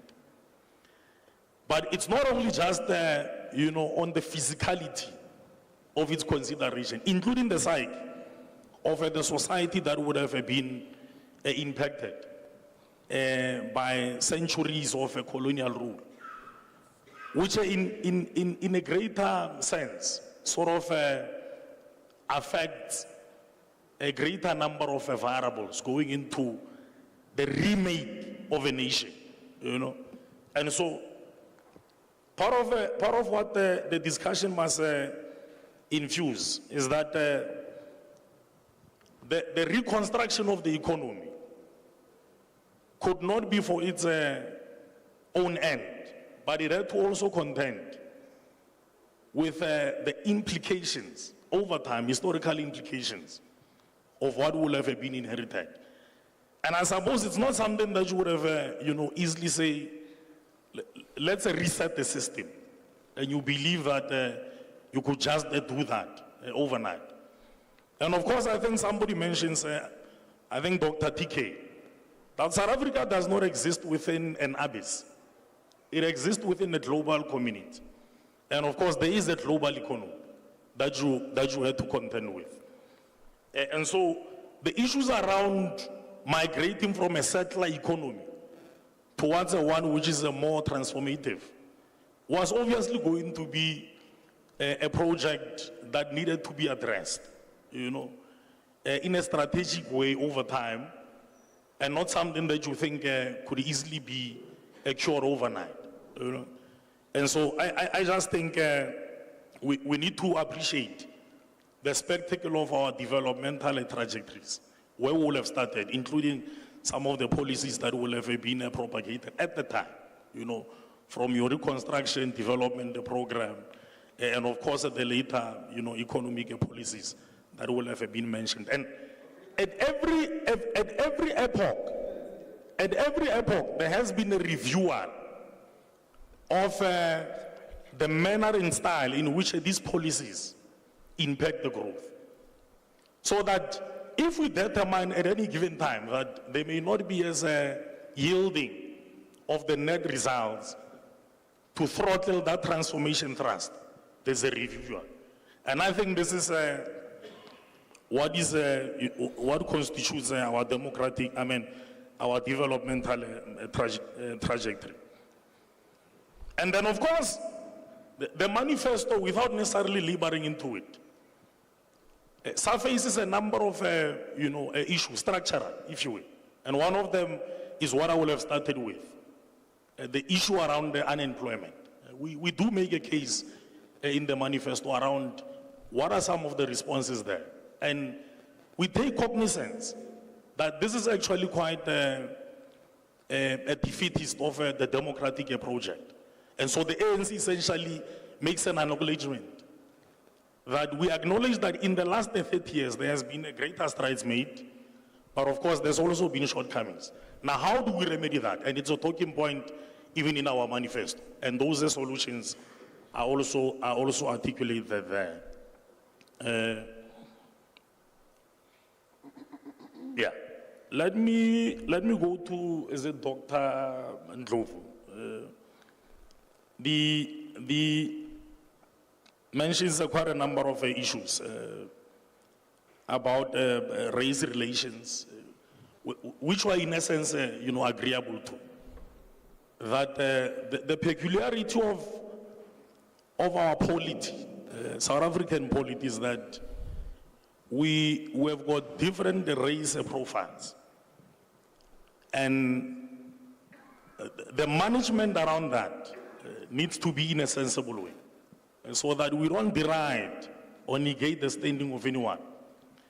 And that is why the key and sounding theme for our nationhood, at least as articulated by the ANC, was always that we are pursuing the fosterage of a united, non-racial, democratic, prosperous society. So that we don't fall into the trappings of the historic crimes committed against any one race, such that it might lead even to their disenfranchisement. So there are sensibility issues that you need to contend with. Otherwise, you might miss the plot around our overall democratic, a project. Of course, this also fits into, the remake of a nationhood. Because the illegitimacy of the apartheid regime was essentially jaded by its exclusionary, approaches, relations to a specific group in our society, particularly, blacks. And so, as part of a remedy in that situation, we can't be the ones that perpetuate the very same ills. Otherwise, it might be a bit perverse of any one of us to do that. Well, there's also a mention about the problems within the higher education. Of course, the transformation, agenda within that space has always been that let's legitimate the ability of those who are leading in those spaces to have autonomy, so that they can feed into a broader, dialogue around internal solutions, internally driven solutions, so that you don't have a state that perpetually, imposes itself, even on knowledge producers, because this is areas which we are relying on to also be able to guide society. And that is why, in essence, we take even the critique that is coming out of this platform, that possibly this is what needs to be done right, because we have allowed for those kinds of spaces to flourish. You see the challenge of responding in a rushed fashion. Let me go to Nompumelelo, I think. The trust deficiency amongst the vote, I mean, it's not just a domestic phenomenon, it's a global phenomenon. And I think at some point there will have been a report by IDEA and a number of the publications as well, which located this problem at global. That from the 90s, you will have seen a decline in a voter, activism. And so, if you will, the electoral stakeholder, for some reason or the other, so ordinarily we would want to attribute it to just possibly the governance messaging of a specific political parties, but it might not necessarily always be the case. There may be other non-electoral factors that leads to, a voter revolt. There are people who may not associate or in any way relate with a political, bodies or organizations, such that they may be of the view that for them, disengagement is a better cause. And that is why you have got movements global, nihilist movement, people who are not in any way believing of political or government institutions. And this is a phenomenon that I think academics might want to examine. What are some of the leading causes that militates people being politically disengaged? Even when they are persuaded, but they remain disengaged. But that is a political, a consideration. I'm talking about non-political, including non-electoral. So we shouldn't just be narrowed in how we're reading into a voter path. And then the issue around participatory, a democracy. The current democratic edifice is quite enabling of a participatory involvement in decision-making, policy formulation, including in holding representative agents or public representatives accountable. So at any given epoch, you will find that there are platforms created to be able to hold public servants accountable, on the mandate they're given to them or commitments that they will have been made, and hence the election. So the unique thing is that South Africa has got regular, elections where you can hold the public servants accountable, either by not voting them back in or making a determination around what should happen. And that for me is quite, stimulating to strengthen, active citizen participation.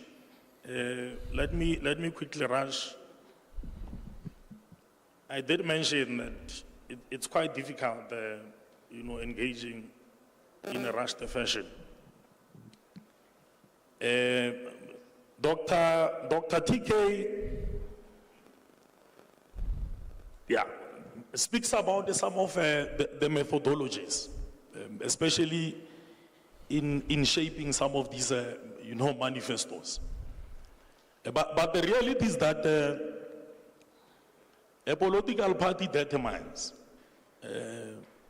what they think, based on the consultations that they will have had across the board, are issues that may have been raised with constituencies that they will have interacted with.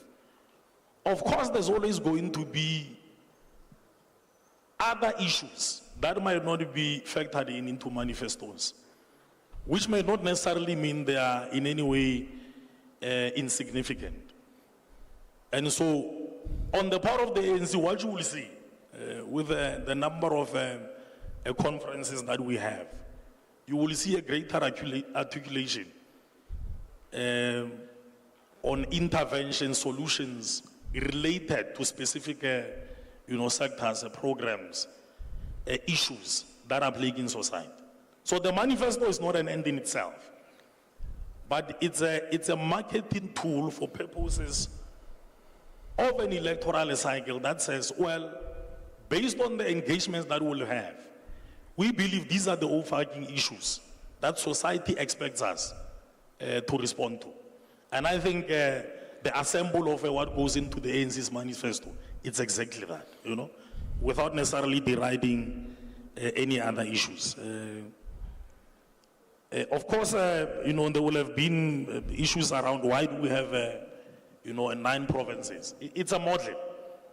When we started off in '94, there was no foregone expertise and appreciation around what model would work. And so, generally, there would have been adaptability around a number of models, ultimately to a determination that, guided or advised that what may work. And so, if we're saying, let's review, and the ANC, by the way, would have at some point, enabled a discussion about the review of the government makeup, which is a continuous discussion, But of course, it doesn't end there. Is that there are also parliamentary processes which allows for other political parties to also assist in the formulation of what they think could work. And quite strangely, it hasn't been raised at that level. So seemingly, it might suggest that it could be something that generally has been acceptable, notwithstanding the fact that elsewhere, the idea about the review, about the remake of the construct of government should be had, And so it's a dialogue that we are willing to have at an appropriate time.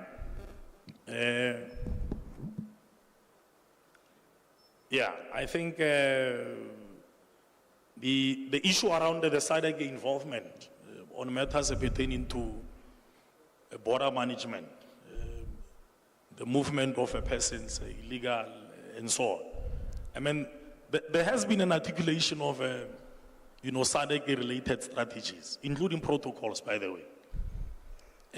But if you will, it's also about building compacts with our international, partners, neighboring countries and so on, around how to remedy this thing. And I know one of the countries that came to the fore was Lesotho. That said, we want to partner with South Africa much more actively around the issues around Zamazamas. How do we mitigate that challenge? And we've seen greater efforts towards, mitigating those specific challenges. It's a continuous undertaking. It's a continuous because in other instances, it also evades the management of the specific countries. So they don't have totality of control because we are talking criminality, which manifests itself in ways that are evasive, even from the regulating states. But it is a discussion that we should be having. extent of spending, extent of spending, I agree. I mean, by far, there has been a lot of, spending on a number of programs. With regards to some other programs, we've seen, the dividend. Of course, there has been shortcomings in respect of other programs, and that is why regularly government has got to review. What is it that works as against what that doesn't work? And so part of these consultations sort of illuminate areas which might be deemed to be quite problematic insofar as the extent of expenditure vis-a-vis the value derivative. I wanted to deal with some of the questions quickly asked from the floor. Well, there was somebody who spoke about the Zondo Commission. I mean, the reports are there. There is a commitment by, the National Prosecuting Authority that they are now beginning to expedite the process of prosecuting all of these cases. Obviously, you don't just rush to court. You must gather evidence so that whichever cases that you are presenting in court are watertight, so that you are not found wanting. Because what will have picked up from Zondo also needs to be concretized with the necessary evidential material.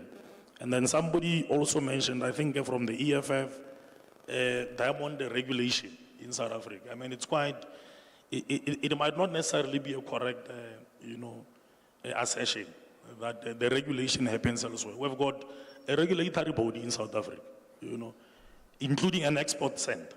And these are all born from legal instruments which have been in existence for some time. So you have got a legislative framework that enables the regulatory agency to be able to regulate. Yeah.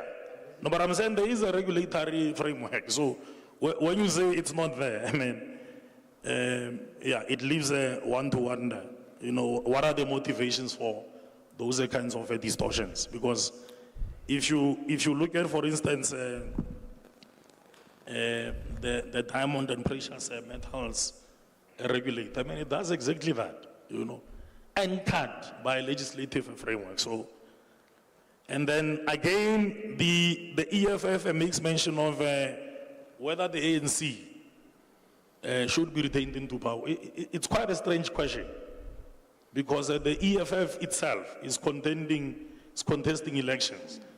So a question in reverse about whether the ANC makes a case in its manifesto around why it believes it should be retained into power, and it not only just pitches a case, it also acknowledges the milestones, including the shortcomings, which is what I will have mentioned. So if you were to ask me once more, I mean, the answer would be a resounding yes, and I think we will have seen through the number of by-elections held that there is still confidence in the ANC.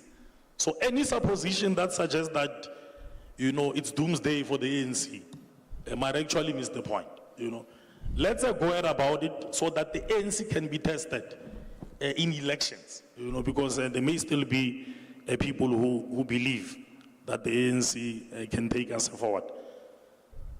There's a gentleman who asserts to be an intellectual, who says 2.5 of what? Well, we did mention that it's 2.5 million, and we even sought to characterize that there are job opportunities, and we even mentioned that the specific programs, around which some of these job opportunities will be derived from. But over and above, we also spoke about, accelerating the implementation, or rather the course of industrialization. So I really think we will have spoken to some of those specific issues. In the interest of time, maybe let me leave it there. And thank you very much, Ezra. Can I give it to the DA, and then? Thank you. I think there were many things. Let me start off where my colleague has started with, obviously, some of the points raised by the panel. I think there were genuinely good concerns and things for us as political parties to take back in terms of the issues. There was obviously the issue of who our constituents are and who we actually wanted to come out to vote for us. And if you look at it across board, I think the DA is one of the parties that actually has ward councillors across various communities, whether where it's middle class or so forth, or even with communities where we've actually grown significantly in rural areas as well, especially that in the Eastern Cape. So it's not, and also taking a municipality in KZN, which nobody would have ever thought. So who are DA's constituents? Our constituents are South Africans, and that's who we actually want to speak to. But we know that South Africa is diverse, and that's why within our manifesto and policies, you try and cover as much of speaking to the population that does encompass South Africa. There are issues that are much more social issues that we address, and there are issues that might affect the more middle class or the elite. But it's how you bring all of that into one manifesto that every South African can feel represented. There was obviously the issue about the local government in this regard, and having parliamentarians as well. And I think the one thing that is so important is, even as a young person in local government, the decision to, do I go to parliament and legislature, is always there. And I said no, because I've started off in local government. I understand what it means to sit and say, we are not ready as yet at times. There's still so much work that needs to be done. And that also goes to the electoral system that we have and how we represent constituencies. But it's also understanding that there's so much work that still needs to be done on local government. It's not just about policy making or signing in of bills we don't necessarily agree with, but it's to say, how do you bring government to the people? And that also speaks to how certain aspects where we've also spoken about the decentralization of the police force, not just on a national level, but also bringing it down and ensuring that there's more power also given on a provincial and local government level, because that's where the people are. That's where it really does matter. And it also goes to how the NHI bill was, passed, is that, does it really touch the ordinary South African on the ground do they understand what it entails for them?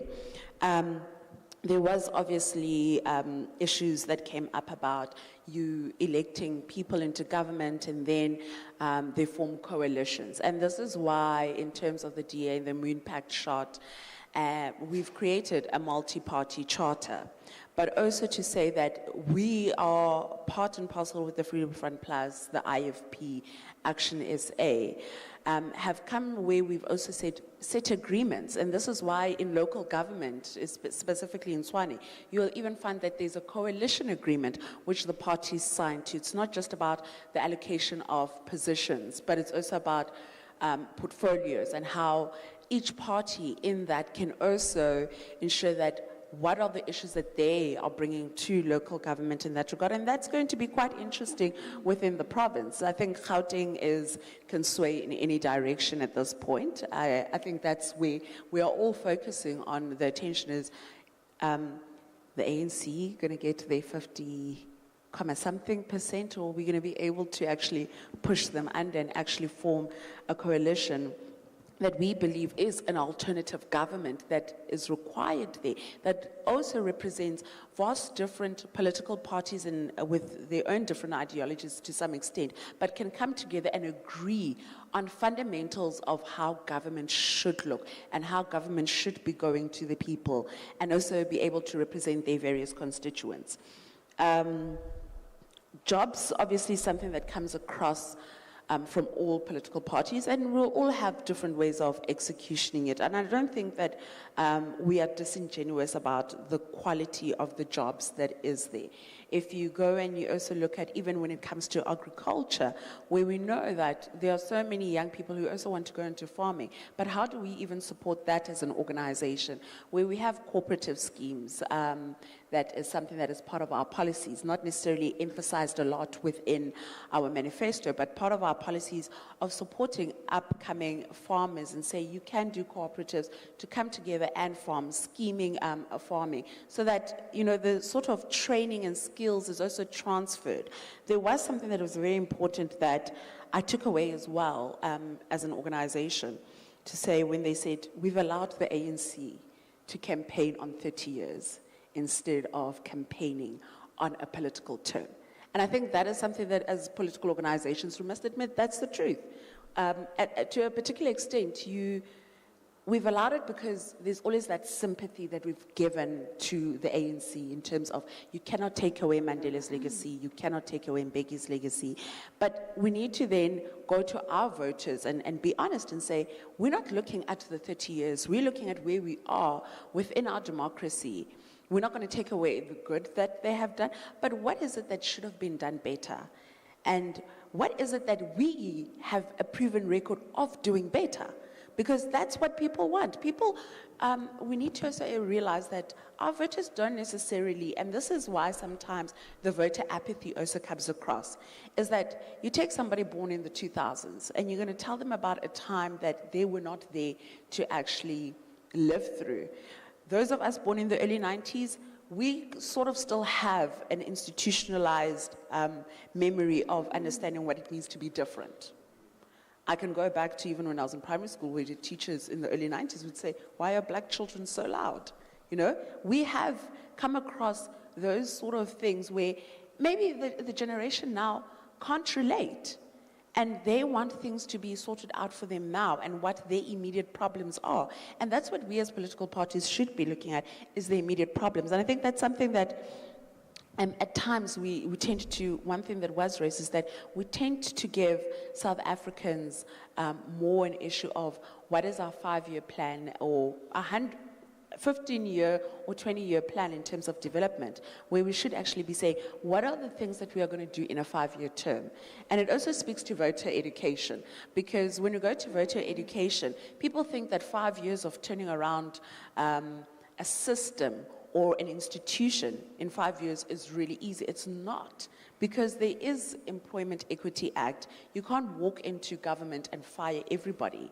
You still need to work within the people that do exist within that government and find out who are the people that can work and those that really don't want to work because of either cadre deployment. There was an issue, obviously, that was raised as well in regards to public service and how we deal with that. And there's an unfortunate situation that we are not really being forthcoming as organizations to say that coming into Tswane in 2016, when the DA-led coalition first took over, you had a system that was completely political. You're not going to change government when your government and your bureaucrats and technocrats are political members and are and appointed on the basis of political allegiance. You are not going to get professionals, and it takes time to change a professional culture, because the politicians will come and go, and this is something that people don't even realize at times. But you still have that institutional memory that is so, and institutional knowledge that is so deeply rooted within a particular political ideology. So those are some of the things that, you know, it takes time, but it also takes time to, how do you reform public service? And you do that through policies. You do that through finding ways where you can actually make public service more about serving the public, and also ensuring that your officials within a municipality understand that you're not here to serve DA. Yes, there are going to be DA policies that we'd like implemented and done in a DA way, but you're here to serve the general public. And that is about bringing back integrity to public service. Let me just see. And obviously there was the patriarchal trap, and that comes across board. But I think we must be honest, we've actually seen in terms even of mayors that maybe the DA has had more female mayors in their DA-led municipalities than any other organization. And even in appointments of MMCs, where we try to bring in the gender issue and as well try and balance also out the racial issue. But it is something that we need to actually look at and say that there is still an issue when it comes to the design and the makeup of South Africa and leadership. And it is mostly patriarchal driven, it is mostly male driven, where it doesn't necessarily cater for women or taking into consideration women in leadership and the growth projection on that. I want to get to the questions. Then let me just quickly get to some of the questions that were asked. There was the affirmative action question that was asked. And I must say, when it comes to that, affirmative action as a policy was about redressing the injustices of the past. Did it really give us the results that we wanted in democracy today? Not necessarily. And then there was BE that was introduced. But BE has actually benefited a small minority of the population, whether you are politically connected in this regard. And it's more to focus on, we need to look at a merit-based system. We've got how many graduates across various racial lines who qualify for those jobs and are not in that space. So it's not necessarily just always going to be about race-based politics. At some point, we need to say merit-based is more important because you are bringing in people that are capable of doing the job. Where we know even now within local government, and I can speak to that we have people that have been employed through affirmative action that never had the qualification, that didn't have the skills, or hadn't even been in that job for the 20 years and are still there. And it's to say, why are they still there? Is there a way of getting them out with the experience that they have? But it did not necessarily benefit the end goal of what we were trying to do, especially on a public service level. And there was the issue as well that was brought up about the NHI bill, and that the DA is against it because we don't want to bring, we don't want the same standard of health care between private and public. And that isn't the fact. The fact of the matter is that you have a bill that is being passed that has not necessarily gone to the grassroots of people on the ground to say what it entails, what does it mean for ourselves as taxpayers in this regard. And as well, you want to bring a bill where you're trying to bridge the gap. But what are you bridging the gap to? You're bridging the gap between private health care and a collapsing health care system, where while you're not building the current healthcare system so that it can get to the level of private health care, where you will be able to say that there is not much of a difference in that regard, because that is what people want at the end of the day, is to say, how do we go about giving people the necessary health care and ensuring that the healthcare system works for everyone. And that is where, the DA also proposes a watchdog for the healthcare sector.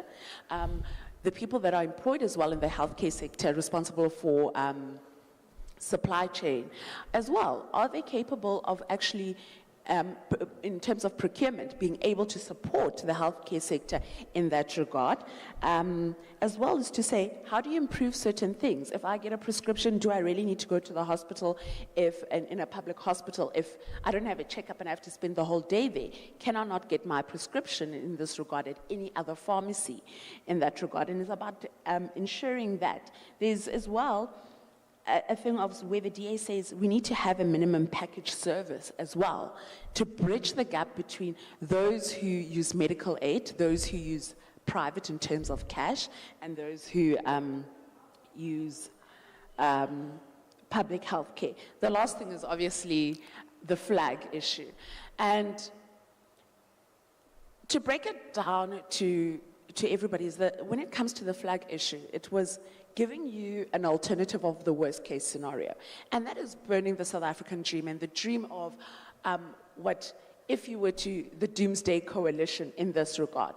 But if you look at the ad, the minute there is a mention of the DA and what it's going to do, the flag is restored. And that is also to say, as a political organization, we see ourselves as well as a hope within the moonshot and the multi-party charter to say that this is an alternative government that can restore what has been broken and dreams that have not been realized in terms of where we need to go as a country. And it also, yes, it is invoking a lot of uncomfortability and raising an issue of why can you do that? Because we've lost faith in the ANC as a ruling party.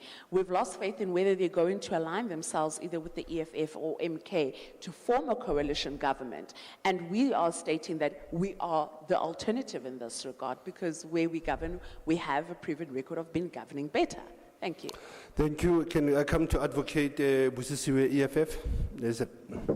and then I'll Thank go to you. the rest. Thank you so much. I think there were questions or comments which were made by the analysts earlier, and they were commenting about some of the issues covered in our various manifestos. And I would want to just clarify that the EFF has the manifesto of the EFF, again, taking the challenge that, yes, is 260 pages, and it's difficult for people to read. And again, it's one thing which I've seen that even the analysts didn't have the time to go through our manifesto. What about then any person, an ordinary person? But this opportunity is good because it gives us an opportunity to take you through that. The time was not enough for us to deal with it. As EFF, our manifesto is dealing with the issues relating to agriculture and forestry, and we make several commitments there. And our manifesto also deals with the oceans economy, how we are going to better that, and it further deals with the issue of traditional leaders, how we're going to engage with traditional leaders, improve their livelihood. So I would want to take you through a few of those items. What we will be doing as far as those issues are concerned is just, in short, the issue of gender and women. I mean, the other analyst was speaking about what the CIC said, but I think the CIC was very clear. Our top 6 is 3 women, 3 males, and the issue of women empowerment, we deal with it decisively. The lists of the EFF, all of them, you'll have a man, you'll have a woman, you'll have a man, so that is 50 plus. And again, the issue of youth is purely as well specifically dealt with in our manifesto. And we are saying even business, which is given to any small business, it should be taking care of young people. So the manifesto is very clear as far as that is concerned. I would want to take you through what we are promising on the issue of agriculture and forestry. We're saying we will strictly procure from 100% locally produced foods. We are also dealing with the issue of not encouraging and doing away with the genetically modified food, and we will have to promote small-scale farmers. Will procure more than 50% from women and the youth. And we are even saying that we will recapitalize and reposition the South African Forestry Company as the prime forestry company in the country. And the fisheries and the oceans economy, we're promising to create not fewer than, in fact, more than 1 million jobs in that sector. And we're saying the fishing industry will be guided by the principle that marine resources are public resources. I think somebody spoke about, we deal with the issue that land or the oceans economy is part of the South African economy, and that land will have to be utilized and benefit the South Africans. So youth development, we deal with that, and we are even dealing with the employment, the requirements, and more than 50% of procurement will also come from young people's businesses. And if we deal with state capacity, the issue of the tenders, hence I said we are the first to mention those, and we are saying we will scrap all tenders, abolish all tenders relating to cleaning services, security guard, gardening, consultants, banking services, telephone, because that's what is currently happening. We insource all those we employ. Those employees will be permanently employed, will get pensions, will get medical aid and all those. And we are saying we are going to create more state-owned enterprises, which will provide strategic and financial support. I mean, like a state-owned housing construction company, state-owned roads and construction, cement company, pharmaceutical company. So that's what we are promising to do. And the issue of traditional leaders, maybe before going there, the free movement of people. As the government will advocate for the signing of the AU, free movement of people, but that one I think the South African government has signed. It's just a question of how we encourage other state institutions, because we need a number of those African countries to sign so that we can internalize it. And how do we make sure that we encourage the African integration? Because you go to EU, you go to Schengen visa. They started with the issue of regionalization, the SADC free movement, then you go to the African free movement, and then as Africa you are one, you are regionalized, and then you are an African continent which is operating all trading amongst each other, because we've got 1.2 billion Africans, and we can do that. We can have a mileage on that. So I think that's what we are promoting, streamlining visa traveling. I mean, in the ECOWAS region, they are now traveling freely amongst those ECOWAS states. Therefore, if we do that, we can eliminate a lot. I mean, somebody was mentioning, I think, yes, the issue of the Europeans will discourage you from doing that and perpetuate the narration that it's not good to do that, but then Bona, they are doing it, and they are trading more amongst each other. The Schengen visa, you can travel from one country to another or 3 countries in Europe without any challenges. Why are we not doing that? Hence, I said even earlier, there is a number of laws and treaties we've signed as a country, as South Africa, but then I think as EFF we'll have to relook and say, I mean, when you speak about the African, the UN Convention on Refugees, and we didn't make any reservations, is it proper? Are we properly protecting the refugees, or do we have to make some reservations to make sure that when we integrate them into society, we know who they are and how they are provided? So those are the things we'll have to look into when we take over.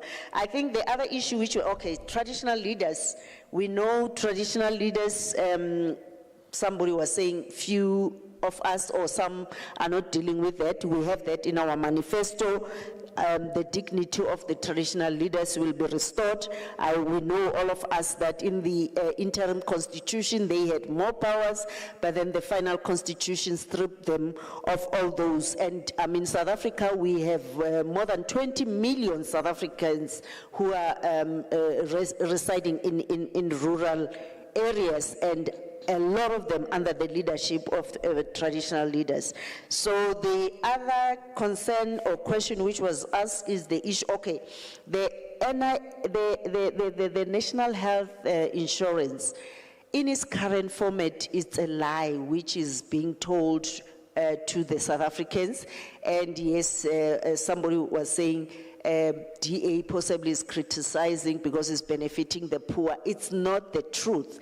The current situation is we need to make sure that that clinic is operating 24 hours, it's having quality medication.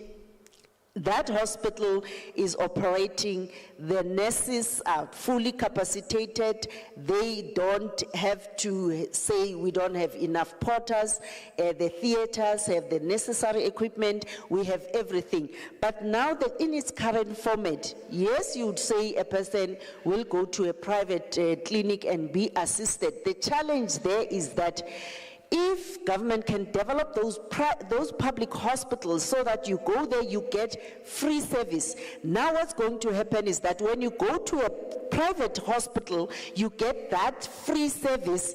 They are going to bill you as government, and how much money these private companies will be benefiting. Again, you're still benefiting the very same capitalists. So I think it's not true what they are promoting or telling people, that's what is going to do. Unfortunately, state coffers is still going to go to the private hands. Hence, somebody spoke about the issues of the tenders. Indeed, $1 trillion more, which National Treasury is having, is benefiting the very few white companies in this country. So if we are having those state-owned companies who are providing those services, state money, and which will benefit a lot because a lot of employment will be created. And I would want to even address the issue of agriculture. I think the issue of creating public and free market, free vegetable markets where people can go and sell. If we are having school feeding scheme, that the local farmers will be the ones who will be providing the necessary feeding schemes in those local schools. I think we didn't have questions for the EFF, but I just wanted to round off and deal with those particular issues. And the challenge again in the country is the issue of the current ruling party, which has been there for the past 30 years. And they are the ones who should be telling us that we have made so much, or we've done so much, we've achieved so much. Maybe lastly, let me just tell you why you should be voting us as EFF, and what are the problems for the past 30 years which have been there. Still currently post-1994, the very same DA and their parties or their members and those who vote the DA, they still are owners of the land. And it's less than 7% of the targeted 30% of land is meant for redistribution. So more than 40% of South Africans who need jobs are still unemployed 30 years down the line. And we're still saying the South African economy is not fully developed to its productive capacity, hence it cannot create employment. You spoke about industrialization, Shandu, that is still capitalist. But then if we have all those factories where we can manufacture toothpicks, why must we import toothpicks? I mean, people will be employed there, will be creating employment, and it will be the issue of us as South Africans doing that, issues of localization, producing our own finished goods and not, or beneficiation, and not expecting those things to be taken outside of the country. We still have a lot of people who don't have places to stay. There's slums, there's gangsterism, we can't deal with drug abuse, and pit toilets. Children are still dying, falling into pit toilets 30 years down the line. We still have bucket system. So all those are the issues which we need to deal with. And I don't think if you have to go and vote, fortunately this year it's 3 ballots, and people have a vast opportunity to choose where do they want to put their vote. And if you still want to participate, because anything you do, young people, you can't say I'm not into politics, because whatever you do, you buy bread, you come here, you sleep outside, your NSFAS is not paid, it's politics. So you'll have to participate and have your say. Thank you. Thank you. If you can go to the Freedom Front, Jaku. No, we'll go to the Freedom Front. Can I just dispose of myself, please? Thank you. I think even though there were okay, many questions. We will go to you, Anel, and then we'll go to Jaku and close with MK. Thank you. Thank you. I've got good news for everyone. I'm not going to talk long. I'm not going to speak. Jaku, can I give Anele the space? Sorry. Thank you. Sorry. Thank you. In the interest of time, I will not dwell on the issues that I would have wanted to respond to. I will simply focus on one thing which I believe the professor spoke very greatly on, and I think it is a disjuncture, departure point that needs us as the people of South Africa, and especially the voters, to really focus ourselves on when we decide on who to vote for in the ballot. The issue that relates to loyalty and patriotism is very important, because if we get into the habit of being loyal to individuals, so much so that those people, we put them above the country, we'll not be able to have the sharpened lenses of looking at how those people are destroying our country, because we are so much attached to the people, because we believe that we owe them so much in as far as what contribution they've made to South Africa or shaping our country to be where it is.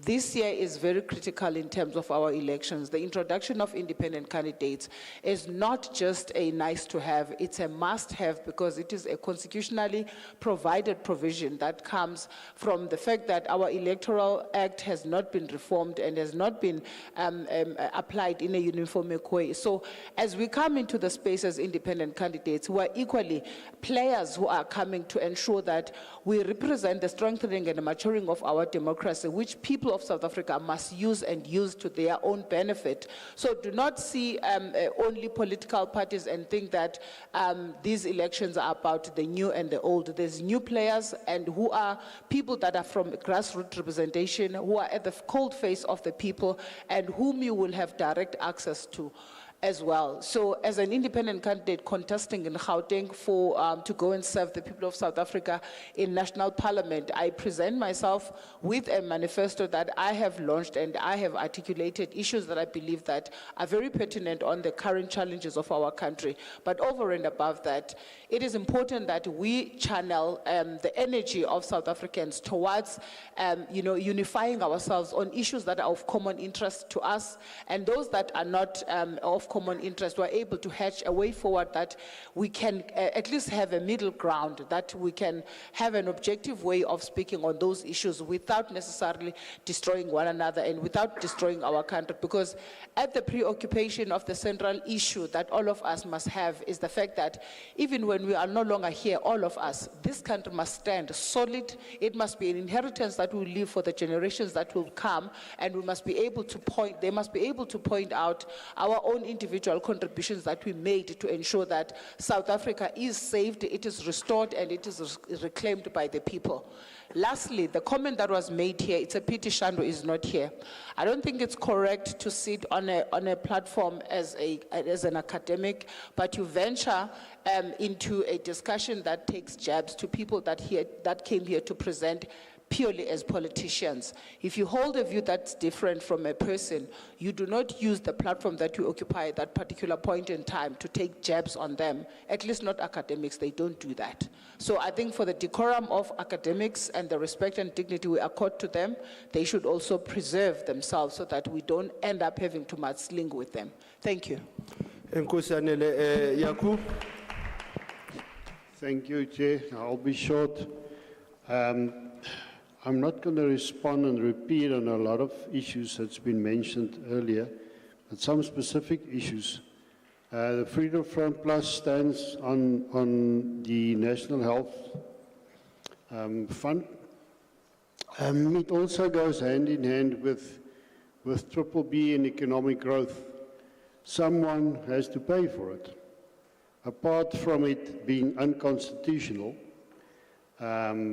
actually, the National Health Fund is unfortunately dead on arrival. It wouldn't fly. Someone has to pay for it. There's not enough money for that. It would have been a nice idea if state hospitals could have been functional.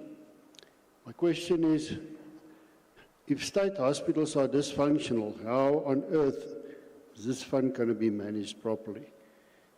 It's not going to work. It won't work.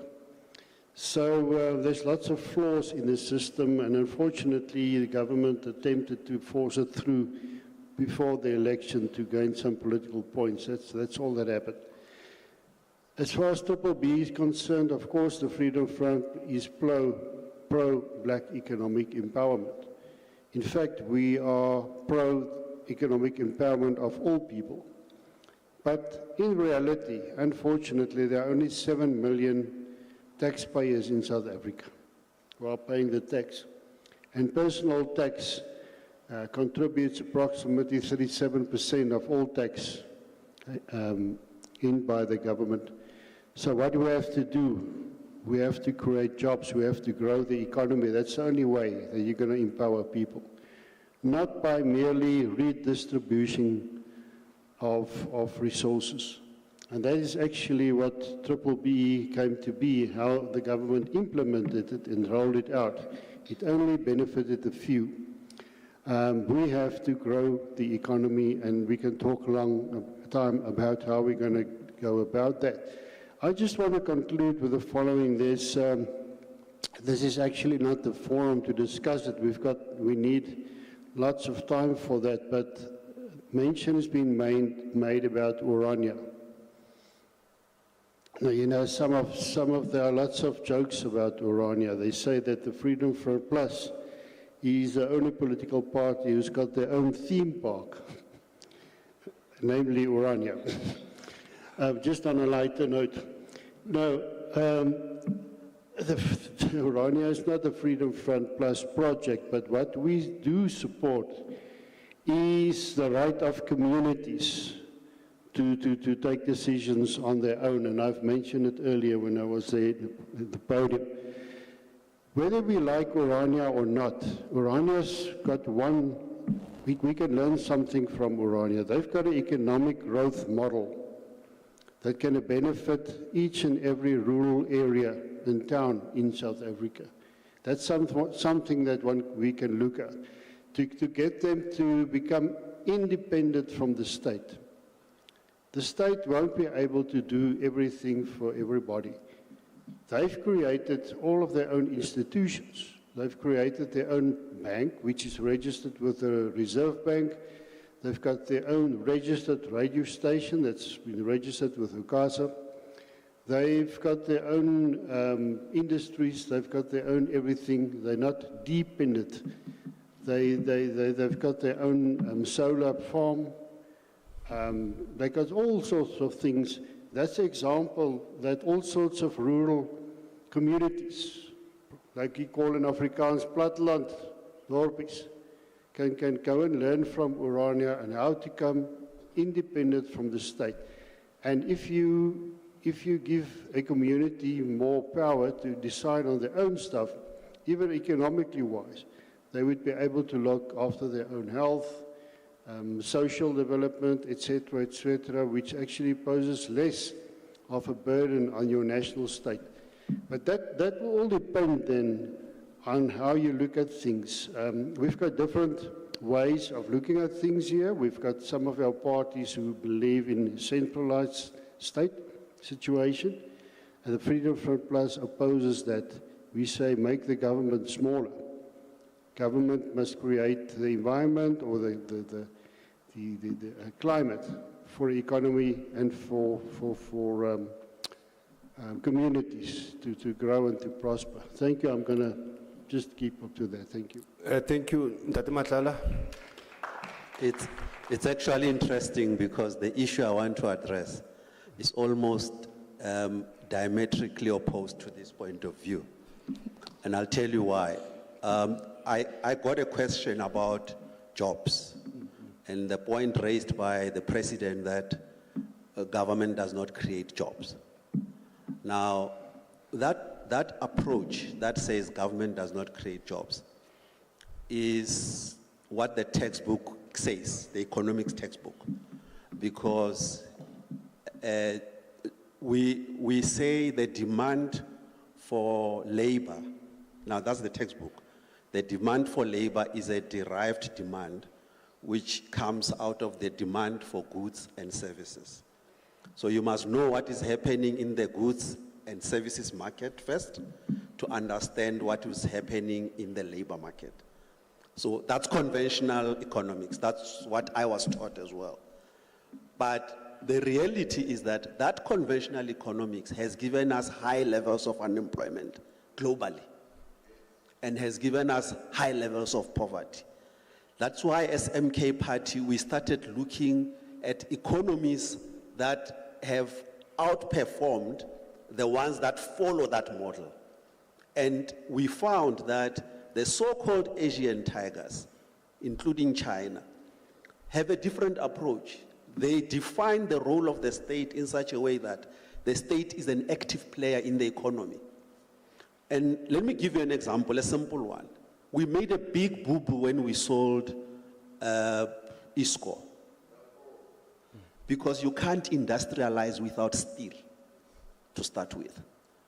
We sold ISCO, and yet ISCO was the base upon which we could have driven a lot of this economy to higher levels, and the state would have owned the steel production and made sure the steel production, which is an input cost in the economy, makes your cost of doing business lower. Now, what I'm saying is, the Orania model cannot be replicated because the starting point is you must have land. Orania is based on ownership of land to start with. So you can't propose that model to the whole country and say it's doable. It's doable if we get the land, yes. So that's the starting point. But the other thing is, there are other issues of inequality between blacks and whites that are, Statistics South Africa will show you levels of inequality that are related to access to resources, access to your skills profile, etc. So if you don't take that into account, you will simply say this is replicable, yet it's not. So what is my answer to the question? My answer is government can play a role in the economy and be a driver of creation of jobs, in addition to being an agent that creates an environment conducive for business. Thank you. So I'm not going to answer the other question. I missed it about 35 years old. I didn't understand that. But the last point is the crime ratio. There is no international norm as to the ratio of police to population. If your crime levels are extremely high, then you need more police, obviously.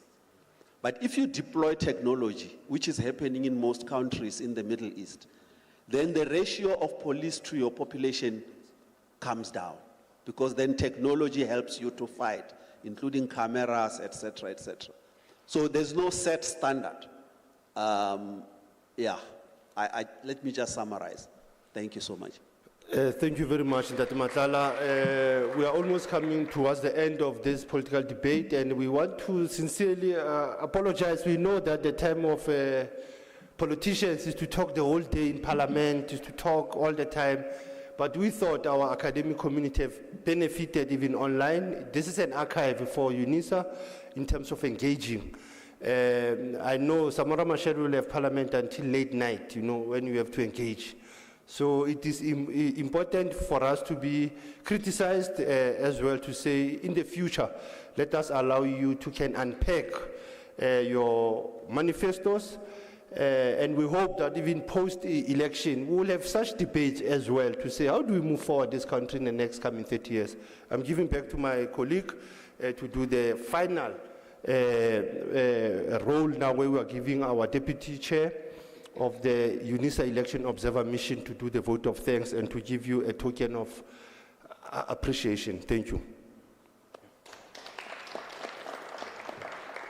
Thank you very much. I would like to invite one of the people we've been working with throughout the week to put this program together, Ms. Sanet Solomon. Thank you so much, and you can come and deliver your vote of thanks. And then, Prof, please come closer, because you will come ahead.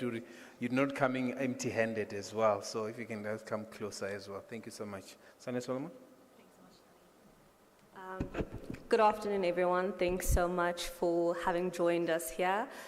This was a very particularly lively discussion and quite exciting given the time that we find ourselves in, 30 years into democracy and heading towards our next national election. Such an amazing time. So thank you again for honoring our invitation as the Unisa Election Observer Mission. It was an absolute pleasure and also joy to have all of you here to unpack your ideas and so on. I have a little list of everyone I have to thank to just make sure that I don't miss anyone. First of all, I'd like to extend a word of thanks to the university and the college with whom this wouldn't have been possible. Our school director, Professor Azvi, thank you so much for carving out like this immense time out of your calendar. We know that you're very busy, and we are so grateful that you could join us here today. To our department, thank you for fostering an environment where we don't only teach South African politics, but we also get to engage with the stakeholders that shape the community that we find ourselves in. To our program director, Mr. Tali, thank you so much for being here with us as well. You did a phenomenal job in terms of managing our program today. To the advisory committee of the Unisa Elections Observer Mission, thank you so much again for always guiding us and leading us in the right direction. To our chairperson, Ms. Lefati Moagi, I'm sure you've seen her run around all over, putting all of this together. Thank you so much for your leadership, Chair. This has been an amazing engagement. Unisa Media, Unisa Radio, the College Media and Marketing, as well as Unisa YouTube. Thank you all so much for covering this amazing engagement. To our esteemed political party representatives as well as the respondents, thank you so much for spending this time with us. I know that this is a particularly pressing time given the work that you are doing your door-to-doors, engaging with different stakeholders, and we are grateful that you could grace the higher education family and community with a bit of what you do. To our student leaders, thank you so much for coming out as well. We see you. Our students, our Unisa Election Observer Mission volunteers, as well as the other university volunteers, and also all of the other people who play more background role, the people who do the camera work, the people who actually came to do the dry run yesterday to make sure that the lighting is working, for the people who've done catering, and the people who are going to clean up this venue after we are done. Thank you all for coming out. Thank you for our online participants. This wouldn't have been possible without you as well. If there is anyone I've missed, I sincerely apologize, and we are quite appreciative of you today. And then I would just like to say something small before I finish all of this. Just a bit of context for those who are not familiar with the Unisa Election Observer Mission. This actually started in 2014 with the work of Professor Mapunye, who used to be the BUM chair.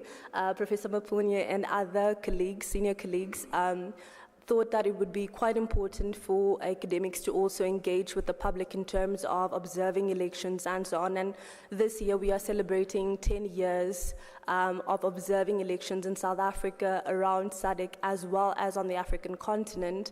And I think that, Professor Mapunye, we don't always say this enough, but thank you so much for your leadership and guidance. And thank you for preparing our next chair, Ms. Moagi, who will hopefully take your legacy forward and do us proud. Thanks so much, colleagues.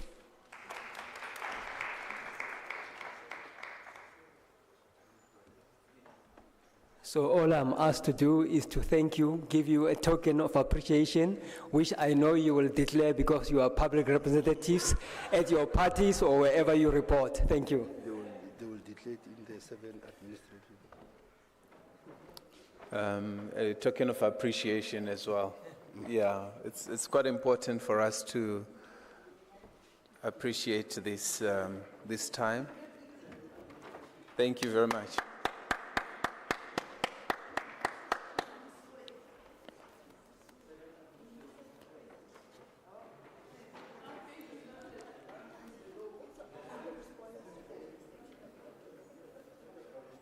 Okay. And also on stage, if you can also have the panelists earlier for the picture. Those panelists are still here. Yeah, please come to the stage to also receive your token of appreciation for participating in our program today as well. And I see others have stepped out for the time being, but it's also, yeah, please come through. Thank you so much.